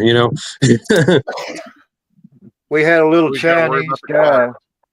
We had a Chinese guy in the unit. His family he was born and bred in California, and he went through the San Diego thing with us. And he weighed about a whole 110 pounds, but we all called him Jackie Chan for a reason. Because he would put some whoop ass on somebody, Yeah. But all in all, it's like I like to listen and observe. I've had an interesting life, and anything that anybody ever wants to ask me, if it's something to better their life and thinking, then ask away. If I don't have an answer, I'm just. I definitely have a question. I do have a question for you, Zombie Force. Yeah, and it's going to tell me a lot about yourself. What kind of pie do you like? Oh my God, man. I know, mind blowing, right? Oh man, I think a good slab of hot apple pie with vanilla ice cream. Ooh. I think there we go. Okay. That's the food porn that makes me tingle. I love it. Old school, true American. Hell yeah. All right. Same question, rescue. That same answer. You like that too? I like that too. Maccabeus. I'd have to go with pumpkin pie with a layer of cream cheese on top of it. What? That's Wisconsin. Yeah, I've never had cream cheese on a pumpkin pie. I'm gonna have to try that. Yeah, I've never tried that. Wow. Oh yeah, the pumpkin. I heard the pumpkin seeds are awesome too. Yeah. Oh, yeah, and they're good for you too. They're real good for you health wise. All right. Camel Car, favorite pie. Warm apple pie with cinnamon and natural vanilla ice cream. Oh, look at that. Three apple pies. Look at y'all. I like all pie. To tell you the truth, I definitely want to try the pumpkin pie with cream cheese. That's the next answer. Is all pie is good. I never met a pie I didn't like. That's right. Cha-Cha likes lemon meringue pie. Yeah, you're sweet, but you're tart. Yeah. Sweet but tart. Yeah. Wildlife. Hell yeah. Absolutely great, man. Well, Pammy sprinkled on it. Pammy. What's Pammy? Hey, did you see that post I did on a community post? Son, Trump done smacked the ISIS, the attack planner. Found apparently we've known where they were at. I think over in Somalia in some caves, but Biden didn't want to ever give the okay. Well, as soon as Trump came across his desk, Trump said, yeah, bam, dude, annihilated their ass, just missile launched their ass, and then flat out posted himself and said that, yep, we did this. Biden sat on it. I didn't. We took him out, and then proceeded in caps at the end of his post, said, if you harm Americans, we will find you. We will kill you. Damn. And it was like, there, thank you. We have a president. Damn. Oh, yeah. Americans. That's right. Damn. Yeah. I got a question for you, Mad Chad, and everybody else too. And I've seen a few videos, people putting their commentary out about it. But like Delta Force doing strikes across the border into Mexico against cartel. Do you foresee that? Yeah, I do. Oh, yeah. As a matter of fact, hell yeah. Me too. And you know they want to. I was watching the Green Beret channel yesterday, and he didn't think it was possible at all because of the way the war in Afghanistan and all that played out. And I think it's going to happen. I do. It's already happened. How many Delta operations took place over there before, and nobody even knew about before the main engagements even took place? Yeah. Yeah, you go listen to some of the shows that the sheriff of Baghdad, John Shrek McPhee. Oh yeah, yeah, yep. He's like a one-man wrecking crew, and a lot of times he was going in doing that shit by himself, and he's straight up legit. Shit. When you just watch him talk, you can tell he's been through some shit, dude. I like the fuck out of him. Yeah. So think about like we were talking about. Every man is his own island, is his own one-man army, and the special forces, DevGru, Delta, especially Delta Force. That's how they're built. So they're built, and they actually hand select those guys to go. We want you because you're a badass by yourself, right? Yeah. And so what they do, think about that. Think about that as an asset, right? That you have one guy that every day he shoots. Every day he's working out. Every day his knowledge is increasing. Every day he's working on whatever. Right? He's a badass in his own right.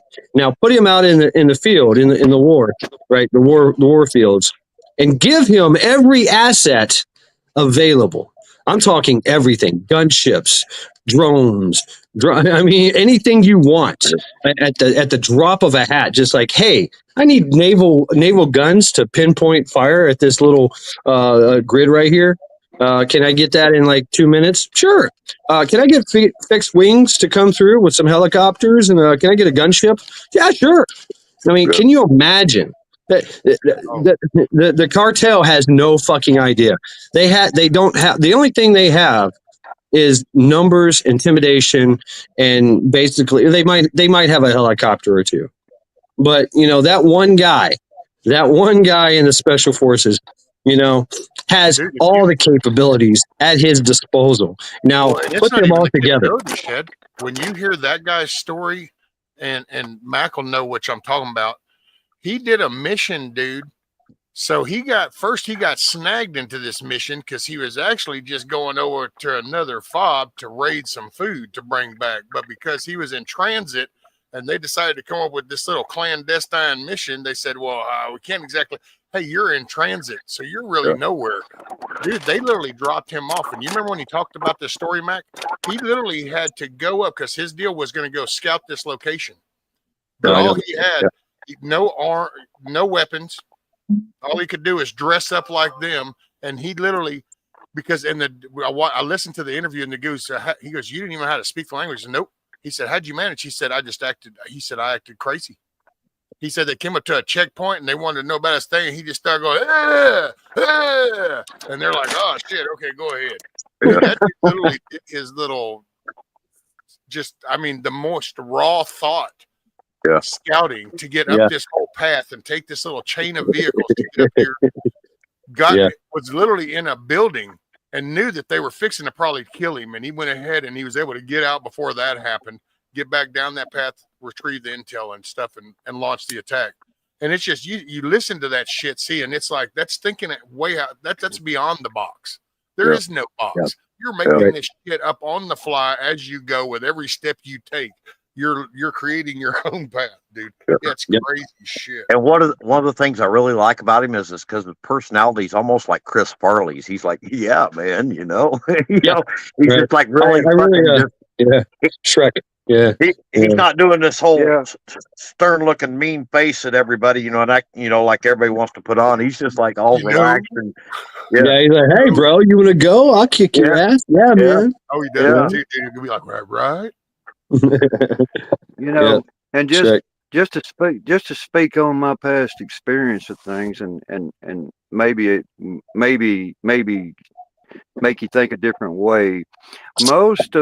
Most of people that are worth millions of dollars and that are involved inside the cartel industry, let's say, don't expect that they're not going to be targeted inside Mexico, because some of these guys are not located in the shithole country of Mexico. You know, they're going to be somewhere else.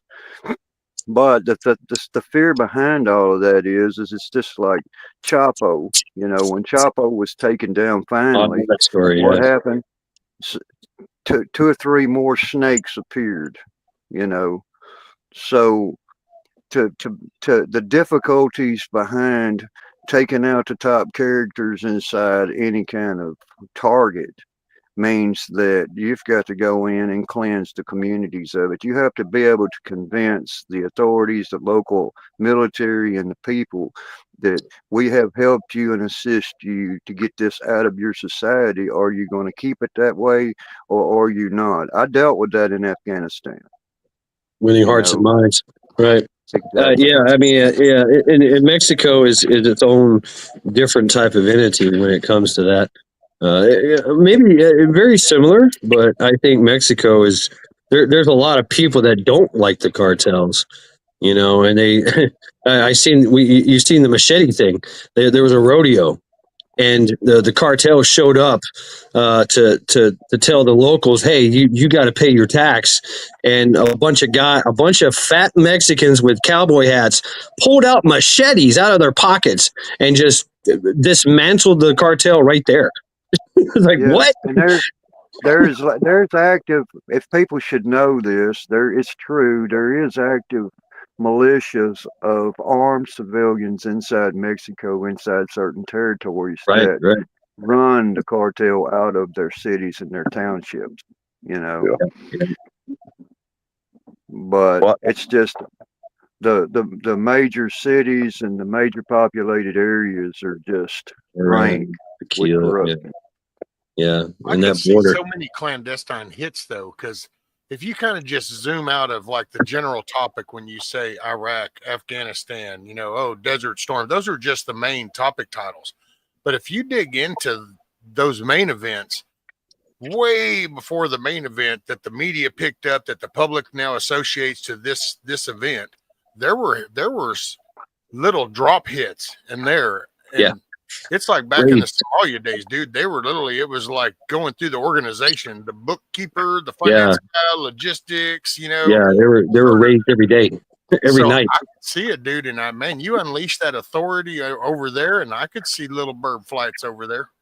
Middle of the night, a little bird goes in, and all of a sudden, boom, that's done, and it just flies out, and people might be like that, and then they go, oh, that was that so-and-so's second in command of that cartel. Oh, well, dang. So what are we doing for lunch? You know, my theory. We're going to care when those people disappear.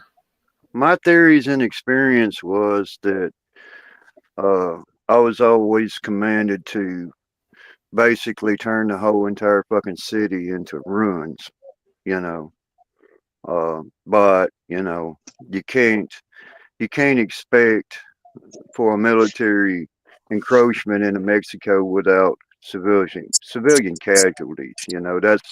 That's the main topic right now, is because they are an allied Well, country to the United States. yeah, and that was my question too. Is that that's going to force Delta, the special for JSOC, to go surgical, which is their format.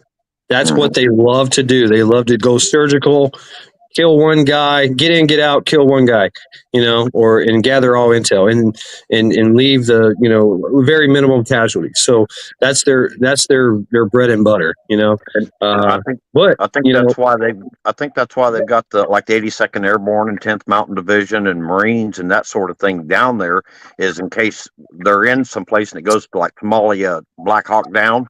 Yeah, And they've got a hell of a fighting force right there on the border that can roll into any part of Mexico and get our guys back. I mean, that's kind of what I was thinking. Dude, Yeah. that's a pretty huge fault down there, right there at that Eagle Pass. That's a pretty huge base now. Has the cartels been designated as a terrorist organization? Yes. Yeah. Yes. Yeah. Yes. Yeah. That's one of the first things he done. Green light. Them and Nicaragua and Dude, MS-13. they busted him in New York City. The dude that took over the apartments in Colorado, that's who they busted in New York City. Look, if that's true, then the gloves are off. Anything's fucking possible. Yeah. Well, and another aspect of this is them doing attacks here. Like they're real big into kidnappings and taking hostages and shit like that. So I think stuff like that could start happening here as a retaliation of anything we do across the border into Mexico. Maybe, but very minuscule, I would think. I mean, a cartel, they like Trinidad, they did manage to work their intimidation factor. That's what they do, is they run into a community and they just start pushing people around, intimidating, blackmailing, and being that black hand, so to speak, like the mafia was, through fear. Well, how many Americans are praying for that day? And what's going to happen when that happens in that one place, and then the other 330 million Americans hear about it?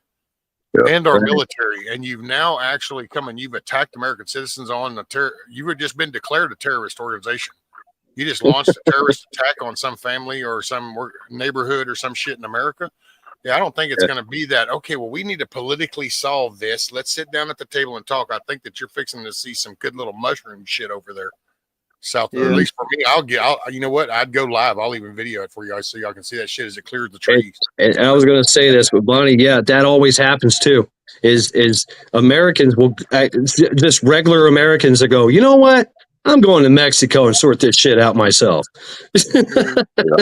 And what I have to say in all of this is you have to be careful about assumptions because of the fact of false flags.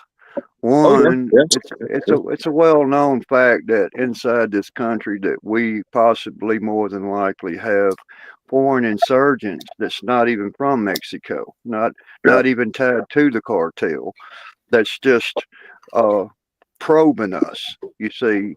And if something happens and they probe us the wrong way, and then you've got thousands of casualties in Mexico, then it could happen that way. Okay, so what you're saying that we could have a third war with Mexico? Okay. Yeah. Okay. It could be based on a false flag being thrown out on the field in America that's not even come from Mexico and the cartels, because we're Americans, and we do have our enemies on this planet. That's true, and you do say that. Oh, go ahead, Mac. Hezbollah's heavily connected to the cartels, Trinidad, and all these gangs clear down into South America. Any of them, people's fighting parties, the FMLRCs or what, you know what I'm talking about down there. They've all got their them guerrilla groups that are communist. Hezbollah's tied to all them. Yeah. Yep. and And they're that, here too. I mean, the yeah, Taliban, all of them. That's how they make their. That's how they've always traditionally made money, is through heroin and trafficking, and all that. All that shit. well, and if they start doing attacks, it's not going to be in areas more than likely where I live or you live or Rescue or anybody else on this panel. It'll be somewhere like a college where there's a bunch of good-looking young hotties running around, and Right. 'cause they're looking for stuff for the trade, anything, Yeah. Yeah, the Medical modern. center, like in Houston, it'd be like a medical center. Oh, I could. Dude, that's like a little mini New York City kind of thing right in there, and it's even more stacked because it's what we call the medical center. I think targets like that. Yeah. That's where you would see some, because it's all, especially if you go under that mindset. That mindset is always casualties, the damage, and so you're not. There's a political statement, but when they go off the basis of casualty as their main foundation. Yeah, and they'll use they don't care about dying. Matter of fact, they'll do it. Just for the shock value alone. And, we all know about the jihad and the Hashashin assassin. That Hashashin, that was their whole thing. Is they will go into the belly of into your court and kill the king and get riddled full of arrows, but still they completed their mission. So they don't care. They'll suicide and walk in there and get shot up. They don't care. As long as, and keep doing it, right? And so, but I mean, what does that look like? And we know that there's millions, maybe millions of sleepers that are just hanging out waiting. You know what I mean? And it's not just the sleepers. Or the soldiers, the foot soldiers. It's also the ones that support them. Right. That's the biggest one. The moms, the families, the ones that have jobs that support and give them the money and the resources and the things and the hiding spots and the intel, all that. So they have a grassroots kind of admin logistics kind of thing going on there that supports their actual tactical missions and stuff. It kind of sucks, but you can kind of go, wow, that's almost like a patriotic thing. They believe in what they believe in, and they'll be behind it, and they're willing to go to the stance. I just wonder how many people have lost sight of the American dream and the American pride to stand up before we lose this. Yeah. I say this and stand behind it, that during my service under like Barack Obama, we entered a motion of we don't negotiate with hostages. You understand? Which means that most of the fire missions that I went out on, it means that I don't give a fuck who you are. I know who these civilians are, who we're here to essentially rescue. I'm sorry that I had to shoot you in the leg to rescue you. It was not a very pleasant sight, and I think that Hamas and the terrorist organizations, and especially the cartel and the human trafficking going on inside the world, has adapted to the policies of hostages because of the value of the hostages. Right. So whenever you take a high-rise building that contains 1,000 people that work in one of these high-rise buildings, and they say, "Hey, we're going to kill everybody inside this building if you don't negotiate with us."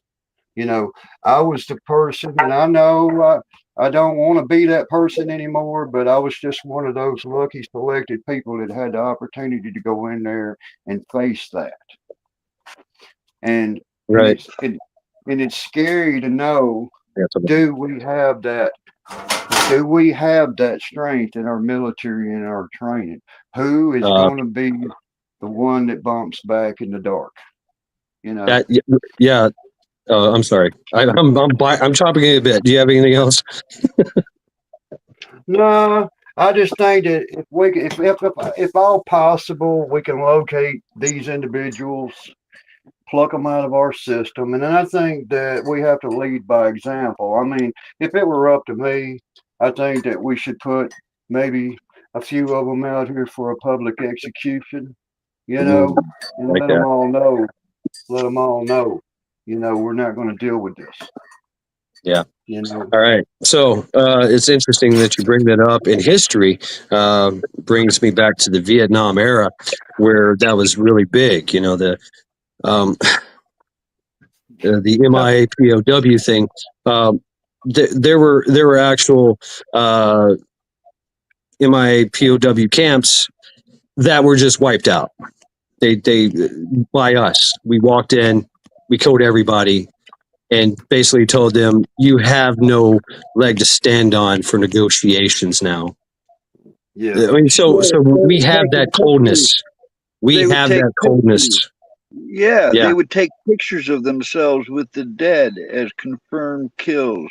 And I've seen guys that had like collections of, 75 photographs of himself holding the corpse next to him and shit. But as I'm talking confirmed. about hostages. I'm talking about Americans. I'm talking about, hey, the Viet Cong said, hey, you're going to do what we say because we have hostages. And the United States said, bang, no, you don't. You don't have any hostages anymore. Now what? Yeah. So yeah, that's definitely going to be, and we've already done that as well in a lot of things. Now we do have that. We have that coldness, of course, and they know that. And of course, Israeli, the Hamas. You said Hamas. Hamas is the other side of the coin, and all that. The other, was it? I forget their name, but anyway, yeah, they do the same thing. Yeah, those guys, Mossad, right? So they've been practicing that for years after that. And yeah, we'll absolutely do that.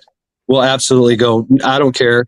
We don't care. You have hostages. Now we do have the capability with JSOC to go in, night vision, middle of the night, put everybody's asleep, bang, bang, bang, and now out the hostages come, and that's a very, it's a very, that right there in itself would tell them, hey, you got hostages? Well, we're gonna come get them. That basically tells the enemy you have no say in the matter of what we do. That we are the dominant force here, and we're going to take out you, and we're going to save the hostages. So, I mean, as a political thing, that speaks volumes. To an organization, but they're very skilled at hostage hiding and things like that, and working that thing. What they'll try to do, especially the cartels, is try to make that hostage, as and use it as some type of bargaining tool for money. That's their main goal anyway. It's like, hey, pay us this much money. Chad, what do they call that now? Where it's got all the special forces and the Rangers and the parajumpers and all of them are under one command. It's like it used to be like it's called JSOC. JSOC. Okay, yeah. Joint yes, Operation Command. What was it abbreviating? JSOC, Joint Operation Special Operations Command. Yeah. So they're all under JSOC. And it's in Nevada somewhere. But that is an incredibly deadly combination they created. So and there's tiers to it. There's tiers to this shit. Right. Mm-hmm. So each military, each branch has their own special forces. Right. So in different ones. So, like the Army has 10th Mountain, all that, and then they go Green Berets, and then whatever. Marine Corps, they have Force Recon. Then they got Raiders. Navy has Navy SEALs. Air Force has the PJs. Even the Coast Guard has some guys. And so, but then JSOC has their own. It has command all over those, all those, right? And then what's called, I think it's called Dep Group. These are old men like me and you, if not older, that are in the peak optimal fitness performance of their life, and they have no compunction. They have all the experience, and they have no compunction about putting a bullet in somebody's head and go eating a sandwich later on. That JSOC has those guys. And they're the ones that you never see, you never hear about. They come in and they're gone, and there's bodies everywhere. Like what happened? I don't know. The true ghost, right? And none of them are little Ernie. eventually, you know, None of them. No, eventually, they're all like 6'5" gunnery sergeants, master sergeants. 68 years old, but they can travel hundreds of miles with 120 pounds on their back and not be seen, right? And eat off the ground and eat off the land and all that shit. And basically like your Bernie, not Bernie, Shrek, Sheriff of Bad Dad, those kind of guys, right? That's what JSOC has. Yeah. Crazy. Oh yeah, the Rangers are the included, more Bunny. It's the The Army Rangers, Rangers. the Rangers are kind of like the Marines. I'm gonna have to say. I know I'm gonna piss off the Army, but yeah, fuck you. The Rangers want to be like the Marines, the Marine infantry. The Marine infantry is Go actually back to better than the Rogers Rangers. Rangers. Yeah, What was first, yeah. the Rogers Rangers or the Marines? Well, Rogers Rangers, those were badasses from antiquity, man. I have to say, Rogers Rangers. Hey, every single line in that what's it called? Rules of ranging. Yeah. Every Yeah. line is still applicable to today. Right, it is. But Francis Marion, the smallpox, everybody had their own little special operations kind of thing going on that they attributed to it. But we got away from it. There's a lot of there's a lot of the mirth is Jack Lowe. Yeah, yeah, they're cleaning the stalls. Anyway, I got derailed. Go ahead. It's all of the elite special groups in all 5 branches of the military, all under one command. Whereas back in the day, like during Panama and stuff, some groups couldn't even communicate with others. It was bad. They would send the Marines, and they couldn't talk to the aircraft, or they couldn't talk to the United Kingdom. It's like right now it's all integrated. Yep. And they can do it in a pinpoint accuracy. They can put exactly who they want and what, counter-terrorist, whatever it is they need. Yep. Boom, there they are. Yeah. Yeah. I mean, it's an amazing capability that we have. Hey, Amy. The war on I feel terror. good because of the president we've got, and then now with Pete Hegseth, because that's the FAFO combo right there. So it's like, if don't pick the fight, because I think you are going to get the cream of the crop now. I think we're going to go back to that too. The fact of the matter is it's like they're calling out all the old crusty colonels and lieutenants and stuff, and what it amounts to is the most the thing that I always got accused of throughout my whole entire career and up till now is being trained and being in a certain mindset. People accuse me of saying, hey, we can't read your mind. And I'm like, in the back of my head, and Mad said, you know what I'm talking about. You're not expected to read my fucking mind. You either do what you're fucking trained for or get the fuck out of my way. You see? And, right. And yeah. That's the mentality of it. Either right. You keep fucking moving. If you're moving and you can hold your weapon and you can see yourself holding your fucking weapon, then you're not fucking dead. You see, right? You got to keep your ass moving. It's a fucking rabbit hole of fucking events, But the fact of the matter is I think that the full force of everything is coming to bear, And I think that we should make an example of all of these fucking scumbag pieces of shit. They're going to be back eventually. But I say we put them all on vacation for a while. Let them think about it. Oh, yeah. And they're already doing that. They're all falling. They're all slithering back under their rocks in the shadows. They all are running for the hills right now, scared to death.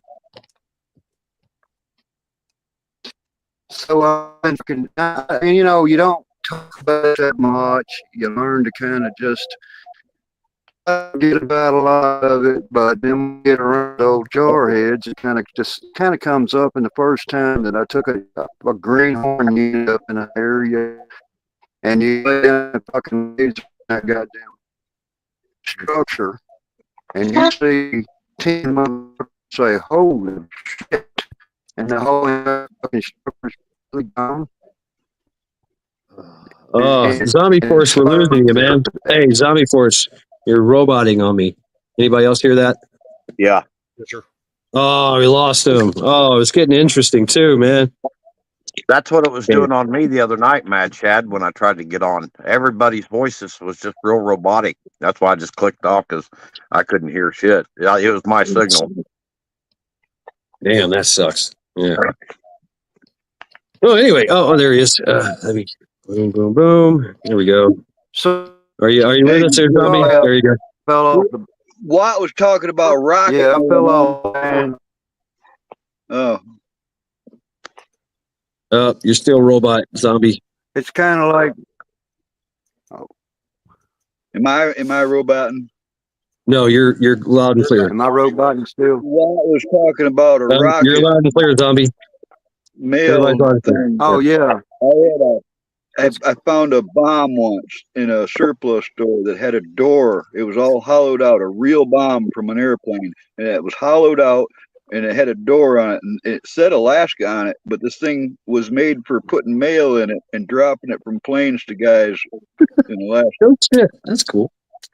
Mail bomb. A mail bomb, it was. All right, Zombie.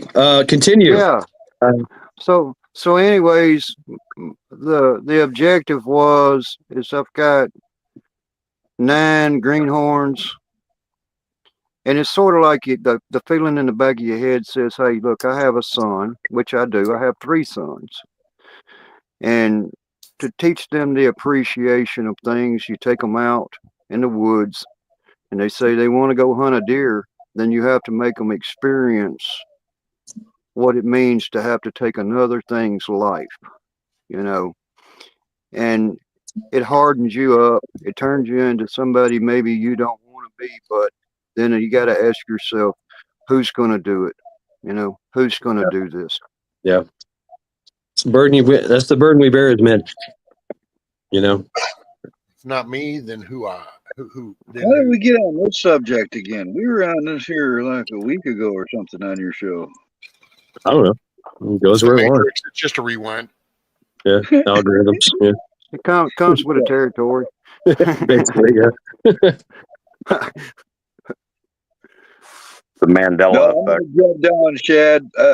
Appreciate you letting me up here. I'm gonna get some things done before the sun's gone. All right, Carl. Always a pleasure, brother. See you, Carl. All right, Camo. Later, Carl. I love you all, whether you like it or not. I love it. Awesome. Ditto. Right on, sir. Take care, brother. Right on. Very interesting conversations, man. Awesome. And that's the thing about America. America. We got that moxie. We got that grit. It's in us. We have a history of defiance. And we're hardened, seasoned veterans. Only 248 years old. Yeah. No matter how bad things are, there's no place better on this ball of dirt than America. Absolutely. The founders were automatically all correct in their statements. Freedom must be won, and freedom must be fought for on a daily basis. Yeah, ever vigilant. Yeah. We live in a society where the least little thing in your day, it seems like there's some woke asshole trying to take your freedom away from you. Yep. And some pink commie fascist. Yeah, I mean, it just sucks. It sucks to the people that's fought for this country and the freedom inside this nation to allow this, and it's everything I can do to just not involve myself in it. I have to be the wise one. I have to, if something happens, who's going to teach the youngsters? You guys, rescue, Chad, who's going to teach these guys? Who's going to teach these guys how to live? How to stay alive. That's what I think about when I sit and I spend time with little man. I look and it's like, because I just look at where me and the missus will talk about, it's like all the, with the trans stuff, when all that started coming about, we would look at each other and go, holy crap, man. Do you remember any of this kind of conversation when we had them? And, you know, you just go, wow, look, in just 20 to 30 years, how we changed. So then nowadays I look at little man and I'm just thinking, dude, if we don't do something, what's going to be, what are you walking into when you're 25 and wanting to have a life and start a family or something? What's been laid at your feet? What was left for you? You know, and so it just prompts me to I want to start trying to get things to where as he starts growing, I can take him in and show him good basic ways of just tending. One, be responsible for yourself, work hard, do good at what you do. You know, there's nothing wrong with a little bit of pride. It's just a gluttony, and pride is the problem. You don't want to become prideful. It's amazing how there's a lot of things connected to gluttony. I agree. Do anything and too much, but that's because, man, I just look at him and matter of fact, if you don't mind, I'll share this picture with you. Hold on.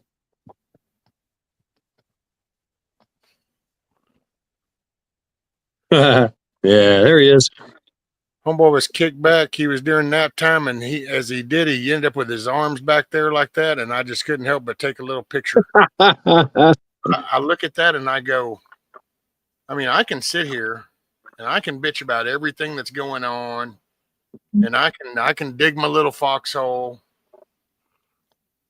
But okay, when I finally get toasted, what's left for you? A foxhole? Ooh. Boy, that's a hell of a future. And it's like, I owe you more. Yeah. Wow. Yeah. You know, I owe you more. So it's time to get involved. That's why I try to get involved locally. And you'll find me talking about that. You want to talk about politics? You can talk Washington. We can talk federal topics. You really want to matter?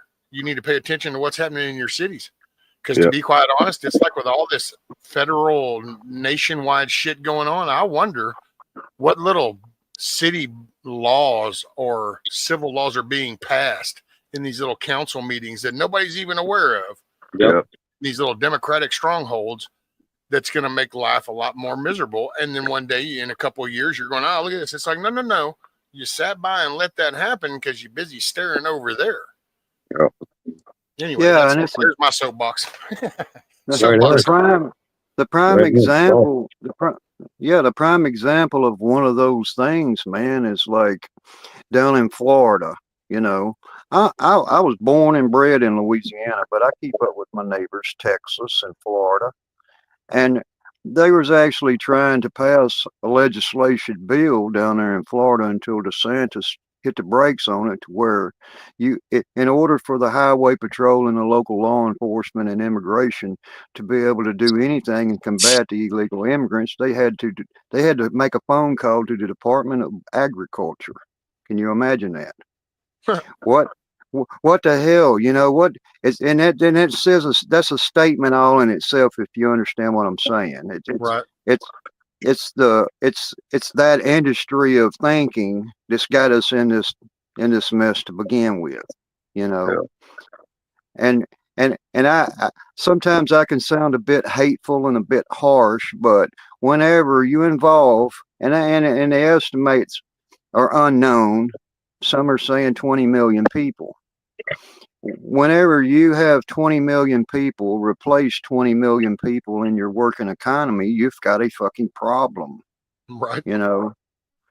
So, and it's like, so you can't expect, I mean, I grew up around carpenters and masonaries and blue collar guys that went out here and welded in the oil fields and got their hands fucking dirty, that have struggled and fought for their fucking job to begin with, to have it come along and passed on to somebody else because of their cheaper labor. And what people don't understand is whenever these people come across the border, they may be good people, but their obligation to the cartels is a $10,000 worth of bill that they have to pay back. So see, my thing's not even that really, zombie, because it's a matter of right or wrong. You don't go into somebody's house, even if it's your best friend. You don't just open the door and go in there and plop down and start having dinner. Exactly. You even give your best friend phone call. So people want to come in their country, and that's what gets me about that whole the immigration topics and how just diverted. It gets taught because it's like you entered illegal, and it's just Yeah, there. It started when you stepped over that line. and they wasn't. And see, this leftist way of thinking is thinking, and you've heard all this, and it really just bites at me for them to call these people migrants. They are illegal criminals. When you cross the line, you are a criminal. You didn't ask to come in. This was the And law, and you broke it. That makes you a criminal. Period. And if they want to try to treat our country to be lawless, then like me and Mad Shad's been doing this shit for how long you've been doing, never forget. You know, how long? Because why? We've got innocent protesters that wanted to show their grievance against their fucking government, you know, and they want to lock him. They want to lock them up. Some of them, what, for 4 fucking years, and some of them, I don't even know if have they even managed to release all of them yet. No. Some have committed suicide. And the fact of the matter is, and some have been released, and then the state picked them up on charges. And I sent you a comment to where whatever this guy's lifestyle was, and whatever he was doing upon his release, and whatever, he was one of the J6ers. Then a deputy up in some county decides he's going to end his fucking life. Yeah. So how do we ever? A lot of them are being murdered. Yeah. So what the fuck is going on? You know, do we live? Are we living in a fucking lawless nation? I would beg to differ that. You know. I mean, I'm still governed by laws, but I mean, I guess that's kind of my core ethos. But if it's a rule without law, then guess what? I'm law. Yeah. You know? Yeah, that's what it's going to come down to. I mean, out. I mean, you know, shit. I might just go fucking old school and bust out the axe. You know, fuck it. You know, save the fucking bullets. You know. Yeah. I watched an interview between Tucker Carlson and that Piers Morgan dude. Oh, really? Dude, there was a moment in between, and they were talking shit to each other, and he said, "Well, you know, we don't have the gun problems." You goes, "Yeah, but no, you had guns and you gave them up." He's like, "Yeah," and he goes, "So did all your crime go?" He goes, "Well, no, we have, you know, there's knife crime." He goes, "Right, now you got a machete problem." Right. The people are the problem. It's the crime. The people committing the crime. It's not what they use. Yep. And we know this. And our founding fathers knew this shit. Go ahead. I view it in a complete different way. One is it's an unalienable right to bear arms. It's that whenever back in the wild west, they had a gunfight, and somebody says, "Hey, you're being too noisy out here," and the sheriff comes over there and locks you up for a crime because you were shooting off your gun. Whenever they get you in that jail and let you back out of that jail, what did the sheriff do? Rescue. He handed your guns back to you. Gave you back your gun and your shit, and told you to go get your horse out of the fucking barn and get out of town and don't come back. Yeah, get your horse out of repo down there. But the fact of the matter is it's called double indemnity. I think it's double indemnity. I think that a lot of people has been charged with crimes that doesn't give them right to bear their arm. It's not a violent felony. What the hell did a firearm have to do with it? Right. They give up their Second Amendment, the unalienable right to bear your arms. And your a porcupine inside this country has spines. If that was the case, then they're dangerous. So we got to go cut all the porcupine's prills off of the porcupines, you know. But that's the same thing. We have a right to defend ourselves, our everything. We have a right to bear our arms. And double indemnity says once you've repented your crimes, once you've paid back for your crime, then it shouldn't interfere with your Second Amendment. Yeah, I agree. I know a lot of felons that, you know, that they've came back into society, and I'm just shocked that they're like, man, I can't do this, I can't do that. I carry. I carry constantly. I carried at work, right? And they're like, I can't know that you're carrying. What? Yeah, I just can't. I'm like, damn, that sucks, man. You know? But there is hope though. There is hope. There's a case. I watched Jared, Guns and Gadgets, and I keep up on the 2A stuff. There's a case of this guy, and he's not a very good individual. Okay, I forget his name. I'm going to call him Menendez. I might be wrong, but he falsified some records to get financial assistance, to get food stamps, right? And he got caught. And they said, okay, you no longer are allowed to carry a gun or have a gun.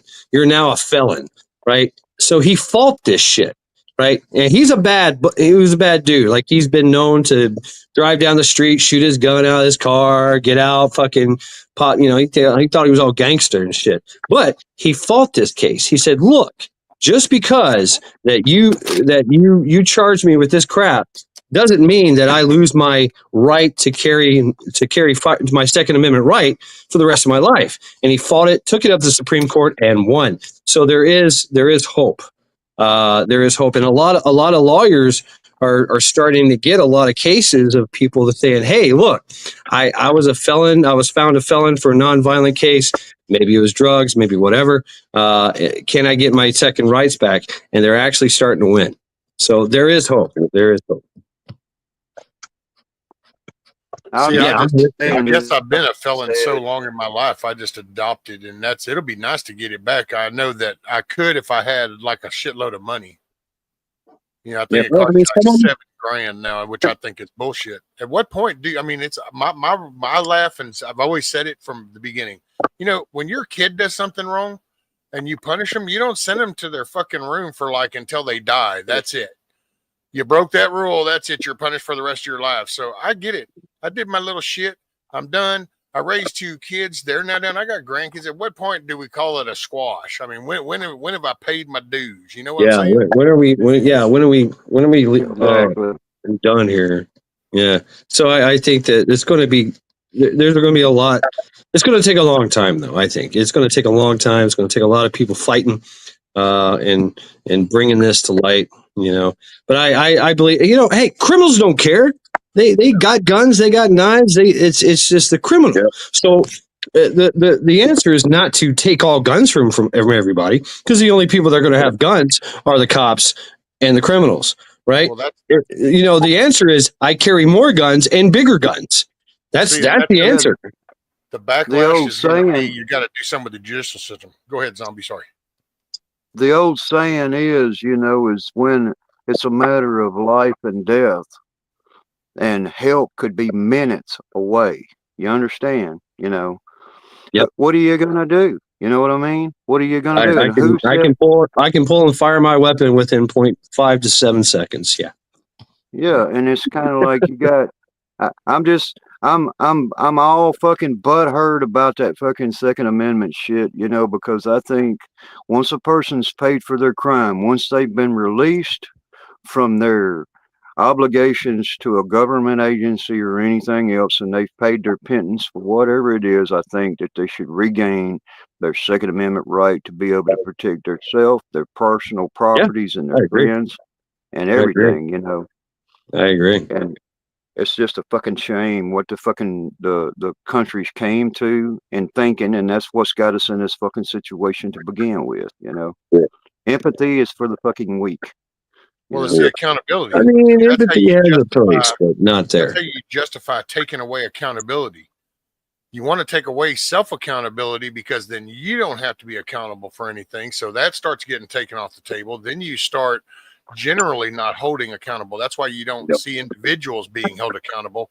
There's always an item, there's a topic, there's an event. That was it, because we don't want accountability. Well, the Second Amendment, that's your defining accountability. I mean, that makes you accountable. That makes you an American, you know, your Constitution. Yeah. And think about what it would have been back in the 1760s if everybody would have just said, okay, we're not going to go along with these ideas. Where would we be? You know? And we've had to fight every fucking step of the way since then. All right. You know? I love a juxtaposition. Everyone, Universe Galaxy. I don't know him, but let's entertain his notion here and let's discuss this. Let's see. Republicans deny facts. They contradict themselves. They believe in conspiracy theories. That's a broad statement. Oh, I'm sorry. Wait. Let me bring it back up. Yep, there we go. Let's see. So, in conspiracy theories, and they blame almost all of America's problems on the Democrats. Then, well, that's a real broad statement to assume a lot of things. But I'll take a quick little jab and say I'm not sure what facts we're denying. So, and first I'll have to back up. I'm a Republican because this is the Republic of the United States. So I'll define my Republican status on that, not on a political party. Second, I'm not sure what facts I'm denying that aren't true. Then we're going to move on to contradict themselves. We'll go back to the first one. I'm not sure what facts you think I'm denying, so I don't see how I'm contradicting myself. And then that I believe in conspiracy theories. There's just way too many to list and not enough stream time. And I personally do not have enough interest to sit here that long to consider all the possible conspiracy theories. I'm contemplating. He asked to come up on panel. The only reason I don't want to let him on panel is because I don't know him and he's not vetted, and I don't want a situation, right? But I love the debate, the argument. Cha-Cha says his channel is debating. I like debating, and I'd like to continue this conversation. I have to stand on principle because I've been burned, you know. Right. If we can vet him more, I'll let him up and we can argue with him. That'd be great. I would love that. I would love that. If you're legit, Universe Galaxy, I don't want no bullshit, right? You know, no showing fucking spankies and stuff. No, I gotta say, it is kind of weird that America's problems on Democrats, but it's like, but don't we all kind of like have come to terms with for the last 4 years that was the Democratic Party that's been running shit? So I mean, right? So the one sitting in the driver's seat and we've gone in the ditch. Can't we kind of? Isn't it kind of fair to assume that they drove the bus into the ditch? Right. Yeah. Universe Galaxy. Yeah. Do I take the risk? Let him up on panel? Do they have a channel? He does. He does have a channel. Cha-Cha says that he seems okay. His channel is debating. He likes to debate. So let's vet him more. Right? Freedom is not a fucking debate. As long as he's as long as he's into debating and not masturbating, right? So let's vet him more. If we could vet him more, I might let him up on panel. And he still hadn't commented in chat. So if there is ever such a thing as a time machine, I think we should take all these individuals and send them back in time about 300 years and then let them stay back there for about a year and then bring them forward and then we'll have a debate. You know? Yes, it's a debate channel. According to John Kennedy, who is a Democrat, he said that conspiracy theorists are hitting 37-0 right now. That's how far ahead conspiracy theorists are. Right. And we all know this too. I'm sorry, I'll let you continue. Is that the difference between a conspiracy theory and truth is about a week? Yeah. Go ahead. 90 days or something. We're down to a week now.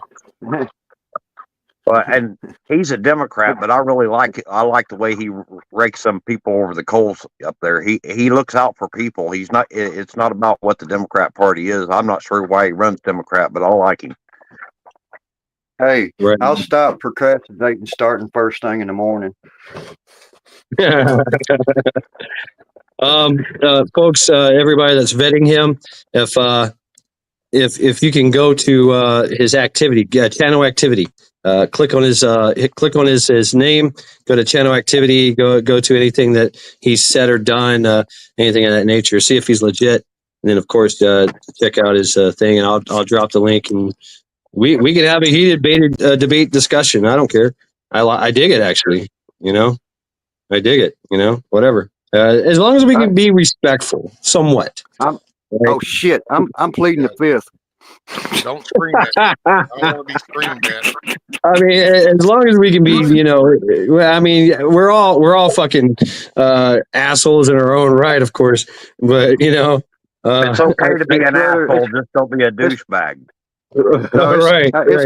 it's better to be a whole asshole than I mean, I'm gonna play the fifth. Okay, Hey, we're all yeah. assholes, but that don't mean you got to come up in here with some stinky ass one. You can wipe it before you get here and take care of it. I'm not an asshole. I'm a whole ass, right? So, Yeah, yeah. I was an asshole at birth. I just got bigger. Right. So yeah, if he checks out, I'll let him go. I'll let him come up, and we can have a heated discussion. I don't care. I would welcome that. Seriously, I'm serious. I mean, Until the missus is here. you I don't know, know where he went. I think he. I don't know. I think he just kind of dropped his thing. Maybe he's waiting. Maybe he's waiting. I don't know. If you're still here, universe, please comment.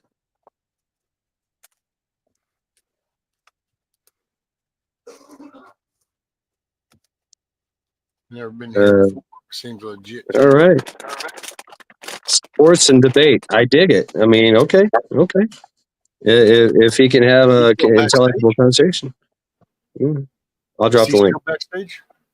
No, he hasn't came up. I told him no. guess maybe he dropped and buzzed. I'll drop the link. See what happens. But I tell you what, I've got my finger on the trigger, and so does everybody else. So, Fafo rules of pride. We're gonna tase him before we put the trigger to him. No, it'd just be straight nuke if he fucks around, and does some stupid shit. But no, I'm all about some debate. I love it. That's great. Let's go. All right. It says Republican something. Come on, Cletus. Come on. All right, where'd you go? I added him. John Waters, is that you? Okay, there you are. Yeah, man, I can hear you. Hey, how you doing? I'm the guy typing in the chat room. Okay, your universe galaxy. Yeah, just so you know, I'm not trying to like brag or anything, but it's just people are worried if I'm a prank caller. I have 4 YouTube pages. They're all very popular. You found one of them. I did? The Universe Galaxy. It's me. Okay. I just you have to understand from a security standpoint, I have to vet everyone that comes on here, and if I don't know you, we get very trigger happy if you understand. Just so you know, I've had my pages deleted 6 times from YouTube because of porn bombers. A friendly advice. This is just to help your show. Always take calls freely. If you're worried about the pranksters, don't make them wait or anything because you're going to lose audience. If nothing else, you're not going to gain audience. So what you do is just change the screen up so they're not on the screen. I don't understand how to do that. I might be stupid. No, it's simple. It's your show. I'm just giving friendly advice because so I do something like this. There you go. Yeah. Because Okay. So yeah, even if you are porning, nobody sees it. Right. Because think like this. Suppose you went to someone else's show, right? And you're like, okay, I might stay here. I might subscribe. I might press a like button, whatever. But if the post was saying, oh, who's this guy? And they make you wait and they start assuming things about you. And I could give you more examples, but you get the point.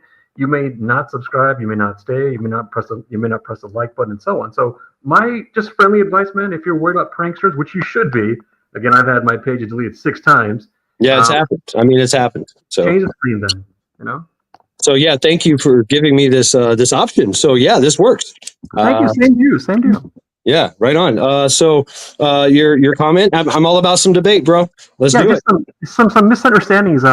When I wrote the Republican thing, I wasn't referring to one of the users. He thought I was referring to him. I was just referring to Republicans, just as a general Republican thing. And I think some people got my page wrong. On my page, I do debates. Yeah, it is about sport. It's sports too. Yeah. But my page is not just about debates or just about sports. It's like multiple different things. In fact, if I told you all my topics, you may actually hang up on me, just so you know. Well, I don't know. You don't know. I like I like free speech. I like free thought, even if nobody agrees. You know what I'm saying? So maybe we can learn something from each other. Yeah. Now, if we do get in debate, I just want to establish so there's no misunderstanding. When I debate people on anything serious, I'm not talking like something light, like what's your favorite song or movie or a donut or whatever. Serious debates, I try not to debate people on their guesses, beliefs, assumptions, and opinions because you're not going to prove or disprove anything probably. If you start debating those things, you might as well debate what's a better color, blue or green, and you're not going to win or lose. So when I debate people on any serious topic, I stick to two things. At least I try to. I'm not perfect. I'm a human. I try to stick to two things. What are the facts? And are you being consistent? That's it. So if you start asking me or telling me about takes, assumptions, beliefs, opinions, it's probably a waste of time. I've got to stick to facts and consistency. Okay, that's interesting. We may or may not, adhere to that on your rules. We all have our own rules, of course, how we govern ourselves. But I'm interested because so what was your comment before that that piqued my interest here? I'm going back in chat. Yeah. I think what happened was, if I recall correctly, based on what some people were saying on the panel and in the chat room, it seemed like there were many people who were about what I wrote, and I was just writing about that, which was, as a general rule, and I wasn't saying this about everyone. I think one of your panel people thought I was being very Republicans broad. deny facts, they contradict themselves, they believe in conspiracy theories, and they blame almost all of Americans' problems on the Democrats then. Yeah, and this is based on, I used to work in radio, I used to be a call screener, I used to watch Fox News all the time. Yeah, you have the voice, I could tell. Yeah, what was that? You have the voice. Yeah, I could tell. Oh, that's nice. So do you, man. By the way, I'm a fellow voice myself. Yeah, I'm a fellow voice myself. Yeah. That's very nice of you to give me that compliment. Thank you. And I want to return it to you. Not return. I want to be nice to you also. That you also have the kind of voice. I think you have a nice voice, and you could be a guy who could be on the radio. By the way, if I'm listening, a person, anyway, yeah. What was that? I think we have a delay. Yeah, I think we have a delay. Oh, that's annoying. Yeah. So just based on many things, based on watching Fox News, listening to AM radio.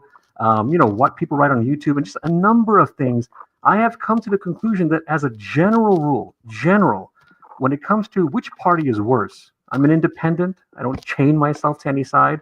Okay. I have come to the conclusion that Republicans are worse than Democrats because of those four things. They deny facts, they contradict themselves, they believe in conspiracy theories, and they blame almost all of America's problems on the left, on the Democrats. Hey, Shed? Yes, go ahead. Sorry, I just got back because the missus got home, so I kind of missed the beginning part. So is there like a certain part to where we ask questions or anything? Just trying so I don't interrupt nobody. Go ahead. Well, I mean, and this is going to come kind of smart-assy, and I don't mean it to be, but it is phrased the way it is. But so if that wasn't, because I come in on the part where apparently the statement wasn't directed at anybody in particular, that this was just like a general sharing of an opinion.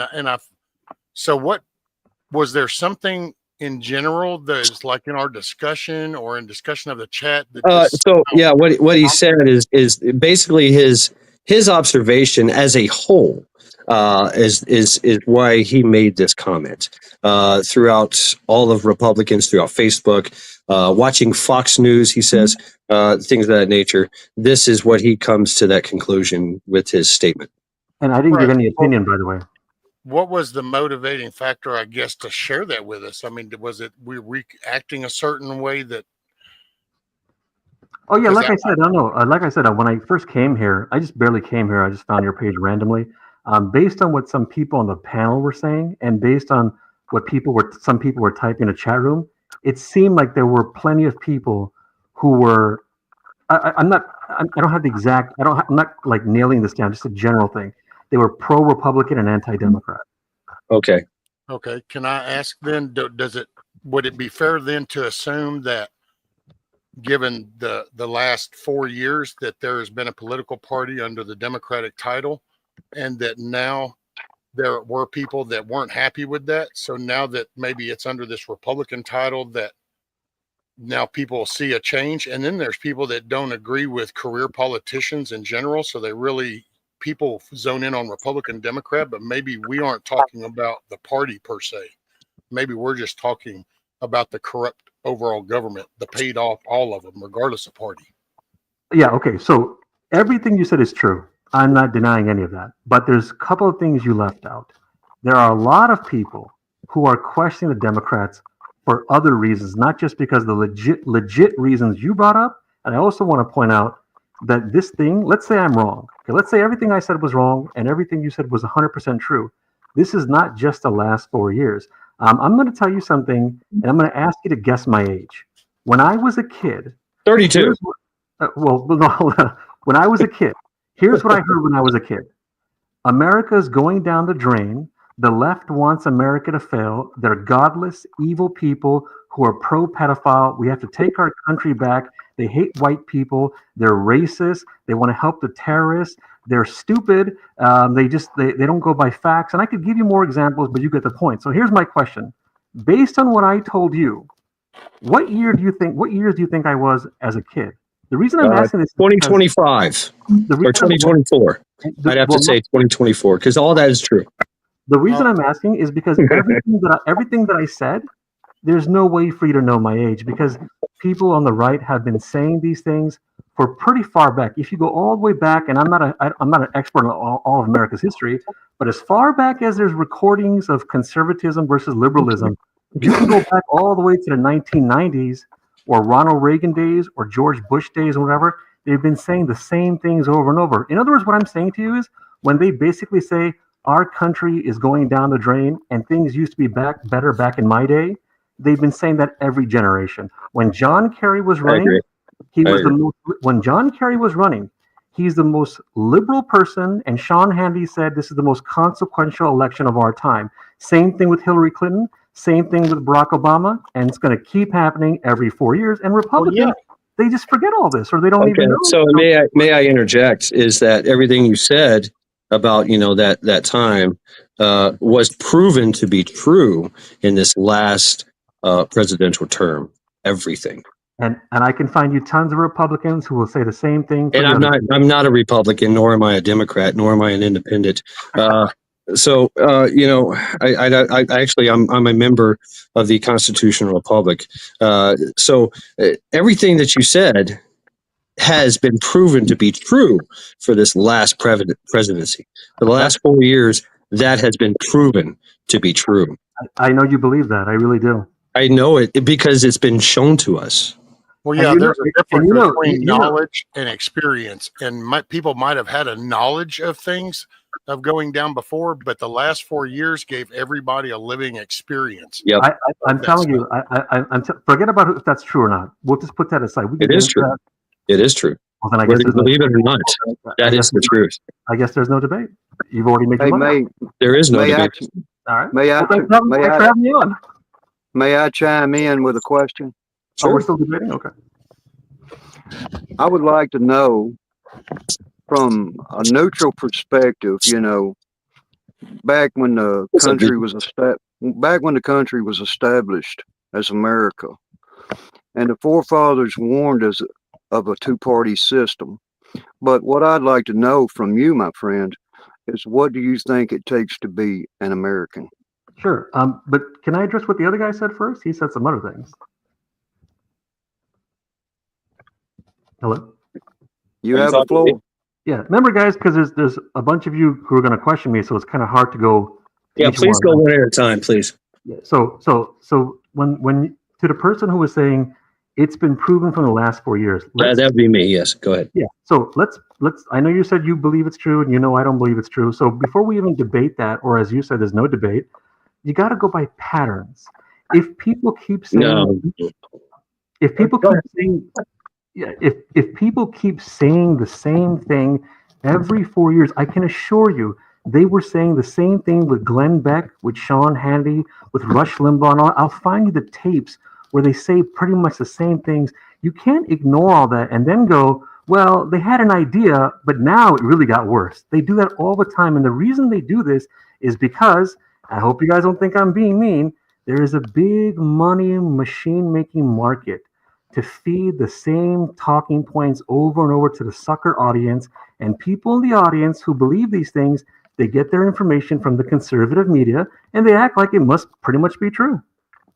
Can I interject something here? I'm not a Republican. I'm a constitutionalist. But even back under Bush and Trump's last term, it wasn't okay for grown-ass men to dress up like women and go in and the girls' fucking bathrooms where little girls go to the bathroom and shit. And despite all the other problems in the world that's going on, that to me, that's a point right there that makes me enough to want to blame the Democrats for a whole lot of our problems. And I do believe that our problems aren't really party related, all of them. They're we the people are the problem. We can't get our shit together. That's why they continue to put the boot heavier on us. We the people need to get our heads out of our asses and come to some kind of a whatever. So I just want to point out, you're never going to have a world that's exactly the same every 4 years. You can always say, here's a new thing. And you can go back in time and say, here's a new thing. It's always going to be different. But what's the narrative? Look at the overall narrative. If the narrative is basically the same, our country's going down the drain, and it's basically we got to take our country back, and it's these infiltrating people on the left, and it's all pretty much their fault. You can't ignore that and go, well, there's a difference, transgenderism. Because I can assure you back then... No, it's a lack of moral compass. Yeah, and so may I interject? Because it is my channel. So yes, I do agree with you that your point is that for decades, people have been screaming, the sky is falling, the sky is falling, the sky is falling. And then this time, when the time does come, when the sky does fall, why does everybody go, oh, it's not falling, it's okay? That right there is a tactic to deny. Right, to deny it happened, right? It happened. For 4 years, we watched the degradation of this country and the whole world, actually, not just this country, the whole world. All right, being an observer, being a conscientious observer, a non-biased observer, I seen this shit, right? We experienced this shit, and we can't deny it. So I don't see how there's how you can say that just because everybody's been screaming Chicken Little, for decades, that it's just because we're doing it now, or the Republicans are doing now, is that it's not true, but it is true. Matter of fact, this is the time of illumination. Everything they've showed their hand now. For decades, we thought, even the conspiracy theories and everything, and whatnot, what have you, we thought, oh yeah, whatever. There's some doubt there, right? There's some doubt of what's being said. The sky is falling. Yeah, right, whatever. But then when the sky does fall, the enemy tells us, oh, it's okay. It's okay. Accept it. No, I'm not going to accept it, and we can't accept it. So, can I interject here? Please continue. I just want to tell you. When you first put me on, and before you put me on, you said, hey, let's have a free-flowing discussion. Let's be civil. Let's be nice and all that. I just want to point out something. I have multiple people debating me, and each person says a million points. And then when I try to address them, I don't get to finish. It's not a real debate. You understand? Okay. Well, can I chime in, please? Sure. Why not? Yes. Okay. So here's how I factor this in. One, I have the benefit of having a daughter and sons that was brought up inside my household. And you can't always expect for the sons and the daughters to just get along and not yell at each other or not say mean things and nasty things. But my question to you, sir, was what does people feel like that it takes to be an American? Who's going to take charge of this argument between the left and the right? Who takes charge of that? When things start going off kilter to the left or the right, who centers it up? Who takes charge? What does it take to be an American? So just to make sure I'm not addressing what the other guy said before you, I'm going to address this one, right? Hello? Are you there? Hello? Yes, please go ahead. Yes. Yeah, sure. So because it is your show, like you said, Here's what I'll do. I kind of knew in the beginning it would be tough to win against everyone. Just tell me, if you can, just give me 1 point at a time, and then just tell me how many points I'm allowed to make. So we'll have it like polite as possible. Well, it's a free discussion, and we're allowed to get heated to some point. I just don't want any kind of name calling and disrespect, what have you. Please. No, sure. But what will happen is if I dodge certain points and questions, eventually it's going to become he didn't answer certain things, he deflected, he went to other topics. It's going to happen. So I just want to make sure, which point do I answer and how many points am I allowed to make? Oh, by the way, if you guys ever want to, I'd love to have a debate with any of you one-on-one on my show. If anybody wants to go on my show, I have a hard time getting guests. A lot of people don't want to go on. Well, I mean, I'm real simple as far as debating because I'm not sure that the same definition applies to all that. So if I could just ask, I'll ask one thing. Actually, and a key factor for my decision and basically validity on things that you say is, so do you consider J6 an insurrection? An insurrection, just to make sure, insurrection, how would you define that, just to make sure? Oh, well, I'm sorry, I'm old school, so I think it would consist of armed people trying to take over the government, a coup. I don't know. I don't know what every person was thinking. I'm sure there are some people who didn't want to take over the government, and I'm sure there are some nutty people who thought we got to take our country back.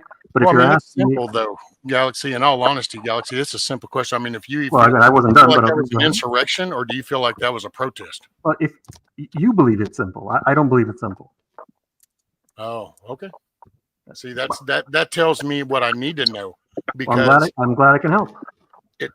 And see, okay, we can do the smartassy thing. I don't care because I can just. I just want to point out when you interrupt me and don't let me finish, and you say that tells me all I need to know. You can't expect me to be 100% polite to you. Oh, I mean, we don't have to be polite to each other. Oh, okay, cool.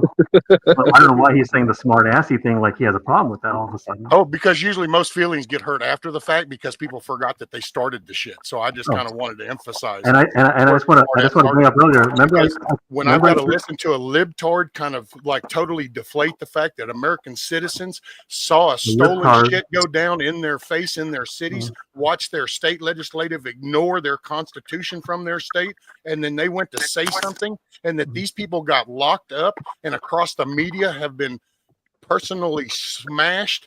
They've been locked up.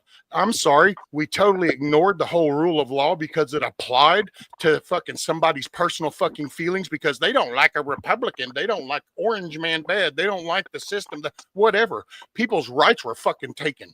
They're still taking. People committed suicide over that shit. So yes, when you can't go, oh, that was a protest, then it tells me all I need to know because you're so fucking fucked up in the head that you've got excuses for everything. That's my personal 2 cents. To the host, what happened to no name calling and being nice?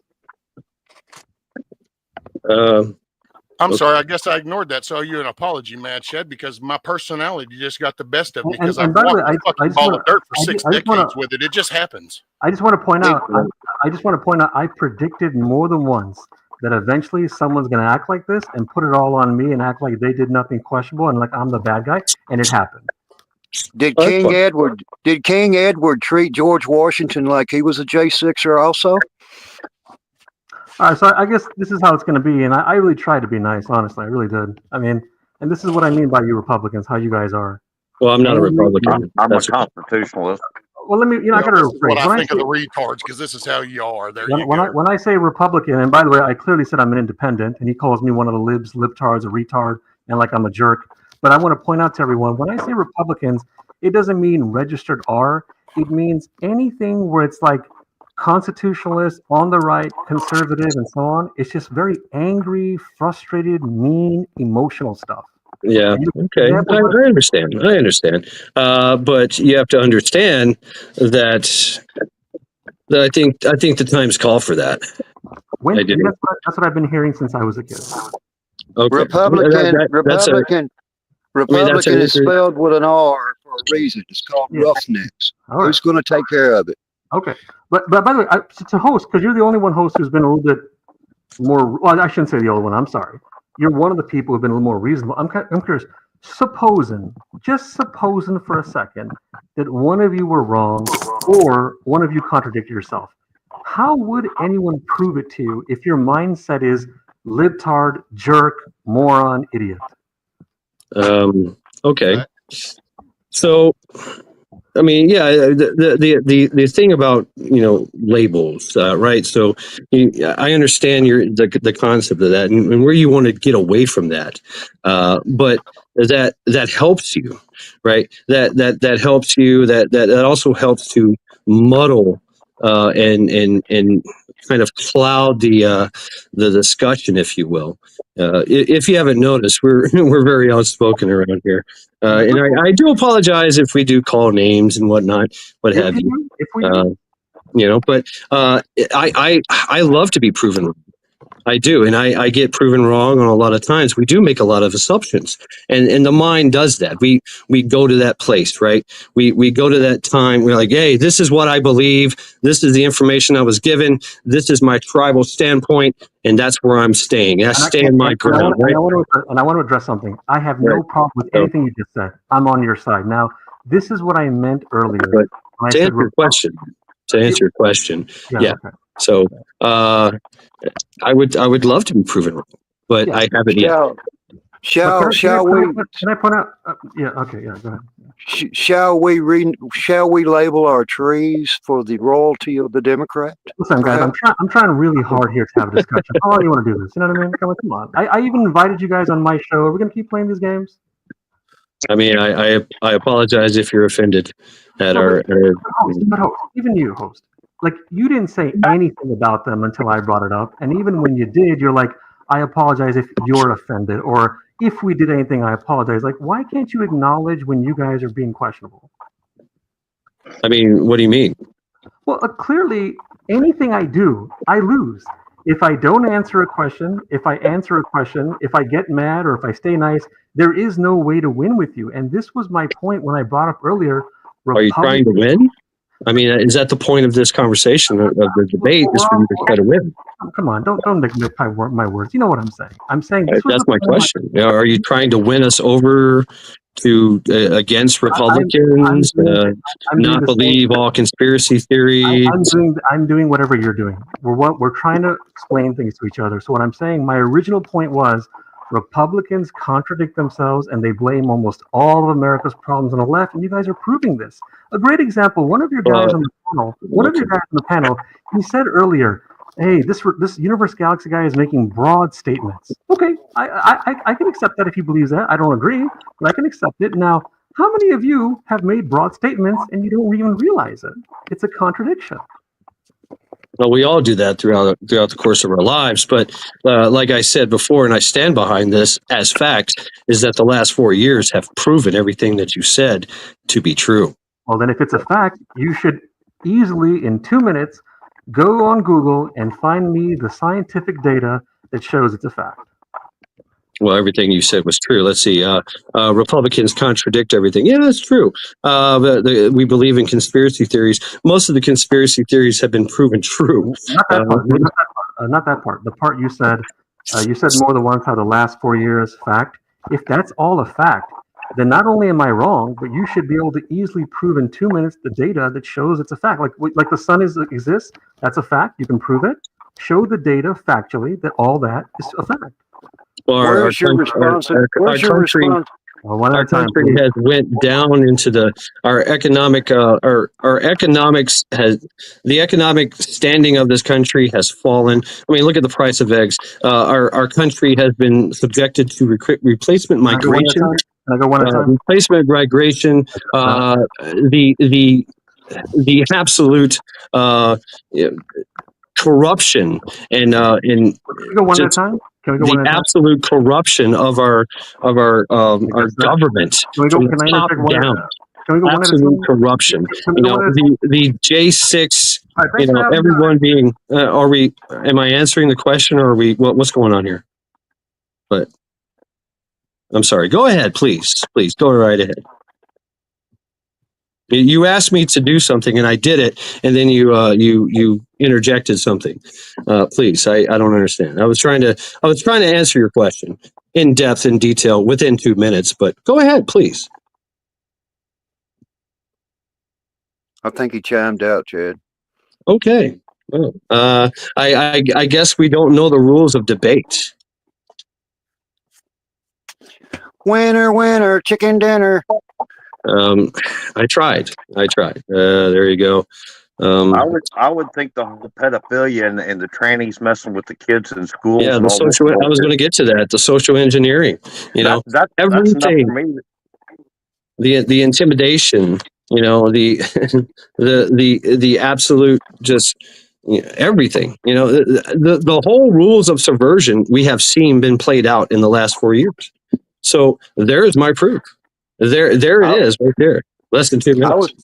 I was just thinking that he was on the side of a transgender illegal who wants to have an abortion. Well, he didn't say that. So, he did not say that. He was actually trying to do something else. I don't know. But maybe we would have went down that road. I don't know.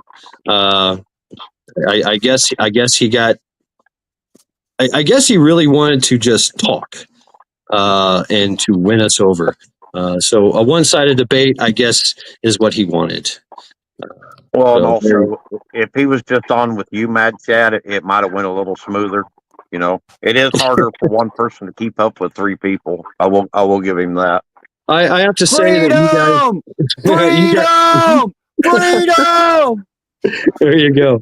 And I'm all about some freedom here, even dangerous freedom, right? I get it. And I have to say, y'all did nothing wrong. No, y'all did nothing wrong. Nothing wrong at all. So I just reach apart during all this. To me, there's certain things. It's like that. The J6, or if you really can't see that as something wrong, the way they've done all that, then that just says everything, because it's like, wow, and you're going to tell me you've been paying attention, but you don't even see all the wrongness in that.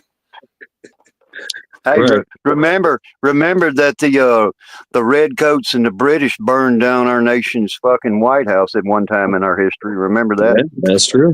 That is very true. I think we had the Black Panthers storm some state capitol that was armed, trying to take it over. Athens, Tennessee. That happened as well. Athens, Tennessee. If y'all understand that one, a bunch of vets said, "You know what? We're going to take over the local municipalities and have a standoff." You may prize my weapon from my cold, dead hands. Right. I mean, hey, I wish it would have went more smoother, but that it is what it is. So there you go. Right. I mean, I gave him every opportunity to do the things, but he wanted to just keep interjecting and derailing the conversation. So whatever, man. I say thin skin. I think he needs to go out and get his skin toughened up a little bit before he comes in a room with a bunch of professionals. I think he came in here trying to set rules and regulations right off the bat, and it didn't go well. Right. We don't like clipboards and pen holders, pocket protectors. I mean, yeah, there you go. What's up, Bonnie? Hi. How are you gentlemen doing? All right. I guess you witnessed that whole interaction. I think it was interesting. I was hoping there would be more to it than just some guy trying to push his rhetoric and change our minds and win some kind of debate. I thought a debate was an exchange of ideas, and thoughts and opinions. But hey, whatever. I get it. Yes, I get it. And I probably would have formed it more as questions, because I always do. Me, I always have questions. And well, he was asked a lot of questions. Yes, he really didn't address a lot of them. Basically, he just said that that we are Republicans and we believe in conspiracy theories, and that is our opinion and not facts. And so we blame Democrats for everything. Right. He has his mind made up about all of us up on in chat and everything. So coming in with that mindset is already a setup for him to go against anything that is said. Well, he wanted to debate in the way that he was taught. Right. and we want to debate with who we are. Yeah, I mean, with handle that like a true debate. And so that's anyone who vetted him. If y'all can put his link, I would love to talk to him. Well, I mean, it sounded like he wanted a one-sided conversation. It sounded like he was fired. Yeah, okay. I mean, I mean, it sounded like that everything that we wanted, that basically he wanted to interrogate in an interrogation fashion debate. Like he said, okay, give me 2 minutes. He gave me 2 minutes to give him answers. And then the whole time the 2 minutes was going on, all I heard was him trying to interject. May I interject? And I'm trying to fucking answer. And I'm like, dude, are you going to give me 2 minutes or what? I can do it in less than 2 minutes. And I tried. He got flustered and he left. And so basically, what did we learn from this is that you can't debate someone who has their own rules, right? We have to understand that we all have our own different rules and opinions and concepts of things. And so, as far as like scientific facts and things of that nature, Google facts, come on, are you kidding me? We seen this experience. White was right. I think he was an undercover. I think he was an undercover agent or prober from CNN. I mean, not paid attention to what's went on for the last 4 years. Right. I mean, are we supposed to? The last 8 years. Are we supposed to be like, oh, well, fine, we're just conspiracy theorists then? I don't see that. When he said to go to Google and look it up, it was like, well, that was the wrong answer. Right. That's already biased. They want. Yeah. But Google knows. And I love how he made a point to be sure and mention Fox. Like that was going to mean something. Yeah, that should have been. I mean, that's what won me over. I was like, oh yeah, let's bring him on. I do thank him though. I mean, because this does work. This right here works. Y'all can put whatever you want on your screen, and it's not going to come through. That's it. Yeah. So I thank you, Universal Galaxy, for that. I do. And so I was hoping that we would have a heated exchange of ideas, but it appeared that our ideas and your ideas did not. We had ideas and you did not. The universe needs to understand that he was out there holding a BB gun, shooting at an Abrams tank. That's what he needed to understand. Okay, I get that. I mean, it's kind of like he doesn't want to discuss what it takes to be an American. Who's going to take charge? Who's going to be the parent? Right? Who's going to say this shit's wrong? I mean, I believe in 2 genders. You're a man or you're a woman. You're not nowhere in between. And don't get me wrong. People have the right to their privacy. You can be whoever you want inside the closed doors of your castle, and nobody should be able to interfere with that. Sure. But when you expose our children and our youth and our future societies to this corruption and this perversion, then something needs to come about. And that's when it's time to be an American and be the fucking parent. Amen. Yep. It's as long as you don't shove it in our face. We don't shove our personal lives in their face. So we expect the same in return. That's respect. Right. Well, see, I don't have much gray area because to me, it's like we have so much shit that is age restricted. So to even open up the gates to have a conversation about some minor making lifetime surgical decisions is just insane. It's you come in the bathroom with my daughter as a man disguised as a woman. You're going to be a woman before you leave that room. They'll carry you out. And I think that's that kind of dangerous, Ron White, man, dangerous freedom. That kind of dangerous rhetoric that is absolutely American. Fucking deplorable. You know what I'm saying? We will talk some shit. And we'll back it up. I mean, that's American, that's American. And I'm not going to adhere to some kind of rules of debate that have been set upon me and the others. I mean, I you know, Are you yeah. kidding me, Chad? Are you I kidding me? mean, You mean you're not willing to make somebody else make the rules on your channel? Are you kidding me? Bow a knee, sir. Bow a knee. right. I gave him every. I gave him a lot. I did. I gave him a lot. I Chad, did. you handled it very well. I think I did too. Okay. So my personal 2 cents. And maybe I approached it even wrong, because I will say my perception. See, I thought it was an instigation to begin with. It was. And I say that solely because we're sitting here talking about numerous things, having random conversations, and then you come in and this is your statement.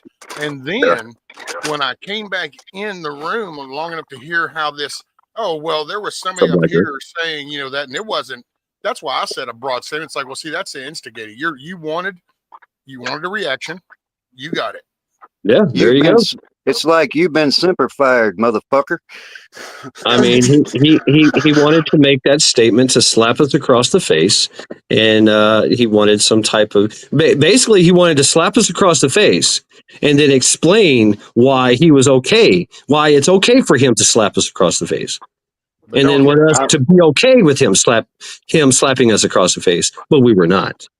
I made a statement. All the youth out here in the world need to listen up between the ages of 18 and 40. Stop being a fucktard and start learning how to be a man, And when you're a man dressed in a dress in a girl's bathroom, you need to be reckoned with. Yes. Absolutely. Yes. What's up, Bob? No, he wasn't actually another troll, but he did come off as a troll. He did have some. At first, I see now. Now I have to say truthfully, and I was going to say this: everything he said in that first post, that first comment, is true. Is absolutely true. But like I said, the last 4 years proved it all to be true. So there's knowledge, and then there's experience. I agree. Yeah. And his questioning what an insurrection, what we consider an insurrection, it's pretty much says itself what it is. It's a, right. What do you think the Second Amendment means? It's like, yeah. What do you mean? What do you mean? What does breathing mean? I mean, okay, all right, whatever. I mean, that's when you that's the level of debate that he is. He's not willing to have a philosophical debate. Damn, I've had too many beers. But he's only thing he does is contradict, and question, interrogate. And just derail the conversation, derail everything, so that it plays out in his favor. Because the liberal thing, but yet he parrots the Democratic shit. That's what gives us strength, my friends. That's what gives us strength. They're lucky that we didn't burn their fucking houses down. They come running out and we shoot them in the head. There's the truth right there. See, I'm in the mindset of kind of like know your enemies, and so that's where I try to look at all views, let all views be spoken, and then come to my own conclusions about what was just said. But at the same time, and that's what I ask, do you not see our country being destroyed from within? That's the whole thing right there. But I guess he couldn't see chat, or I don't know. No, he was focused on what we were trying to say. He was actually focused on every word we were trying to say, every point we were trying to say, and how to contradict every word, every point that we were trying to make. And we are at war inside our country, and to protect our Constitution and our human rights of humanity.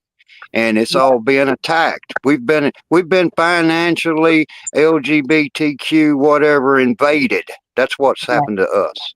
Yeah, he And didn't he's even address. He didn't even address the tranny pedophile shit. Whenever I No, he did asked not. No, we brought that up. I was about to bring that up. Yeah, the social engineering.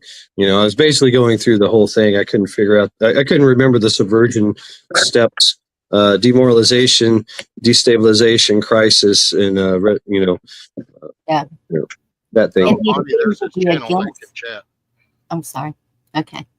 And he seemed to be against the Constitution. Well, no. I mean, to tell you the truth, what he was against was every word we said. It didn't matter what we said. Yeah. He was No matter how right you are. Yeah. So It'll be one of his talking points on one of his little shows, probably, and he'll be like, "See, look at these Republicans. I mean, They attack me, they wouldn't even let me talk." he's very successful. He's got 27,000 subscribers.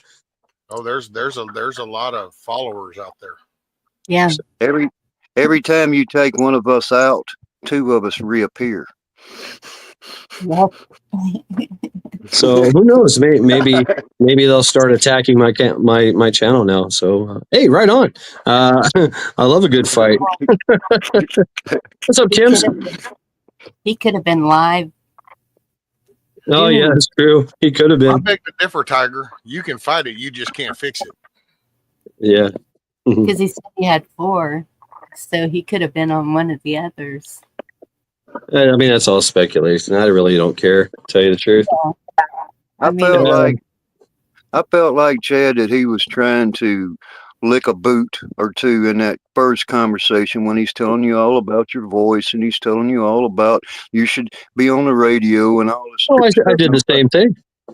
I did the same thing back to him. So I play the same games. Freedom ain't based on fucking popularity, dickhead, is what I wanted to say. It's kind of like the truth speaks for itself. Yeah. It doesn't need to be popular. Yeah, I agree. But a lot of times the truth coming out from the right voice does make a difference. Like, see me, I stumble on words and shit a lot. So see, I'm not somebody that Mad Chad's got like one of them free flowing radio voices.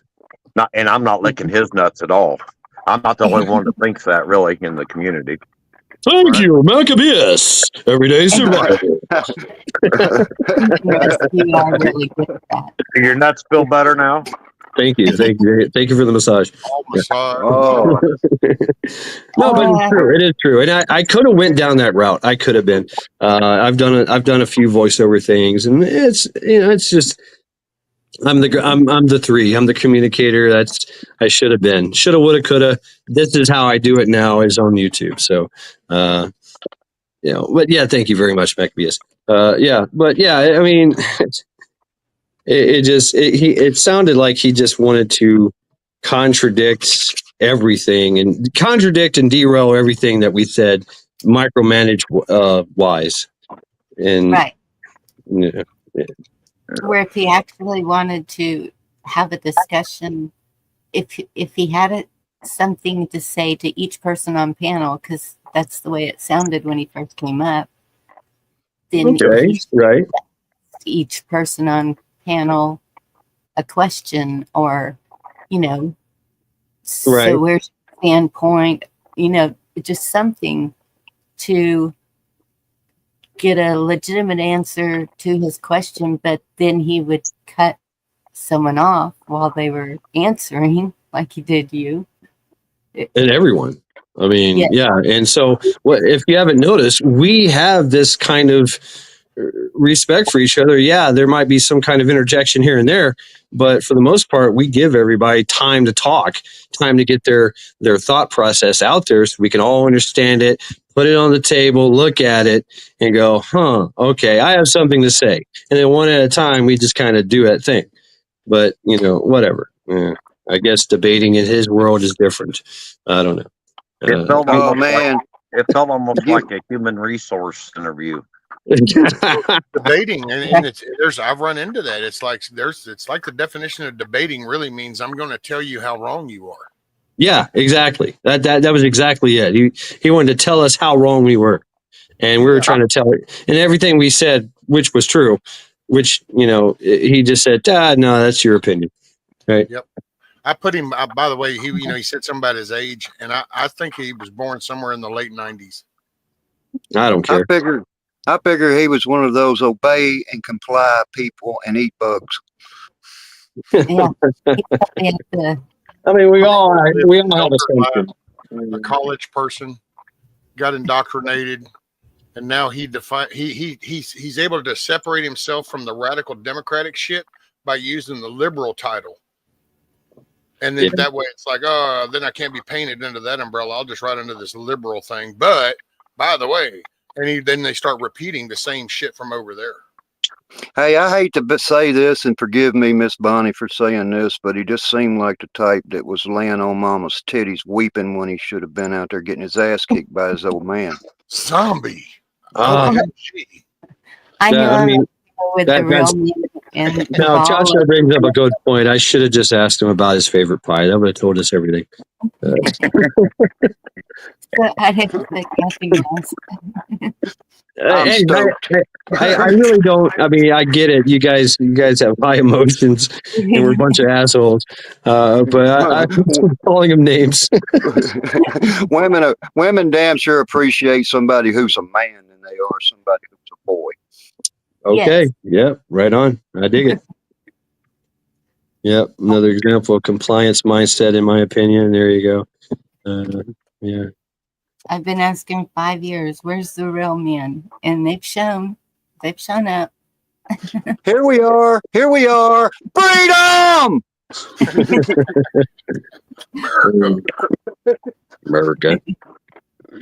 America. Yeah, I got this thing off for it. I don't know why. I gave him a chance. I gave it a chance. But I get it. He also wanted to control the conversation, in every aspect. I just say fried chicken and That sounds apple really pie. good. Apple pie. I want apple pie now. Yeah. Some ice cream.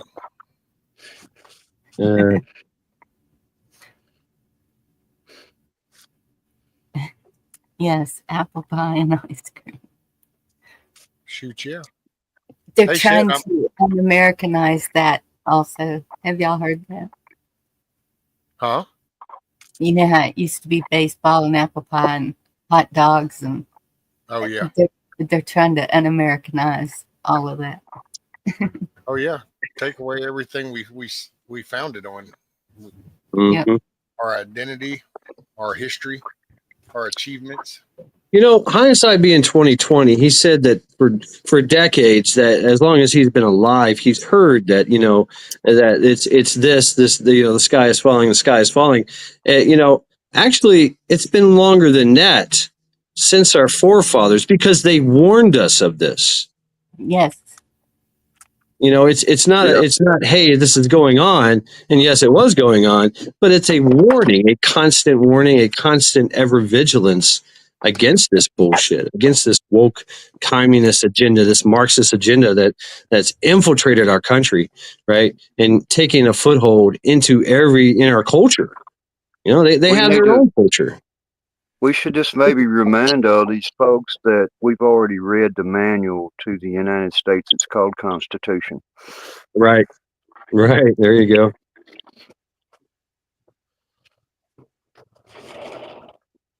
And really good. From what I understand, there's the original, and then there's one that was made up by the powers that be that they follow, and it's completely different. So that's why we have been taking the classes and learning the original to use that, because you can use it in court, you can use it in your local government, you can use it all the way up. The federal is a little bit different. It takes more states to become common law to get that to go through the federal government, which it has been able to before when Obama was president. You know, Right. there's two. There was a constitution that was called the Confederate Constitution of the states, and in that it guarded the founders always guarded, and the smart people Articles of guarded, Confederation. and it guarded against government. It didn't want to empower any government, because look at what we've got now. We have turned it into a regime of government. Yep. They wanted to leave the free will of man up to the free will of man, and and and whenever they added to the Constitution, then they have to remember that Abraham Lincoln was a Republican, but he invoked the proclamation that granted the freedom of slavery inside this country and abolished all of that. But it also later, it just kind of gained way, and it gave the government the freedom to be able to borrow money. And that was one of the mistakes. And Yeah. then since then, we've paid the price for that. Yeah, it wasn't just about the slaves. It was the Emancipation Proclamation. It was about basically the federal taking over everything, and having the power to do everything. The Union, so to speak. So, and that was the biggest problem that the Confederate states had, is that some other, that this entity, this union, power was telling them what to do, and it wasn't just slaves, it was everything. And they didn't like it. A lot of we people established our identity as a nation. They understood, like a lot of people didn't understand it. They haven't read about Benjamin Franklin. They think, well, he was also an ambassador for the states to the British Empire. Yep. But later in time, if you learn about Benjamin Franklin, he was one of the ones that was a head advisor on solitary confinement inside prison camps and work camps inside the United States. Right on, Kim. He wasn't exactly what people thought he was, but he was hardcore in his efforts. It's sort of like I was saying earlier in conversation about the prison systems and jail systems inside this country for the extraordinary hardened criminals. It's a walk in the park. It's 3 hots and a cot. So then you've got all of these illegals that's coming over here that's been incarcerated in these third world countries, and they're thinking, shit, this is just a vacation. I don't care if I get arrested or not. Yeah. It doesn't bother them. That's why they come out smiling and flipping us all off. Because our founders inside our nation that wrote the articles of We the People were hardcore. They had fought battles. They had been in battle. George Washington, a president that had been in battle, being shot at, somebody trying to kill you. I can relate. You understand? They put everything on the line. Family, homes, property, money, everything. Yeah, they met in secret. There were spies everywhere, British spies. There were assassins everywhere. It was a strange time. The Declaration. They had 14 years, I think it is 14 years in the making, and they were hunted during those 14 years. Yeah, and a lot of them did get hunted and killed, assassinated, and imprisoned. That's the thing too. A lot of them died by nefarious in nefarious ways. True.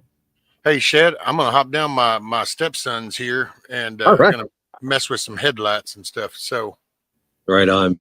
Rescue. Pleasure, man. Later, that was Rescue. amazing. Catch Thank you later, very much. Rescue. Later. Okay. yes, sir. Make it a good one, right? Bonnie, make it a good one. Hey, Okay. you make of it what you got. So it's the whole lemonade from lemons type thing. So it is what you make it. So when you wake up in the morning, that means you've been blessed with another day. And from the moment you took that breath and opened your eyes, how you deal with it's all on you. So you can dwell in the negative shit, or you can go on and do something positive for you. If it's vacuuming a floor, if it's cleaning some dishes, if it's planting something, whatever it is, move the ball forward. That's the idea. Appreciate you, Shad. Appreciate everybody in chat. Y'all take care. Rescue, you're my hero, buddy. Thank you, Zombie. I appreciate you, brother. Hey, you're the hero, brother. Skull. Skull, brother. Y'all take care. Make it a good day. Peace. Later. Wow. Rescue everyone. Yep. Amazing. Fantastic person. Yep. He is. All right. So, Bonnie. Yes, sir. Yeah, I love it. You call me sir. Thank you very much.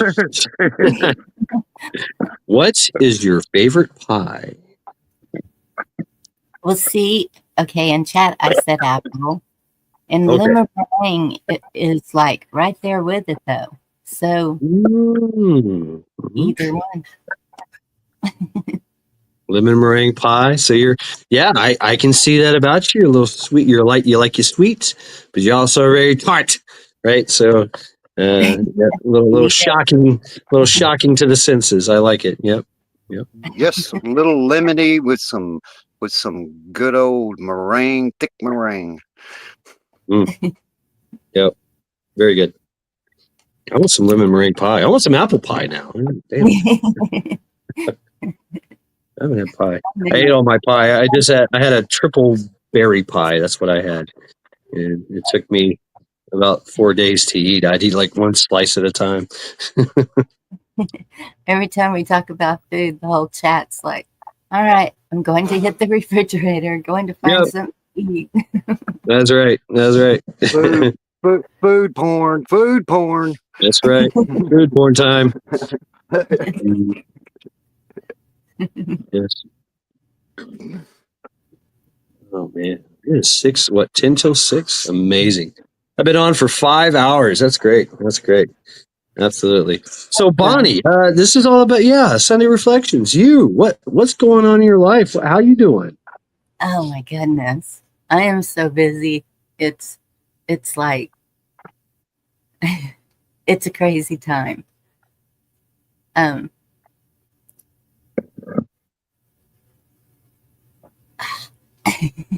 Keep an eye on the border because I'm right here, not right there, but close enough, and just trying to stay calm through all of this, going through all my mama's stuff since she has, putting out invitations for her celebration of life, and working a job, and trying to remodel the house. We can't just do one thing at a time. It's got to be snowball. Yeah, chaotic indeed. And you're trying to make you're trying to make order out of everything, right? So so I go live on YouTube to do that. Yeah, welcome. So Bonnie, do you speak Spanish? I do not. That I used to could. Am I talking proper? Probably not. I'm talking Texan. Whatever. I'm actually trying to find a female that speaks Spanish so we can dress up like Mexicans and go down there and see if we can get deported. My daughter's fluent Spanish, and she is so blonde, so pale. But when she's on the phone, you cannot tell that she is not of Hispanic origin. Right. She just right. Oh yeah, she does it really well. None of us others. You please, by all means, keep talking, because the female enlightenment always seems to soothe the savage beast of man. That's what our job is. I agree. Yeah, I agree. Yeah. Got to have that balance. Yep. And that's what, Shad, I really appreciated that conversation we had when I was saying, so what if women ruled the world now?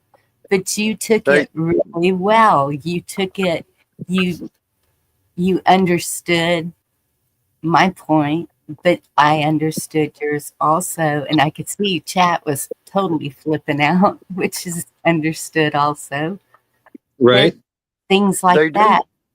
It's they just do rule the world. discussion of, you know, what if? I mean, you know, so, you know, it's a man's world, but it's nothing without a woman, right? So, you know, Where would we be? I mean, man is going to be that guy that's stomping through there. Oh, I do everything, rah rah rah, right? And the woman's in the background going, he ain't gonna get no dinner tonight unless he was my feet, right? So, you know, The man's the bull in the china shop, and the woman's trying to save the china. right, yeah. So, and you know, yeah, and I've seen this in action in real lifetime. A story I have back in my prison days when I was a CO, and it was going down. It was going down in the chow hall, and the chow hall is a hot place, man. It is a dangerous place, and once we see people, usually you see people walking around with their flip flops on, their socks and flip flops, just chilling. They're gonna just get their food, sit down, eat, and go. Right? No, we've seen people walking around with go fasters with their tennis shoes on. That means something's going down. And sure enough, we've seen groups starting to form on one side, and another group starting to form on the other side. Everybody starts yelling at each other. Things start getting thrown across the room, yelling and screaming. We're like, oh shit, we're about to die in here. And I swear to God, this little 4 foot tall black woman stood up. I mean, she weighed like maybe 110 pounds.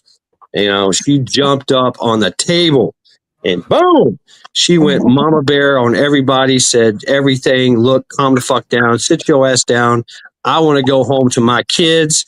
You know, you are not going to do this right now. And sure enough, everybody said, yep, and just dissipated. It was amazing because we, you know, as men, we're like, oh, fuck, here we go. Let's get ready. All right, come on. And here this woman is just stood up and went mama bear on everybody and, you know, told everybody to just set your ass down. And they did.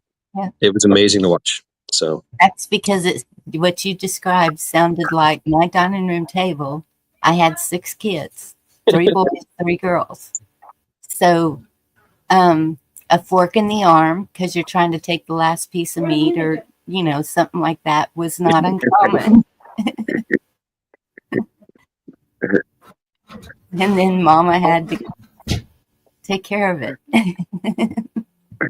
When I was young and I had sisters and brothers and I would much rather just go ahead and take an ass whooping from my old man as to face my mother. You know. If it be known, because women do rule the world, you know, where would we be without women? Well, we wouldn't be here for one thing. Yeah, I have to say that, you know, I've had a lot of beatings and a lot of spankings and, you know, bare bottom belt, you know, on the the belt on the bare bottom kind of thing from a man, you know, from my stepdad or whatever, you know. But the hardest thing I ever felt was when my mom slapped me. It's like she just slapped the soul out of my body. Whack. It's brutal. And I said, you know, she said, she told me to do something. I was like 16, 17. I was going to go out with my friends and I was like, you can't tell me what to do. And out of nowhere, slap. And I was like, yes, ma'am. I guess I'm staying home, you know. And my friends laughed, and she came after them. They left. They're like, "Oh shit!" So my mother always, if she had to explain to you why you was getting your ass beat, then it was brutal. But then when your old man was beating your ass, it evidently your mom had already explained it to him, so you didn't get no question out of him. He's just going to beat your ass. Right. It's a job. It's a task. Yeah. I mean, I remember that, you know, this is going to hurt me. I remember this is going to hurt me. Then more hurts you. We have to do it. It's, you know, Mom. I have to whoop your ass. It's not, this is why. It's just, I have to do it. Okay. Just bend over and take it, you know, like, yeah, moms, you're right. Mom is like cussing you out, telling you everything you've ever done in your life, you know, while she's whooping your ass with whatever, you know. Flailing on you like a banshee. Yeah, just beating you, not missing a leak. You know, it could be a belt, it could be a broom, a switch, A cast iron skillet. Cast damn. Goodness. A wooden Yeah, you spoon, didn't get whatever the you case may be. You know, you didn't get a whooping from your mom. You got a beating from her. You got a whooping from dad because mama told him I to beat told your you ass. not to do that every time, and it was in Cated, right? You know, it was literally in Cated. I told you. Wait a minute. Fuck. I'm messing up here. Yeah, I told you not to do that. You know, ever again. Understand? You know, like damn. With every syllable. Yes. Yeah. Perfect English. A whooping dance. Yeah, the whooping dance. Yeah. But it eventually it got to the point where it didn't matter what she did to me. I just stood there and just, yes, ma'am. And just take the licks. Oh, the leather flip flop Tupperware tumblers. What the hell? Ouch. Oh, I've used a baking sheet. I've used a hairbrush. They're sitting in the car behind you, and you don't know which one's doing it. You just grab a hairbrush and kind of knock knees, and you're going to get the right one eventually. You're all paying for it. Okay. When I was a kid, I had a best friend named Chris, and he was like 14 years old, and he just shows up at my yard one day with a big old shiny black eye, and I said, "What happened to you?" He says, "My mom's pissed off at me," and I was like, "Damn!" Damn, fly swatters. Yep, the wooden spoon. Yes, the wooden spoon. You know, that's the story. My story is my mom had a wooden spoon that was passed down from her grandma to eventually to my mom. And my mom used a wooden spoon on me and whacked me upside the head with it and broke it. And I forever that, like I said, that's a family heirloom that was broken over my head. My mom would never let me live that down. I'm like, you're the one that hit me with it. I know. Never hide under the bed from your mother if she has a broom in her hand. That's the truth. It's going to be the wrong end that's coming at you. I thought my mom was. You know me. I'm always like swinging sticks and shit around, and weapons. I think it was my mom. She was a samurai with a freaking switch. I've had to go out and cut my own switch. Oh yeah. And that's passed down too. My grandmother, we had to go pick a switch off the tree, and if it wasn't the right one, you got it worse. So it had to be you described. Mm-hmm.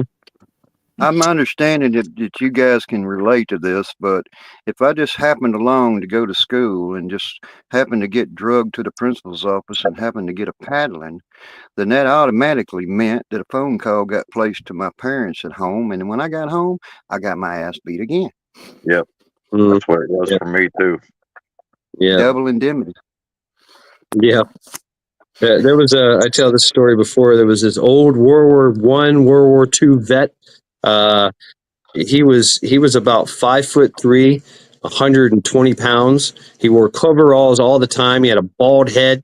He kind of looked like Popeye in the face. He was like 90 years old, but just hard as nails, and just one of those guys, right? And he caught me doing some mischief. I think I was like 11, 12 or whatever.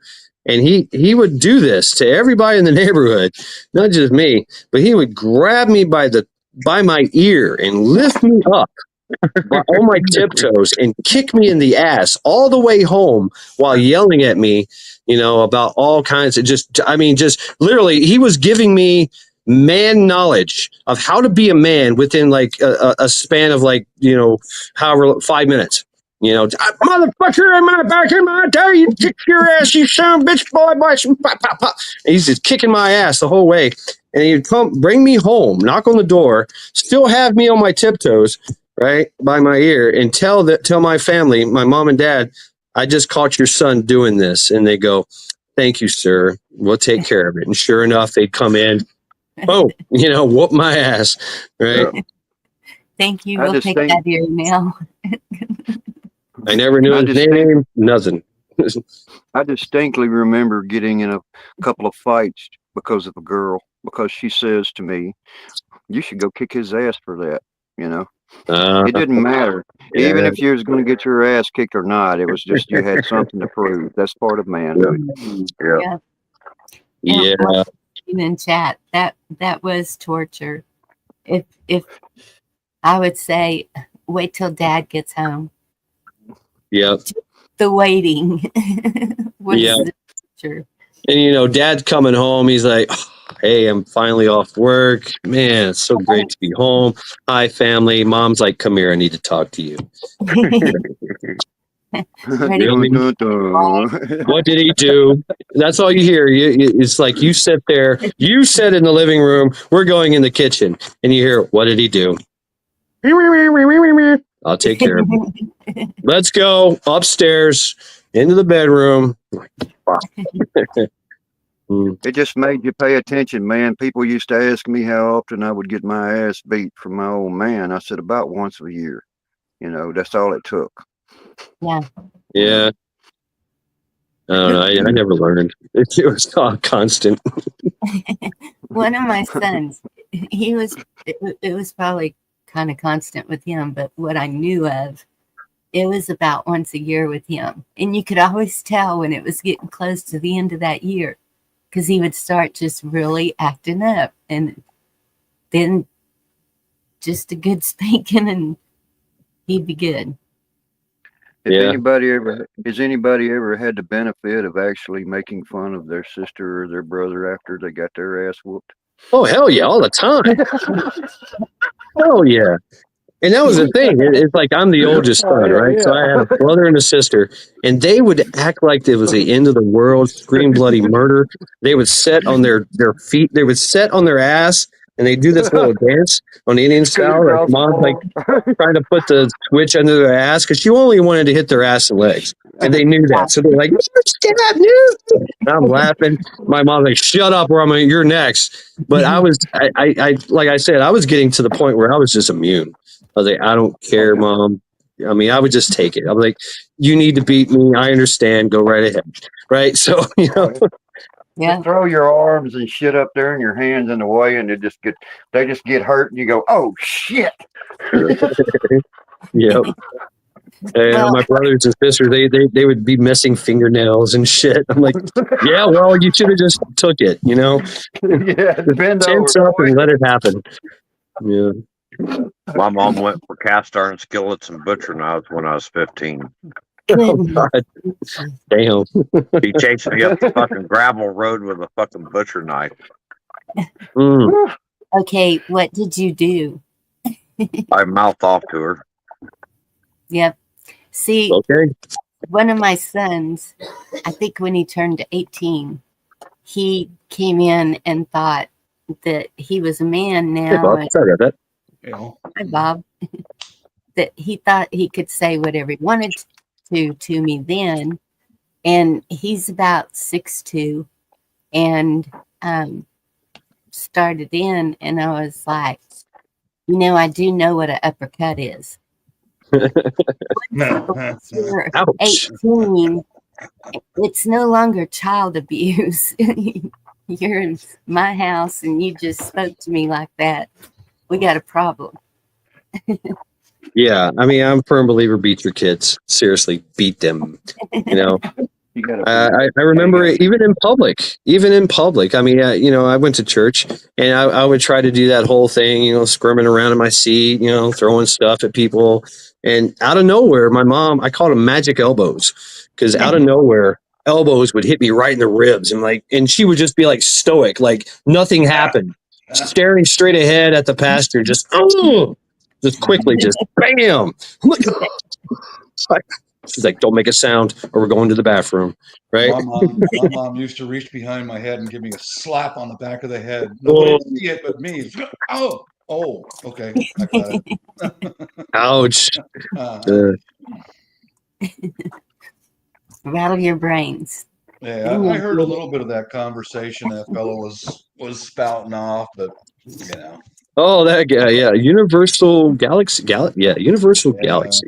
I think he's left a comment or two on my channel, and it's like, move Okay. on, dude. We don't see eye to eye, and you ain't gonna change me. So, drift, kick rocks.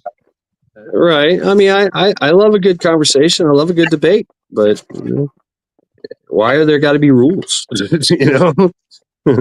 Damn, this telling the truth shit kind of takes up a lot of time, don't it? Yeah, I guess. I mean, Yeah. What do you mean I can't use the truth? Okay. You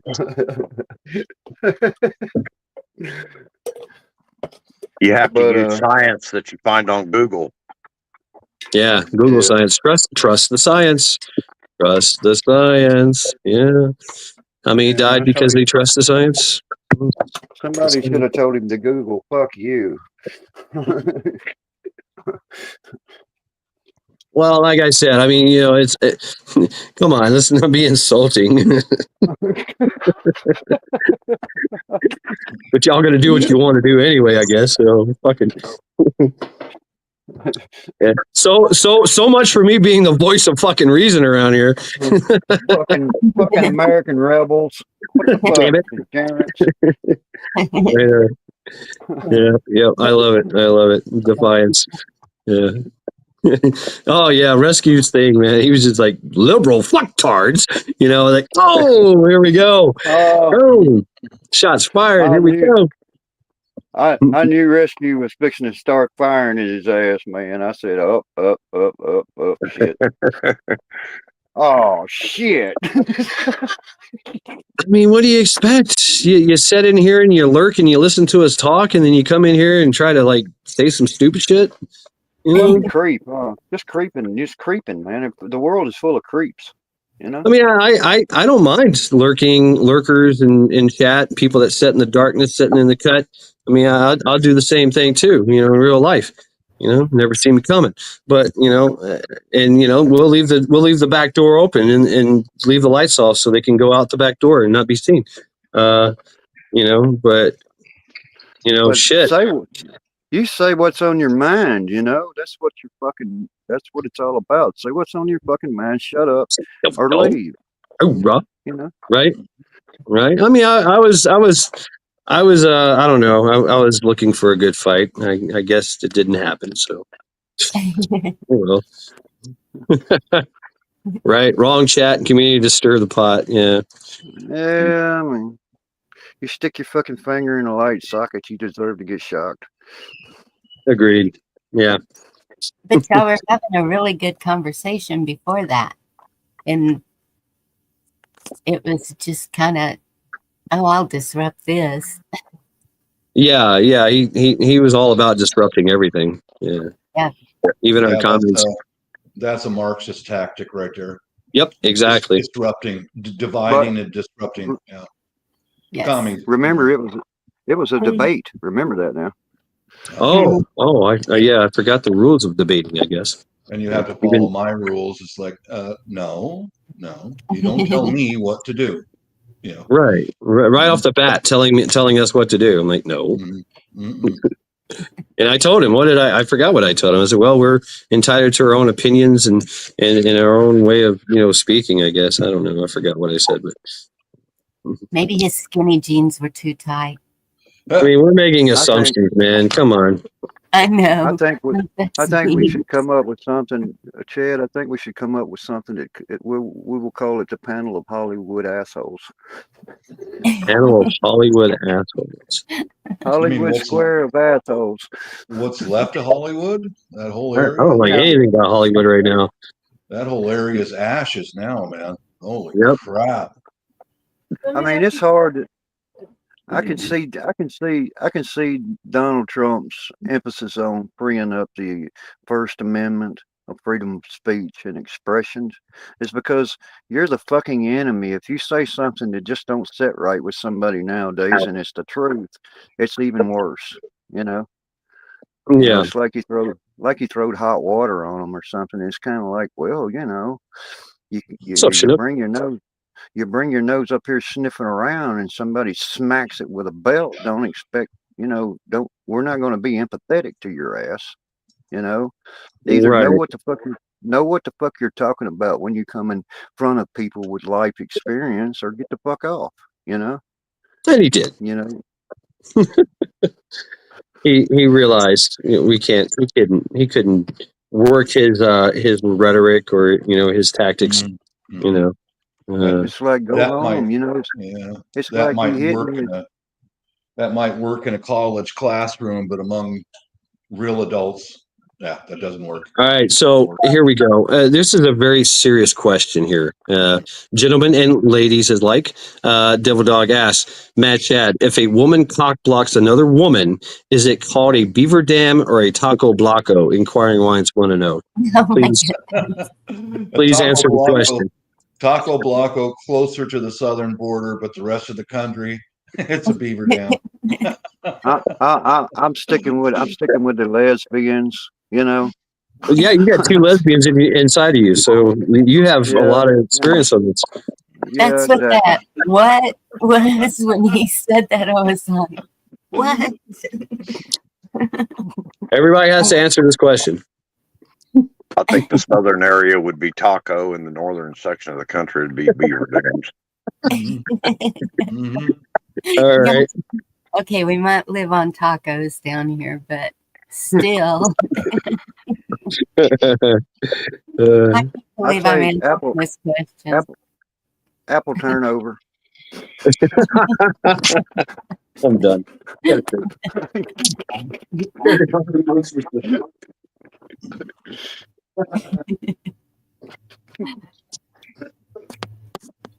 Well, Chad, he just stepped out. Yeah, he walked away.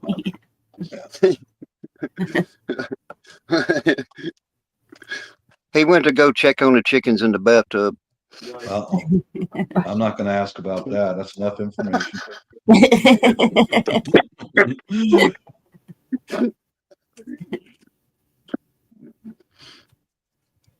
The men have done more. How's the weather in Texas, Bonnie? 80 degrees and sunny. Absolutely beautiful. Yeah, it's been a gorgeous day today too here in Louisiana. Awesome.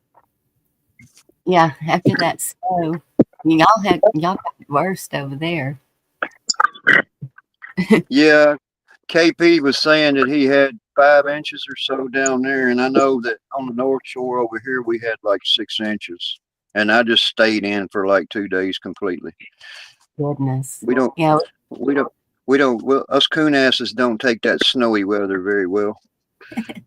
Thank you for saying that. I get in trouble if I say that. And like my high school friend, that's what she's called herself all of our lives. And so if I say that, I get, what did you just say? The same thing with saying wet. It's called coon ass. It's called, you got to call a spade, so call a coon ass a coon ass. Yeah. And so maybe you can tell me, because she doesn't know, why is that? Where'd that come from? Well,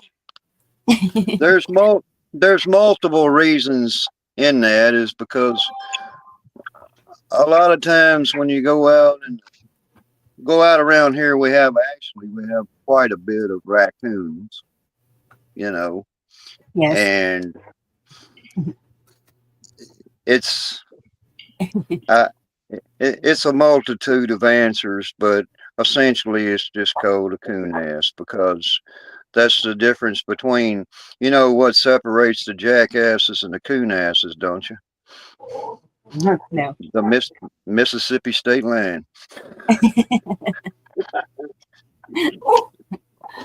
Oh, goodness. See, I think Texas is an oddity. When people talk about the South, Texas isn't really ever mentioned. And even in the Midwest, Texas isn't included. So it's like, well, I'm pretty far south. I don't know what you would call us. Well, it's real simple. We call ourselves coon asses and Arcadians in Louisiana, and we call people that's in Texas Texicans. Mexicans. There you go. That's it. I'm definitely Texan. My family's been here for 200 years. And this is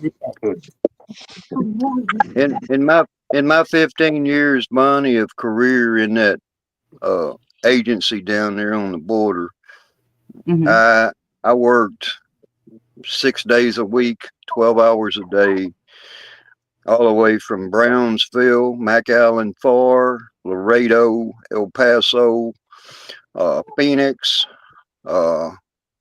south of San Diego, you name it, Eagles Pass, all that stuff. I did that for 15 years. But as a liaison, I worked more for the federal sides of things than I did actual border patrol. As kind of an advisor, basically. And so I didn't know you did that. So was it catch and release while you were doing that? Are you to say?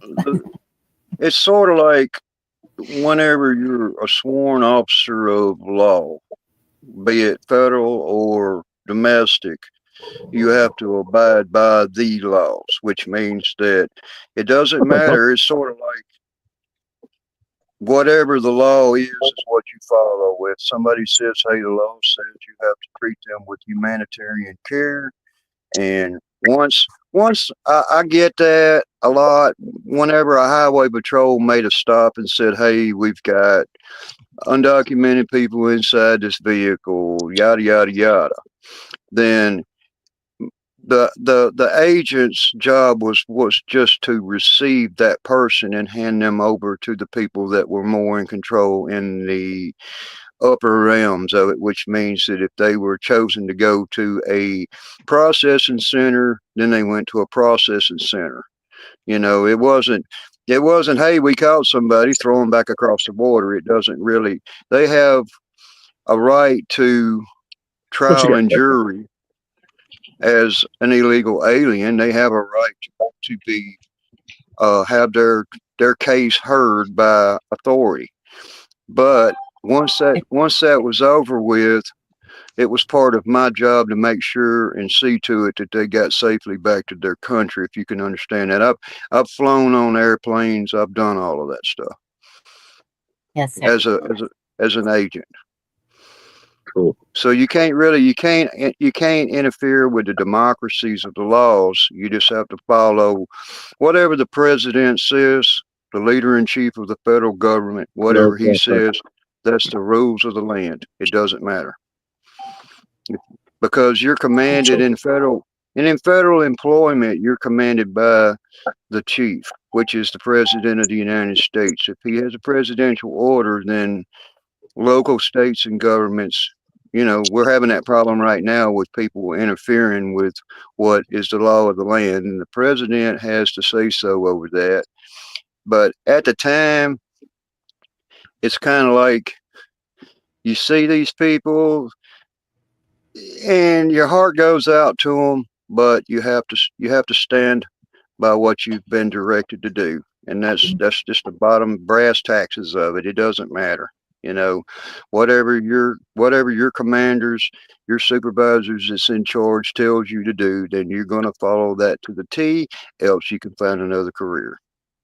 Absolutely. So you can't fight against that. I understand that, but do you think that there's a little bit of overreach there? Is it because, okay, so say someone came here and they've been here all their life, and I don't know if there is a court. I don't know, but the laws the laws of crossing the boundary of the United States on the first offense is indeed a misdemeanor crime. Right. But it is a crime. It's not that you can ignore it just because it's a misdemeanor. Which means in regular everyday thinking, when somebody says, "Hey, I got a ticket or something," and it's a misdemeanor, and they say, "Well, I'm not even going to go to court on this," and then ultimately the court says, "Oh, we're not going to worry about this."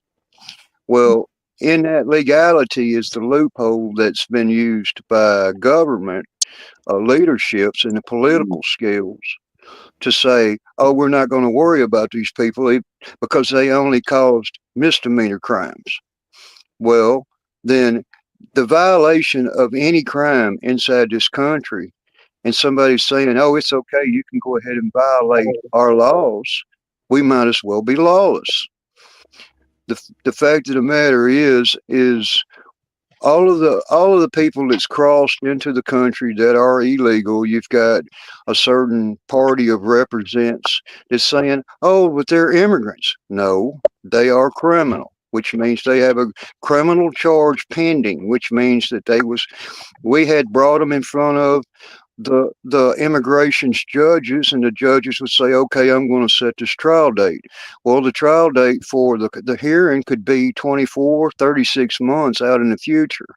And then it would be up to the discretion of the court to release this person into our society, unvetted. And it's true, they'll come to the border, they'll be wanted fugitives from another country, but they throw away their documentation long before they get to the border. Well, I've kind of been in a loop of things here lately, and what I'll say is a lot of the people that are now being held as pretty much refugees inside the country of Mexico, what did they do? They destroyed their documents before they got to the American border, so now they have no documents to prove who they are and where they came from. So they're in a dilemma. It's FUBAR all the way around, but what it amounts to is it took the right person to enforce the laws, which means that you know it and I know it and Chad and everybody else knows it, that if you miss your court date inside this country as a citizen, sheriff, police, somebody's going to come and knock on your door. When you get pulled over or something, they're going to put handcuffs on you and they're going to take you to jail and you're going to answer for it. Yep. Well, you have to understand, and I know this to be a fact. I talked to some people. I don't want to say too much, but the fact of the matter is 97% of the people that crossed the southern border illegally and committed a crime against the United States has failed to appear for their court date, which means that it compounds the authority of the immigration and the federal government as a federal failure to appear fugitive warrant. Bench warrant, which means that and they're going to get picked up. They're on the run. You are now a fugitive on the run. Yeah, exactly. So Cam Creations, thank you for that, Zombie. And your experience is absolutely amazing. On the subject matter. Cam Creation says, "I was trying to ask, since these immigrants were lured here deliberately, does it make a difference?" No, it does not make a difference. If you was an illegal, Chad, and you were standing on the other side of the border, and I said, "Hey, I'm going to hold the barbed wire apart so you can come over here," I'm not going to get in trouble for that. I'm going to get in trouble for is if an agent comes along and says, "Hey, have you seen this guy Chad? He's an illegal alien." And I say, "No." And all the whole time you're hiding in my closet, which means I'm in clear violation of a law of harboring a fugitive from justice. So now the emphasis of everybody saying, "Oh, well, ICE has no right to enter a residence." Okay, let me refer back to something. And like I said, I study law, and I'm not going to tell anybody any advice. I'm not going to give legal advice. I'm only going to give my opinion. My opinion says that once you remain a fugitive from justice inside this country, it lawfully gives apprehension rights to all licensed bounty hunters or skip tracers inside this nation and all aspects of authority. Well, these jail facilities inside these sanctuary cities and stuff, they're already aware of the fact that the person that they apprehended for a misdemeanor crime or whatever crime it be, they already know that there is a federal fugitive warrant out for this specific person. It's their failure to cooperate with the federal government agencies in their protection, which means that they will eventually back off because of the president's orders and the federal government's laws says that if you are caught harboring any fugitive, be it illegal or legal citizen inside this country, it is a felony, which means that if somebody robbed a bank and it was a citizen and they come and hide out in your house and you say, hey, he's not here, that means you're convicted of a felony for harboring a fugitive from justice. It doesn't matter. Once the crime has been committed, once the court date has been failed to appear, it goes into a capias, which means it's a dead or alive warrant, you see. And they're trying to keep the violence down by saying, hey, you know, you can't just go out here and be so brutal. But I will advise people that this is they only just lit the pilot on this stove. The burner hasn't been turned up yet, but it is getting hotter. The pot is going to start boiling eventually, which means that the legislator inside Mississippi is already considering and probably already in a process of passing legislation in the state of Mississippi that says that there will be a $1,000 bounty on any known illegal Yeah, I heard that. That got me excited. Lady And Smith. Missouri, the Missouri senator and the Senate up there in Missouri is already forming up legislation as the same, which means that it's like the Wild Wild West when they put your picture on a poster and put it outside the saloon. Somebody's going to turn you in. Yes. You know. And so what concerns me is the people who have been here all their lives. The children were born here, have gone to school here. And so if this deportation is going to include everyone, that's going to be families uprooted that have take care of them. Built businesses here. Okay. Well, I got something for that. I need to say something for that. So, Bonnie, so you're saying that these people that came here illegally built up a family, started businesses, started paying taxes and all that stuff, right? Trying to be legit, but they came in here illegitimate, right? They've had all that time to file for asylum, and they didn't.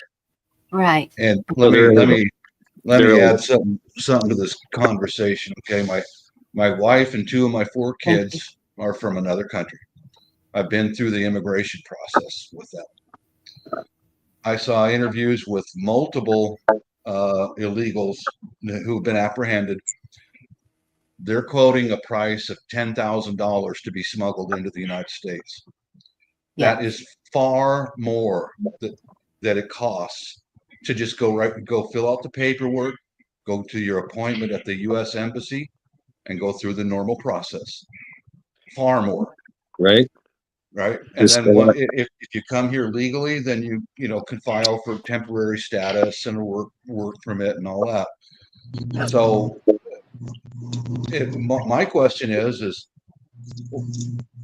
why are they paying far more to come here illegally than they would going through the normal embassy process? Do they have something to hide in their past? Yeah, right. The embassy will weed you out if you're a criminal or a gang member, whatever the circumstances may be. They will find out because our FBI investigates them, and then their FBI investigates them. But if there's a flaw, and especially if you lie on your application, you're done. That's it. The embassy will turn you around and run you off. That's it. It's over. I understand that, but I'm talking about people who have been here for 30 years. I understand what's going on now. It's a total invasion. Let me offer up some kind of clarification to you, Miss Bonnie. It means this. supposing one of us 10 years ago had our driver's license revoked, okay, for good reason. But and I've seen it happen to where this person stops drinking, or this person stops being a certain lifestyle, and he abides by the driving laws and everything for the 10 years. Yes. If being a sworn officer of the law stops you and comes up beside your window and says, "Hey, you're driving on revoked license," and it says you're not supposed to be driving. At that point, it's up to the officer's discretion as to arrest you for driving on a revoked license, pending charges. But it ultimately means that you're not going to be driving that vehicle anymore until it gets settled in a court of law.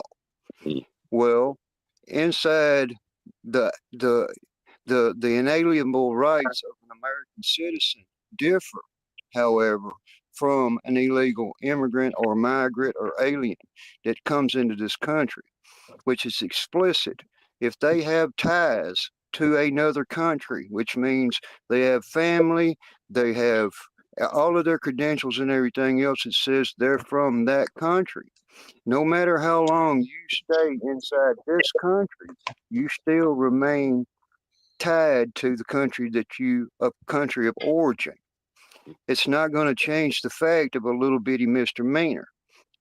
It means that if a person slipped across the border and didn't get caught, let's say, and they remained in the United States for 10 years undetected, okay, it means that, one, to lawfully obtain a driver's license inside the United States, as a person, you have to render, and everybody knows this, when you go to the driver's license DMV, they want a copy of your birth certificate, they want a copy of your social security card, they want 2 proofs of identity.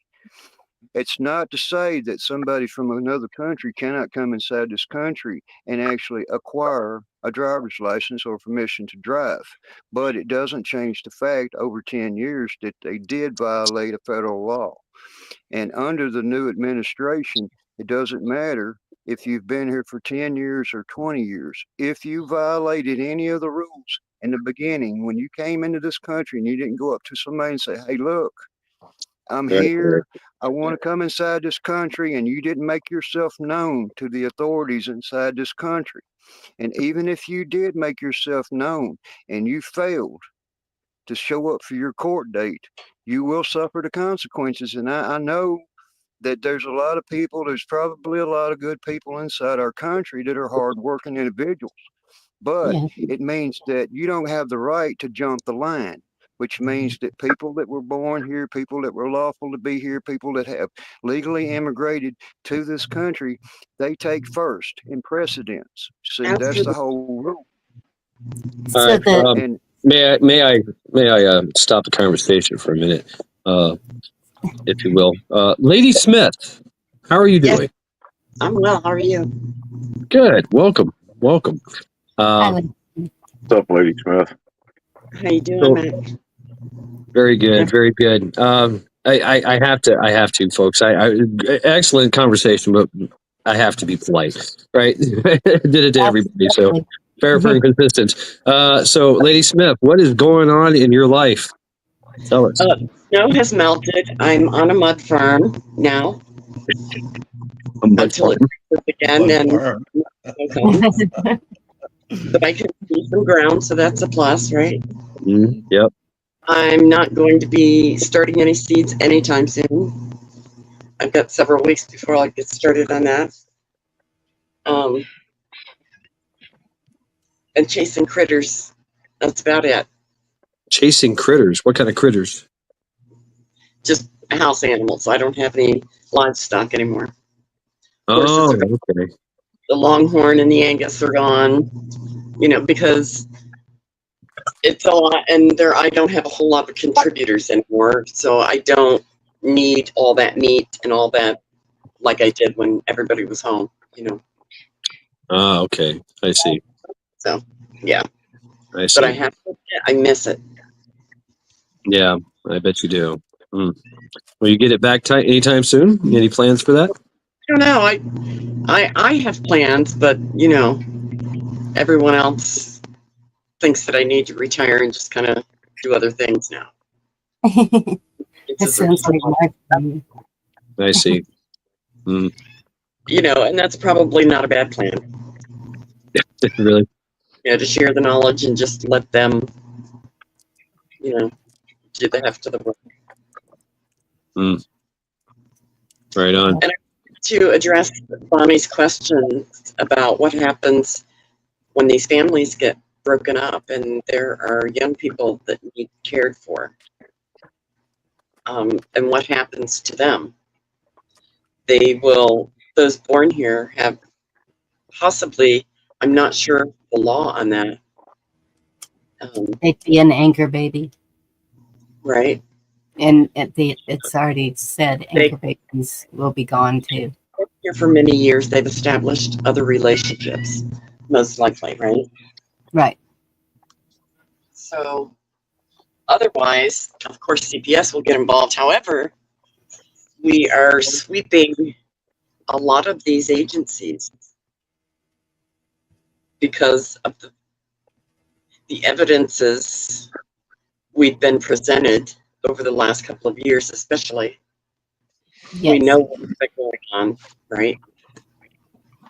So there are already reps available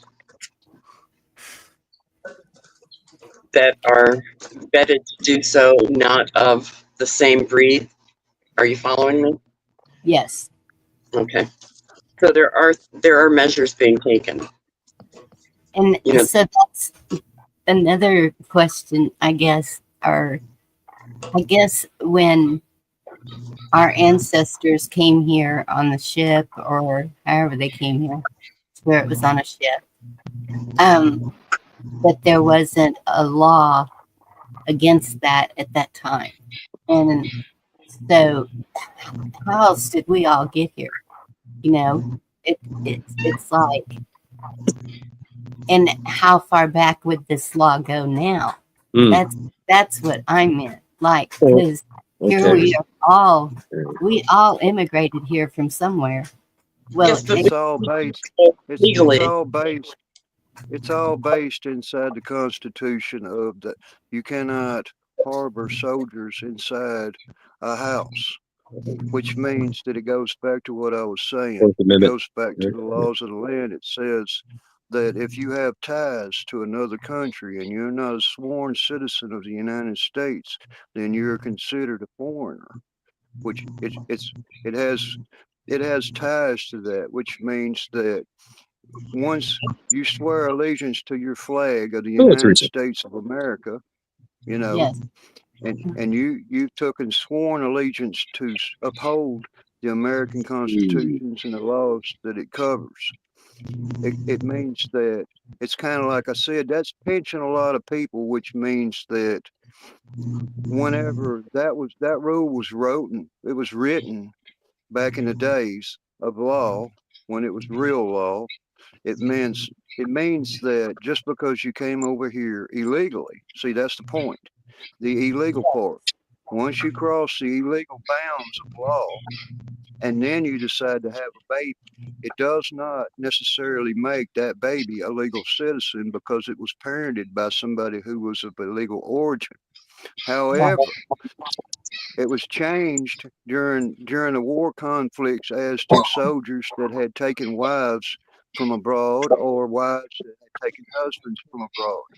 At least one parent inside the household must be of legal citizenship inside the United States to have a baby that is a legal citizen inside this country. If either parent is not a legal citizen inside the United States of military status, you have to understand that. It means that they have no right under the Constitution because their land of origin is the laws that they have to follow. And it doesn't apply to our laws, but that little misdemeanor charge that they tag people with when they come across illegal, it sticks with them for life, which means that we have we actually have a representative of an attorney that is actually, his parents were illegals. They came into this country. He was born, he became an attorney. He went through law school. He went through all of this, but he is exactly an illegal immigrant inside this country. And it was a Senate hearing held on this, and the Congress met on it and everything else. And he was in fear after law school and forming a career and having a wife and children and everything else, that he was subject for deportation. It doesn't matter what your role in society was. It means that you have to go all the way back to the beginning, no matter what time it is, and understand that you was in violation of an American federal law when you crossed into this country. You had right to regress the government. You have to understand you had right to regress the government, to tell a judge the reasons why you wanted to be here and all of that. But a lot of these people, 97% of the people that were scheduled for court hearings failed to appear. You have to understand that. Yes. So it means whenever, if it was 10 years ago and somebody got caught by immigration and he says, hey, we're going to give you a court date. If they just kind of blew the court date off, you know as well as I do and anybody else does, if you go into a courtroom inside this United States and miss a court date that a judge specifically orders you to appear on, what happens? The bounty hunters are going to come knocking on your door. Right. That's the rules of the land. You know, so it's very complicated, but it's simple. It's very simple. One is they have opportunity to exit the country and apply for legal entry. You know, there is a chance, but there's lots of people that came to the southern border that's saying, hey, I'm in fear for my life. I need to come in. I need American protection. They say, okay, come on in. Now we're going to break in front of a judge. The judge is going to give you a court date. And guess what? They never show back up. 97% of the cases. Only 3%, 3 to 4% of the illegal aliens inside this country that have been apprehended by the immigration control officers, I know what I'm talking about, fail to show cause, which means if you look around now, you're going to understand that all the local attorneys and immigration attorneys and everybody else is getting involved because they're just the sharks. They're going to come in here like they're doing in Florida. They're going to tell these immigration, they're going to tell these illegals that they have a chance of staying inside the country, and they're just taking their money, and they're going to get deported. That's the rules of the land. Yeah. You know, so we can't stop that. We it's bigger than you, and it's bigger than me. It's bigger than all of us. We cannot stop the rule of law. So I thought about. Are you done? Oh, I'm sorry. Yeah. Don't get me going, Chad. I'm sorry. You mean to tell me that lawyers are known to lie right to your face and not feel any guilt at all? Is that a fact? Exactly. I thought about when the first discussion matter came up, you know, about everybody getting deported, and I was like, ooh, you know what? Maybe I should look into the bounty hunting thing, you know. You know what I'm saying? Yeah. I don't know. I think that, of course, you know, I'd have to go with a company, right? A bail bondsman, and work for them. I couldn't do it myself. Maybe not at first, but that would be very interesting to do that. I mean, I can imagine all these bail bondsmen just going nuts, going, yeah, let's get them. You know, just rent a charter bus and get rich. Yeah, I mean, zip ties and a charter bus, right? And then maybe a bag nasty. Here you go. You know, that's kind of a scary position to be in, also, because look what happened to the FBI agents in Florida. I mean, you know, we've heard it. Other people saying, anyone comes busting in my door, they're going to meet this, you know, and so it's like, where do you draw the line? Well, that they drew the line, and it shouldn't be a deterrent against the FBI. It shouldn't be a deterrent against law enforcement. Matter of fact, it's never been a deterrent against law enforcement. They'll just surround your house with SWAT, fill it full of tear gas, Right. stick kick a hole in your wall and zip tie it and you're gone. Right? And they do that to us. So I hear a echo somewhere. Okay, it's gone now. I may note to everyone, if they kind of understand, there is no negotiation with a soldier that has his orders. Yeah, you have to understand that. Task and purpose. Let's go. Right. Yeah. That echo was somebody calling in on me, Mad Chad. What's that, Mac? That echo was somebody calling in on my phone there. Oh, interesting. Yeah, it stopped when I seen your finger go towards the screen. So then when the national emergency was put out, that makes it to where all military can do whatever.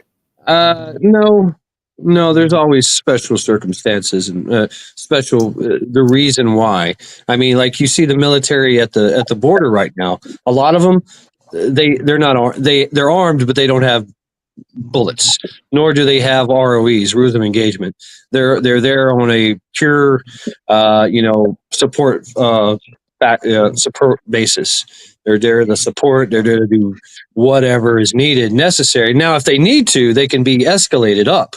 Like say, hey, guess what? Here's your bullets. Right? Go condition one. Stand the line. Shoot anybody that comes across the border. Whatever. But they're basically leaving it up to law enforcement and ICE to take care of that. And they're just there as when they say that, oh, this is a national emergency. I mean, if you think about it, there's been a national emergency every month. It doesn't mean that the military gets to do what they want. Yeah, the military down there right now, from what I've seen, those are construction battalions. Right. It's called a civil engineering. It's called civil engineering, Red Horse, CBs, all that. Yeah, they're not there to shoot people. They're there to get a job done. They're more along the lines to support humanitarian, administrative, logistics, shit like that. Yeah, there's no authorization. The authorization to the military forces has to be given by the superiors, and there's no authorization for weapons except for in self-defense. Now, if they do have their weapons. They got to carry their weapons with them. I mean, that's just the way it is. They deploy, they get the weapons. So the old rule stands. It's called "Don't engage until engaged," which means that you have a right to defend yourself against enemy fire, but you're not to engage the enemy. And the ROEs change from time to time, from situation to situation. It all depends on what's going on. Here's something I'd like to bring up. Okay. In Pierce County, Washington, there's a detention facility that's been operating 24 hours a day, 7 days a week for many years. It's run by ICE. That's where you're held until you're processed through, and then you're taken to SeaTac Airport and flown out. This has been going on for decades. Yeah. Why is it not? That has never been mentioned. It's never been talked about until just now. Now it's on every single advertising. Oh my God, man!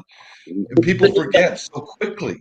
These guys have been doing this for decades and decades and decades, but no one ever mentions it until just now. I've never heard of it. Obama talked about a lot. Had a family member that worked that border for down below San Diego for how many years? 30 years. I mean, it's not a new thing. It's just the new buzz. Yeah, just a new during buzz, the previous. During the previous Trump administration, Donald Trump was personally responsible for the deportation of 1.5 million individuals from the United States. Yes. Right on. Answer Kim's from earlier. She mentioned what happens to the students whose teachers are keeping them dealt in TikTok or what have you. and what happens when ICE comes into those classrooms. The law is the law. It doesn't matter. Mm-hmm. And the teachers and their involvement and what have you, that's a local issue. That doesn't have anything to do otherwise. So if they then they're invited. The advisory on classrooms and schools, if I can say something, it means they're pertaining to colleges, which means school, college. Kids that are above the 18 years of age, not grammar schools, not junior high, or not high schools. People that are above the age of 18 years old. And as far as elementary, high school, junior, middle, whatever it's dubbed per area, it is a local issue. Start there. Exactly. And what it's going to do is they're looking at it like it may be some kind of an entrapment of the illegal parents, which means that, in a sense, it means that ICE agents can indeed legally be sitting out in the school parking lot when their parent comes to the school to pick up their children from school. There you go. See ya. Or if they ride a school bus. We can't be selective when it comes to this, because that's why we have become so weakened. Right. And I know. And so I look at it, even the Christian aspect is like, and so it is hard because I am so close to the border. I see what has happened. I see it's not what I have seen come in is not families looking for a better place to live. It's mostly young men with ill intentions, I believe. Abbott, when he made that city for him, that just blew me away. He I would really like to speak with him about a few things. But so yes, when they finally did start calling it an invasion, it's exactly what it is. And the sad thing is, it's not just Texas. That's when this first started. Everyone kept saying, Texas, why aren't y'all taking care of your border? Well, okay, I'm an old lady. I'm not going to go just stand down there and protect it myself. I don't know what's going on here. And that's when I started calling Abbott, Paxton, all of them, all our state officials. And the only one I got an answer from was Paxton.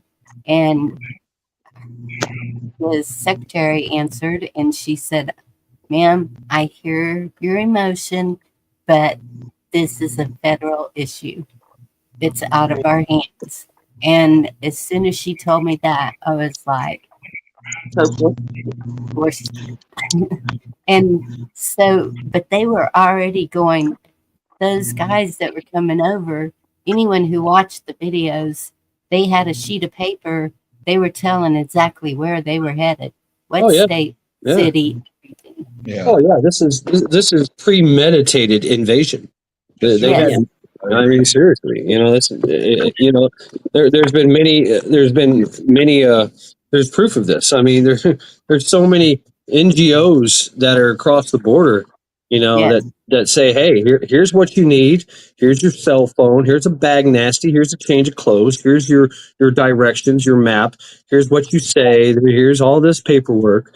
All you got to do is just get to the border. See ya. Yeah. And those buses that were waiting for them, those were not, Abbott didn't put those there. Those were the NGOs. And NGOs, Soros. I mean, it's been proved. Well,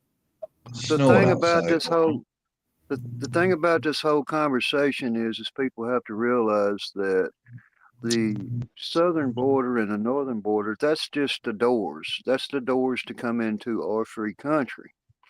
But they have to take into consideration of the cities and populations that it affects, which means that if you take the city of New Orleans, and let's just estimate that the population is 500,000 people inside New Orleans, we're talking about a group of people that have illegally came into our country that's estimated 20 times, 20 cities the size of New Orleans, the whole populations.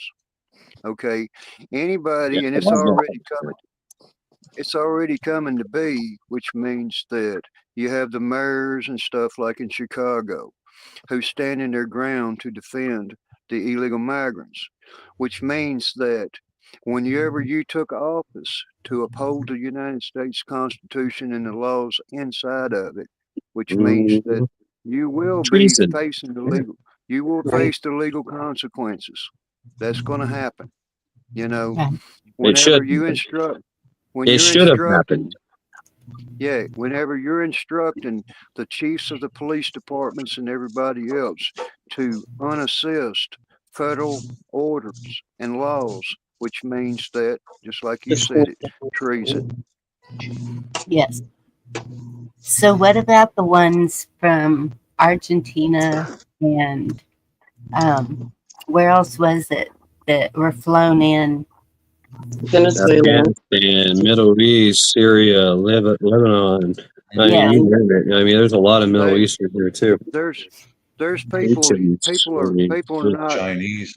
Chinese, they're yeah. not they're not aware of the fact that we also have thousands of illegal aliens inside the country from Europe, from London, from places outside of this Ukraine, yeah, country. right. Mhm. They Yes. come from everywhere. They don't just come from Mexico or Guatemala or any of that. You're talking about everyday people. If you looked at that guy and says, "Hey, that's a white guy," you know, Yes. it's not the color of the skin that's going to designate the crime. And a lot of these people that's overstayed their visas, you know, a lot of people that had vacation visas to come over here for 30 days or 60 days, it specifies you're able to work or not able to work. A student, you have to understand, a college student that says, "Hey, I've got a student visa to come to the United States and be able to work and go to school." It specifies on this documents that you're only available to work for part-time employment. It does not say full-time employment. And all the See, Chinese now, immigrants are here because they just decided to go to America to go to school. exactly, and which They means that if to if go they anywhere, to go to school if in they America. That's if they check if they check their employment status and the jobs that they've been employed to, and the status says, "Hey, this kid's been working 40 hours a week," and then he's saying he's going to school too, which is impossible. You can't be a full-time student and work a full-time job legally as somebody under a work school visa. And that the same thing applies in Britain or anywhere. It's general rule. And one of the things that we used to check for in my past job was to actually question the individual as to their work hours, how many hours have they worked, to check their documents, to make sure that they haven't went over the time that they were supposed to be employed and the time that they were supposed to be in school. A lot of the times they would get deported based on their employment hours, not because they wasn't going to school.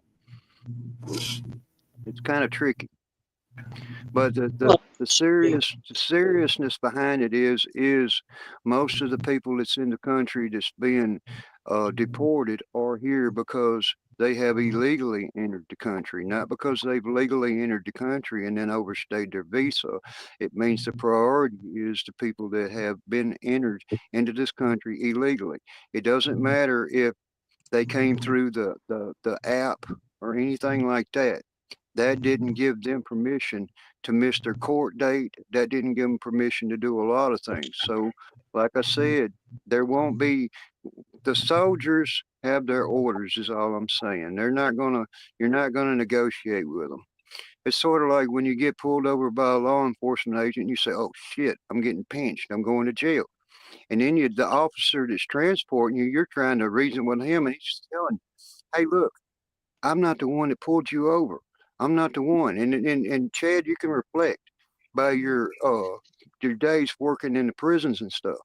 The prisoners will actually blame the guards because they're locked up. You know, and the guards, you have to remain. Everybody's innocent. You have to remain oblivious to it because you're just following the orders of your job. You know, the ones you swore an oath to protect, the laws. So it's it's a rabbit hole. You know, it really is. Yes. But it's pretty simple. I see it as pretty simple. You know, they know they fucked up. You know, Yeah, you know you fucked up. Mm-hmm. And so they're coming for you, right?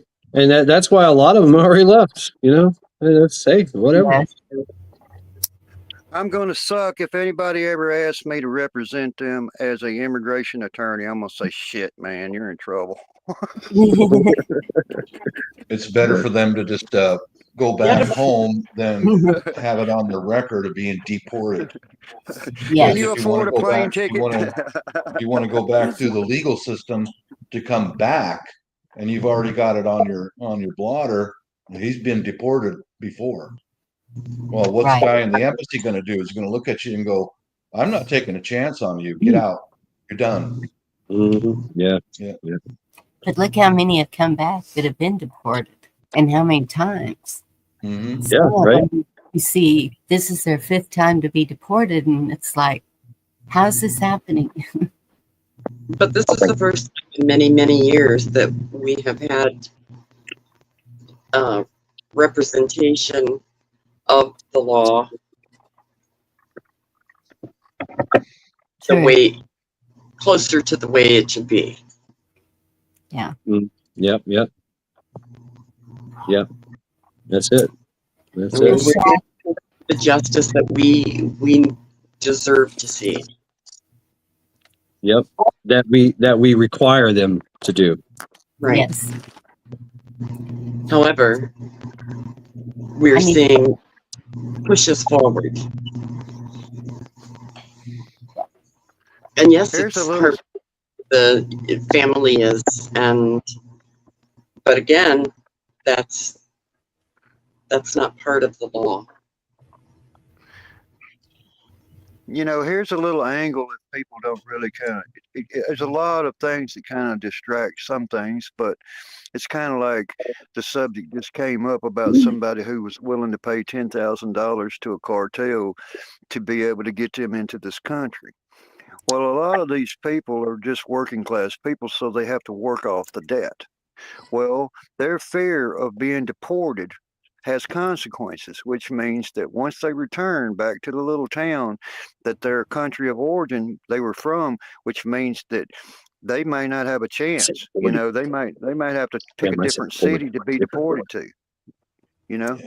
Oh yeah, right. Yeah, I mean they're gonna their family is going to be in danger. Exactly. You know, that's the thing too. I mean they go after your family. Like, hey, you didn't pay your debt. Guess what? Mommy and daddy, sons and daughters, brothers and sisters. Javier here got deported, and you got to pay his debt. They will. They'll collect. Exactly. You know. It's And they'll collect anyway. Oh, you can't pay? Oh, you can't pay? Well, guess what? We got this brothel that you can work at. Yeah, there you go. Or a bullet in the back of the head. Yep. Yeah, I mean, I've seen it happen, you know, personally. Take care, Bonnie. I don't want to get involved in a lot of the past, but always I've a pleasure, seen Bonnie. things happen. It was good talking to all of y'all. Thank you.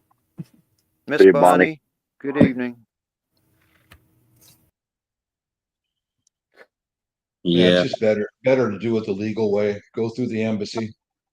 Do it the legal way. It takes longer, but you know, you don't have to be looking over your shoulder for the rest of your life. Yep. Yeah, exactly. I mean, I had a friend that I worked with. He was from Germany, like Frankfurt, Germany. Him and his wife, and this was back early 2000s. And so in the pest control, he had to come over. He had to spend like I think he said he spent like $5,000, and it took him and his wife. At first, it took him to come over. Then it took his wife. It said over a period of about 5 years. And Yeah, he was pissed. He was like, I had to go through all this shit, all this background, everything, all this stuff, become a naturalized citizen, all that shit. And then these motherfuckers just walk right across, Yeah, I was out fixing the fence last summer with my neighbor from Bangladesh. Good guy, good family. And he and his family came here legally, and I've talked to other immigrants, legal immigrants. They're more upset about this shit than we are. Far more. Because he said the same thing. I had to wait years to get here, then bring my wife and then the kids. And he's petitioned to get his mother here so that he and his wife can take care of his elderly mother. For 5 years, they've been waiting to get her here. You know, that's frustrated him because his mom's getting older and she needs someone to look after her all the time. Yeah, it's frustrating to the legal people. I mean, his English wasn't so good, but when a brown man turns red in the face when he's talking about the subject, he's pretty pissed, man. Yep. I'm just repeating what I've been heard from the superiors. If you're illegal inside this country, pack your bags. Yeah, that's pretty much. Oh yeah, they've all heard it. They all got the message. Yeah, it's easier. If I was illegal and I would say, okay, I'm just going to go ahead and sell my car and my stuff, and I'm going to get me a plane ticket, and I'm going to go back to my country of origin with dignity, Yeah, that's the best way. At least when they get back there and they can petition to come here legally, that's not on their record that you've already been deported. And exactly. If they want to come back legally, which they should, And where people overlook this fact is if you've already been deported out of this country once before, and then you're apprehended again, guess what? It's a felony. Yeah, and you're going to be denied legal entry, period. Because the meeting in the embassy and the process just to get to the U.S. embassy takes a long time and a lot of background checks. They like my wife and 2 of my 4 kids came from overseas, and they inspected their bodies, everything, and look for tattoos, gang affiliation, fingerprints, DNA swabs. What do you call it? Where they take the picture of your eyeballs, and just to be able to get in, and a medical exam, blood tests, everything. Oh yeah, just to be able to get into the embassy. And once you get into that embassy, they're not real friendly. They're not. They're there to do a job, and they already know all the answers to the questions that you're going to be asked. And if you lie one time, it's over. And we used to do what we called a retina scan and a photography of a retina in an eye, which is forever unchanging. And then the other verification was a vein verification, where we would have you place your hand on a device and we would actually x-ray your veins, in your hand. Things that can't be changed. So, I mean, it's modern technology. You can't get around it. It's a hell of a discussion, but that's the times we live in. Yep. So, absolutely, I think it's fair to say that we've exhausted this subject matter. In private chat, I don't know if you guys check private chat. The next topic of conversation. What do you guys think? Tariffs. Okay. Tariffs. It means buy American. Over the long term, could be, yeah. Well, tariffs. I think that comes. I think that's part of the plan, is to make people start buying American.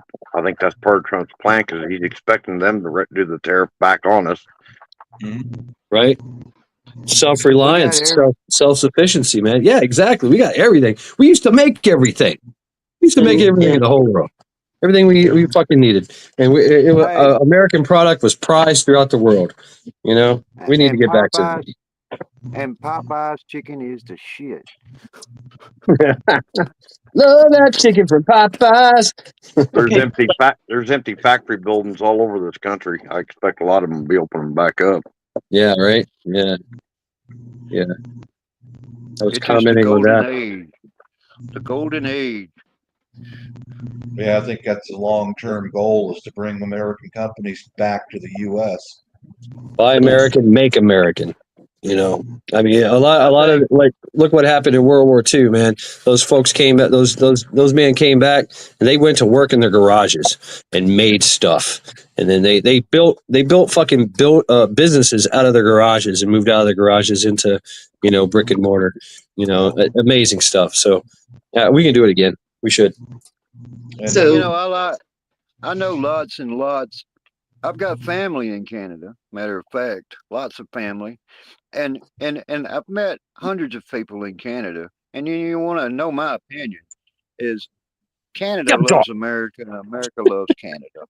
And the Canadians, a lot of the Canadians would love it nothing better to become the 51st fucking state of the United States. You know, fuck Trudeau.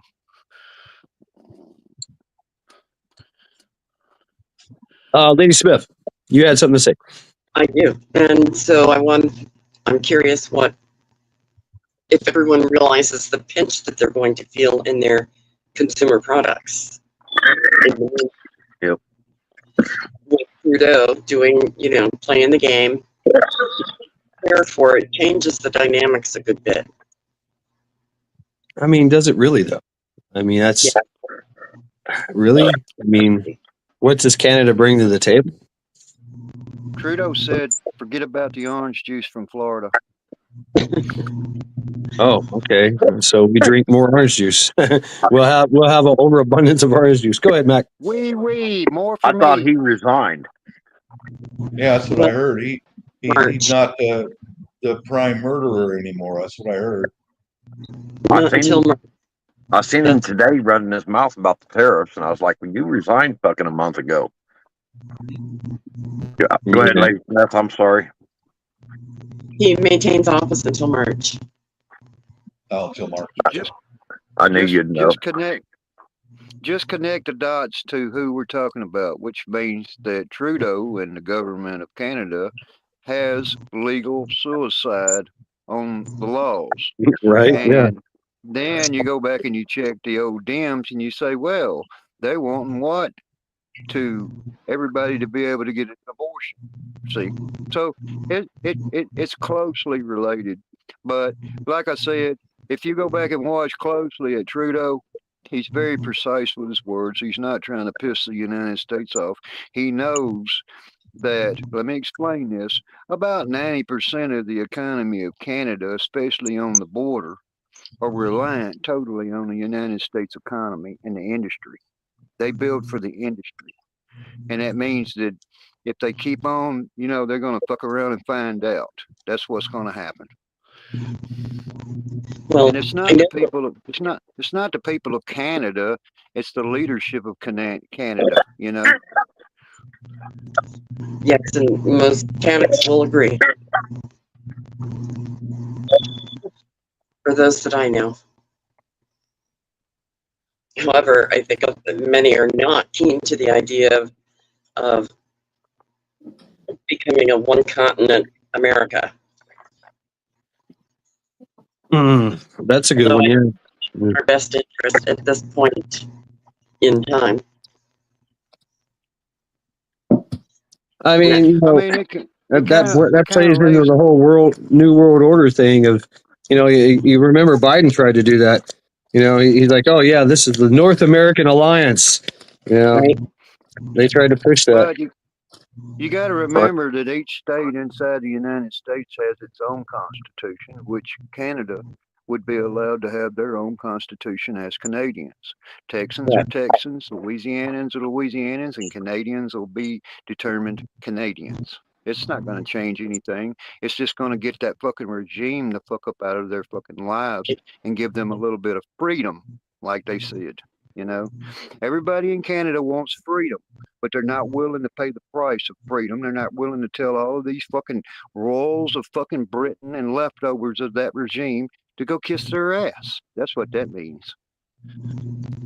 Well, when they done that trucker thing, they kind of broke the spine of resistance there because they started seizing people, checking accounts and all that shit. Yeah, that was classic Marxist manifesto bullshit right there. Yeah, straight Yeah, up. I mean, Pat King, and all of them, man, they were framed up, and then the United States government electronic funding accounts and everything else was weaponized, which means that your fucking bank account in the United States got canceled for giving those people money to help them with their movement. You know, it was a tyrannical regime, and like I said, the Canadians, I'm thinking they're due for an uprising. I want Canada to be Canada. A lot of my family are in Canada. What I'm saying is the regime. Thank God I'm an American. You understand? It means that they need their same rights as we do inside this country. Well, You know, like Mad Shad said one time to a Canadian that we actually fought for our independence because they was celebrating Independence Day. You remember that, Mad Shad? Yeah, I think it was what Canada. It kind of makes a difference. You know, we fought for ours. So, Yeah. the whole mindset between here and Canada is completely different. They haven't had to ever fight for anything. They were granted their independence. You know, and then the Justin Trudeau stands on the stage last night and says, you know, Canada is only only holds responsibility of 1% of the illegal aliens entering into the United States. Well, let me give you something. That's 200,000 people. You see what I mean? Yeah. That's populations of cities inside this country, towns. You know, so either tighten that border up, or, you know, I think that in his words last night from listening to him live in his broadcast yesterday, he has reserved feelings a lot, which means that he don't want to overstep his bounds, because I don't think he's willing to take that on. I think that there would be an uprising in Canada if he persists to push back on request of the American nation. I think that's the problem. I think that he's going to push it to the boundaries of what he thinks before the people inside his country lynch his ass. You know, They're not going to. That's my They're not. opinion. They're not. If they haven't done it yet, they're not going to do it. Just like we haven't lynched Biden. You know what I'm saying? You know, they're wolves, just like we are. I mean, tell you the truth, nobody wants to do violence yet.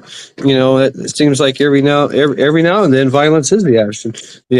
You know, was it Thomas Jefferson said the best thing for a democracy is a revolution every now and then. You know, and it's true. I mean, That's what I was saying. Who's going to be the parent? You know what I mean? Who's going to stand up and say, "Hey, go to your fucking room and shut up"? You know, right? Yep. Two of these. Raise and beat taxes. Well, we got taxes. Tariffs. I think it was interesting what happened was in Argentina. You know, Argentina, you know, blowing up saying, no, son, you ain't going to do that. You know, and then they caved. You know, you're like, sorry, okay, we'll do what you say, Trump. You know.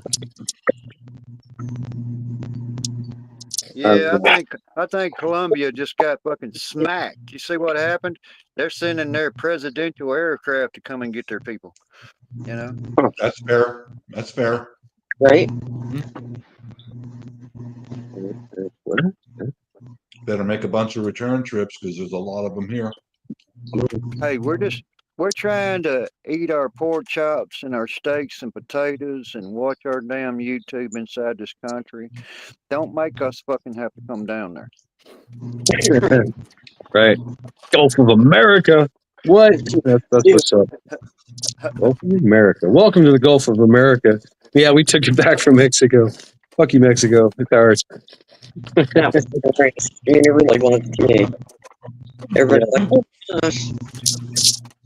So what's going on with the Panama Canal? Anybody know? Yes, I sir. know. Who went down? Rubio? No. Yeah, he's on it. He's down there right now. Thank you. Yes. Yeah. We had a congressional hearing on the Panama Canal about last week, and it's almost a green light that says, hey, the treaties that was formed between Jimmy Carter and the transfer of Panama, which means it included the Panama Canal with agreements that it could be used by military for the United States in strategic defense. Now you can go down to the Panama and you have a what? Chinese port on each end of the canal. And the Panama's run. Yeah, the canal itself is run by the Chinese. And also, if one of these big boats, if Chinese military says, hey, we're going to have an accident in the canal, they could block the Panama Canal strategically from American defense, which was against the agreed. I mean, they're going to leave Panama, the country of Panama, but we're definitely fixing to take the Panama Canal back. And that's when China will push into help me. You know, the hearing's already been confirmed that it's probably going to go in that direction, and we'll take back. At one time we did have control of the Panama Canal. We didn't have control of Panama, but we had the canal. And then Jimmy Carter sold it to them for $1 with agreements. You have to remember the agreements. I seen some interviews the other day, and they was interviewing just regular people down in Panama, and they said they don't care if they take it back because they don't get any of the money that comes off of it anyway. It all stays up at the top in government. Right. Damn. Right. We're getting extorted by the peoples and the Chinese that are in charge of the Panama Canal at this time. Oh yeah, the price to go through there is ridiculous. I don't remember the numbers, but it was fucking ridiculous. Wow. $1 million, is that what it was for an aircraft carrier or something? What the fuck? Yeah, No, it should be free. You go back and read the agreements between the Carter administration and Panama, which agreed at no charge for the military transfer of vessels of the United States to pass through there freely. So we're getting screwed thanks to some of the ex-presidents in our history. But this could be the straw that breaks the camel's back on the big stage, in the big theater. No, I don't think so. You don't think so?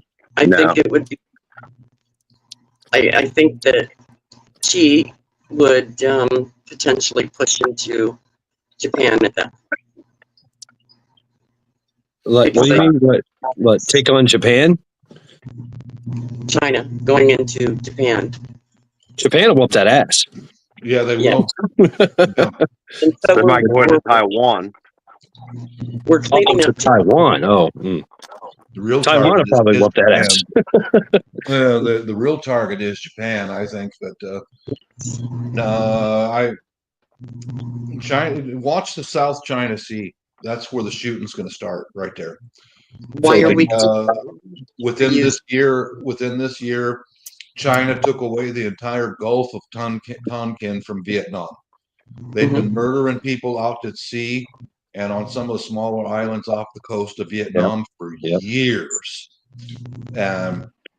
Eventually, one of the countries out there, Malaysia, Indonesia, Philippines, is going to start shooting. It's just a matter of time. You know, Julius, I don't know you. You can't come up on chat. You can't come up on panel. For what a lot of people don't think of the consequences of an invasion on the island of Taiwan.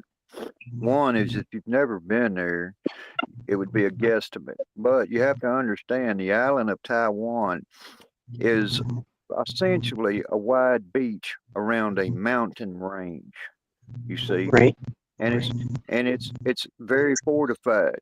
It's very fortified facing to the west towards the mainland China, which means that any kind of land invasion would take an act of it would take an act of God to invade the island of Taiwan. It just would. The Taiwan military rebellions of military units inside Taiwan, there's a force to be reckoned with. It's not like they're not capable of protecting themselves, because they indeed are. But you have to understand, in the long run, China 1 exists in the lands of Taiwan. It's in Chinese territory. And it's just kind of a sticky issue there. Strategically, the United States has always wanted to occupy Taiwan strategically. I've been to Taiwan several times, and the island you're speaking of is the island of Formosa. Yes. There's hundreds of smaller islands out there that are freaking armed between the island of Formosa and China. Hundreds of those little islands out there. I worked with a crew chief. He went through the Vietnam War. An older guy. He was a crew chief, and he told me about landing on one of those islands out there, one of the small ones. They have an entire Air Force base built inside of a granite mountain on that small island. And he said that all you hear all day and all night is the Taiwanese military practicing shooting their rifles. That's exactly. He said that about 15 years ago. He said those islands are ready. Then they've been ready. So if you put Chinese boots on those islands, uniformed soldiers, they're going to get fucking mowed down. Yeah, let's call China what it really actually is. Let's call it West Taiwan. I mean, really, because that's exactly what happened.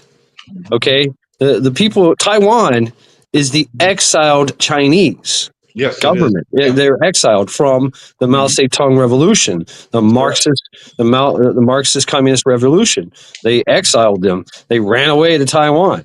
And, that's exactly what happened. So they are the legitimate, in my opinion, they are legitimate. The legitimate rulers of they go all the way back, keeping all the records and all that shit, Oh, they're very fortified. They are absolutely fortified. Oh yeah. And they have rockets. And they have a ballistic range on the mainland of Taiwan. Yeah. Oh, yeah. They got every vector covered. But I love how their military urban camouflage for their rocket launchers and their tanks. Yeah. They paint them up like buses and taxis, and just set them out all over the place. That's pretty fucking cool. People are pretty. No. Another country I'd like to talk about a little bit. I've been watching the South China Sea for years. And that's where the shooting's going to start, if it does. Yeah. But if you remember back in 1979, I think it was, when China invaded Vietnam. Right. Do you remember that? Yeah. How'd that turn out? Right. Chinese, they are not good fighters. No, they're not. Their leadership is politically appointed. They have shit logistics, and they were going up against the Vietnamese, who had been at war for 1,000 years with different countries. They got their asses handed to them, man. Yeah. China, the last time they fought outside of their country was 1953, when they came into North Korea for a brief period of time, and that's it, man. Right. Their military. Oh yeah. Yeah, during the resolutions, during the treaties signed between Japan and the United States and everybody at the end of World War II, Stalin proceeded to take territory and act like he was still at war 2 weeks after the war had officially ended, to take more territory from China. And people don't think that, but he took a lot of territory away from China even after the war was over. And then when they said, "Hey, stop, Stalin," he finally stopped. But I mean, during the I'm sorry, go ahead. He wanted to mow the whole entire country of China into the ground. Right. That was the thing with was it Patton? General Patton? I forget. Yeah, General Patton was a bitch. Yeah. He's the fucking CEO of fucking Japan. You know what I mean? He wanted to go into China. He wanted to just push them. Let's go. Let's take them out right now. He wanted to go into Russia. Yeah, he wanted to take on everybody, didn't he? Yeah. But, yeah.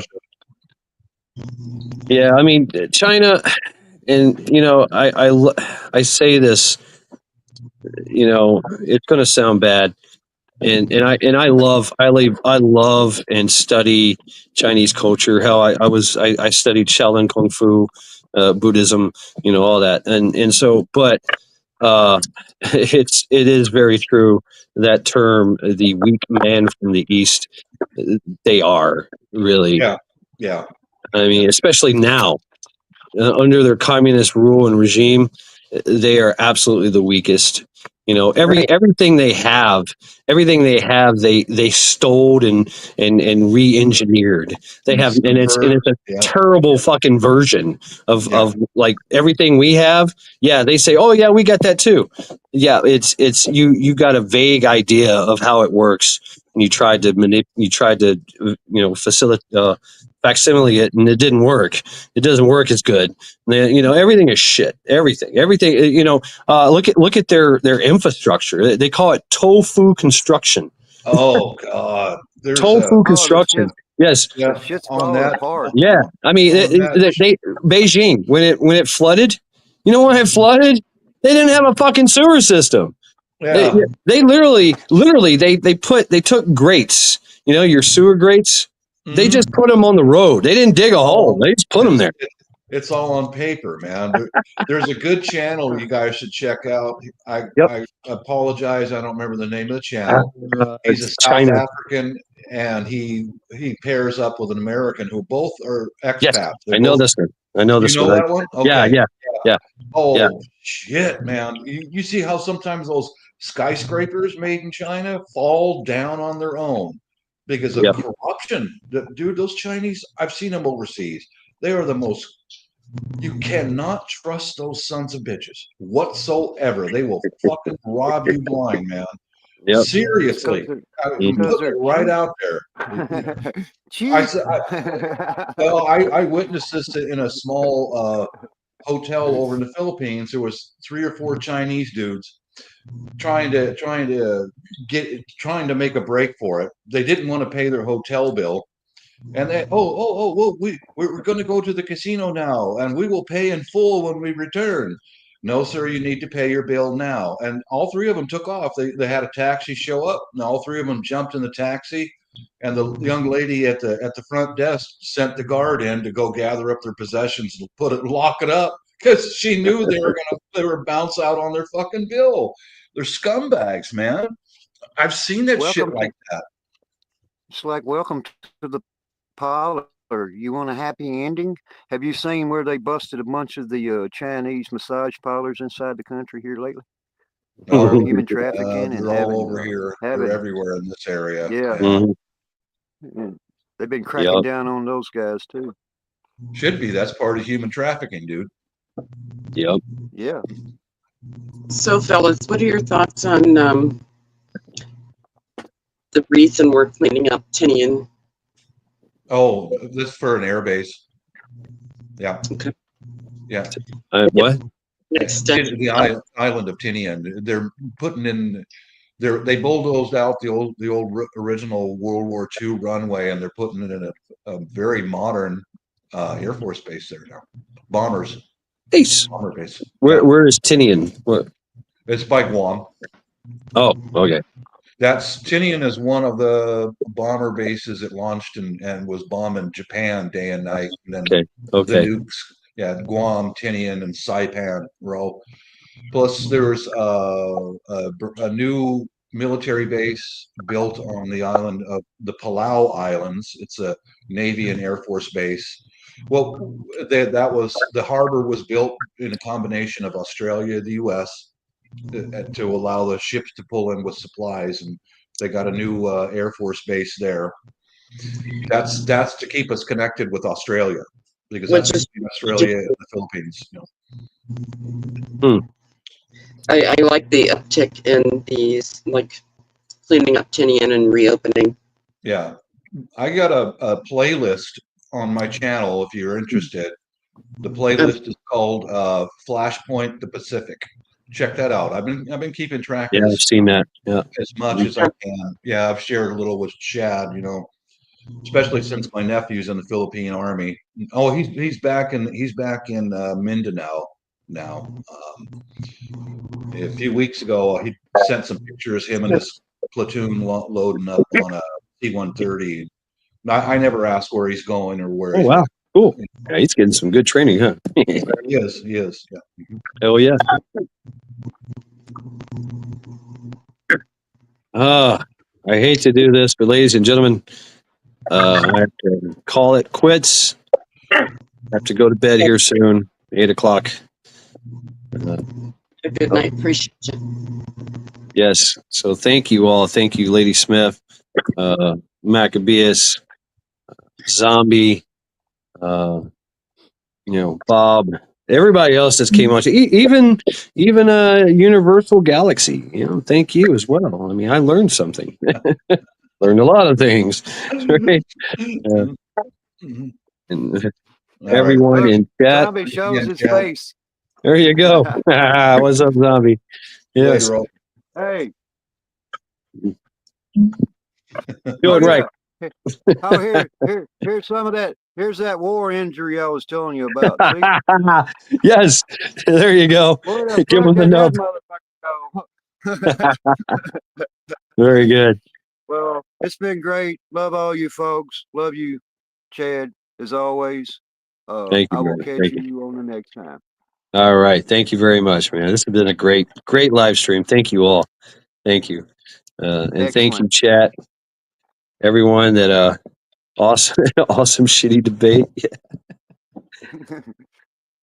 Yeah, thank you, chats. Thank you, Lady Smith. Great times, epic. And this is one for the books, definitely. So I thank you all. I bid you adieu. And enjoy your week, right? Now we got to go back to work, and that's it.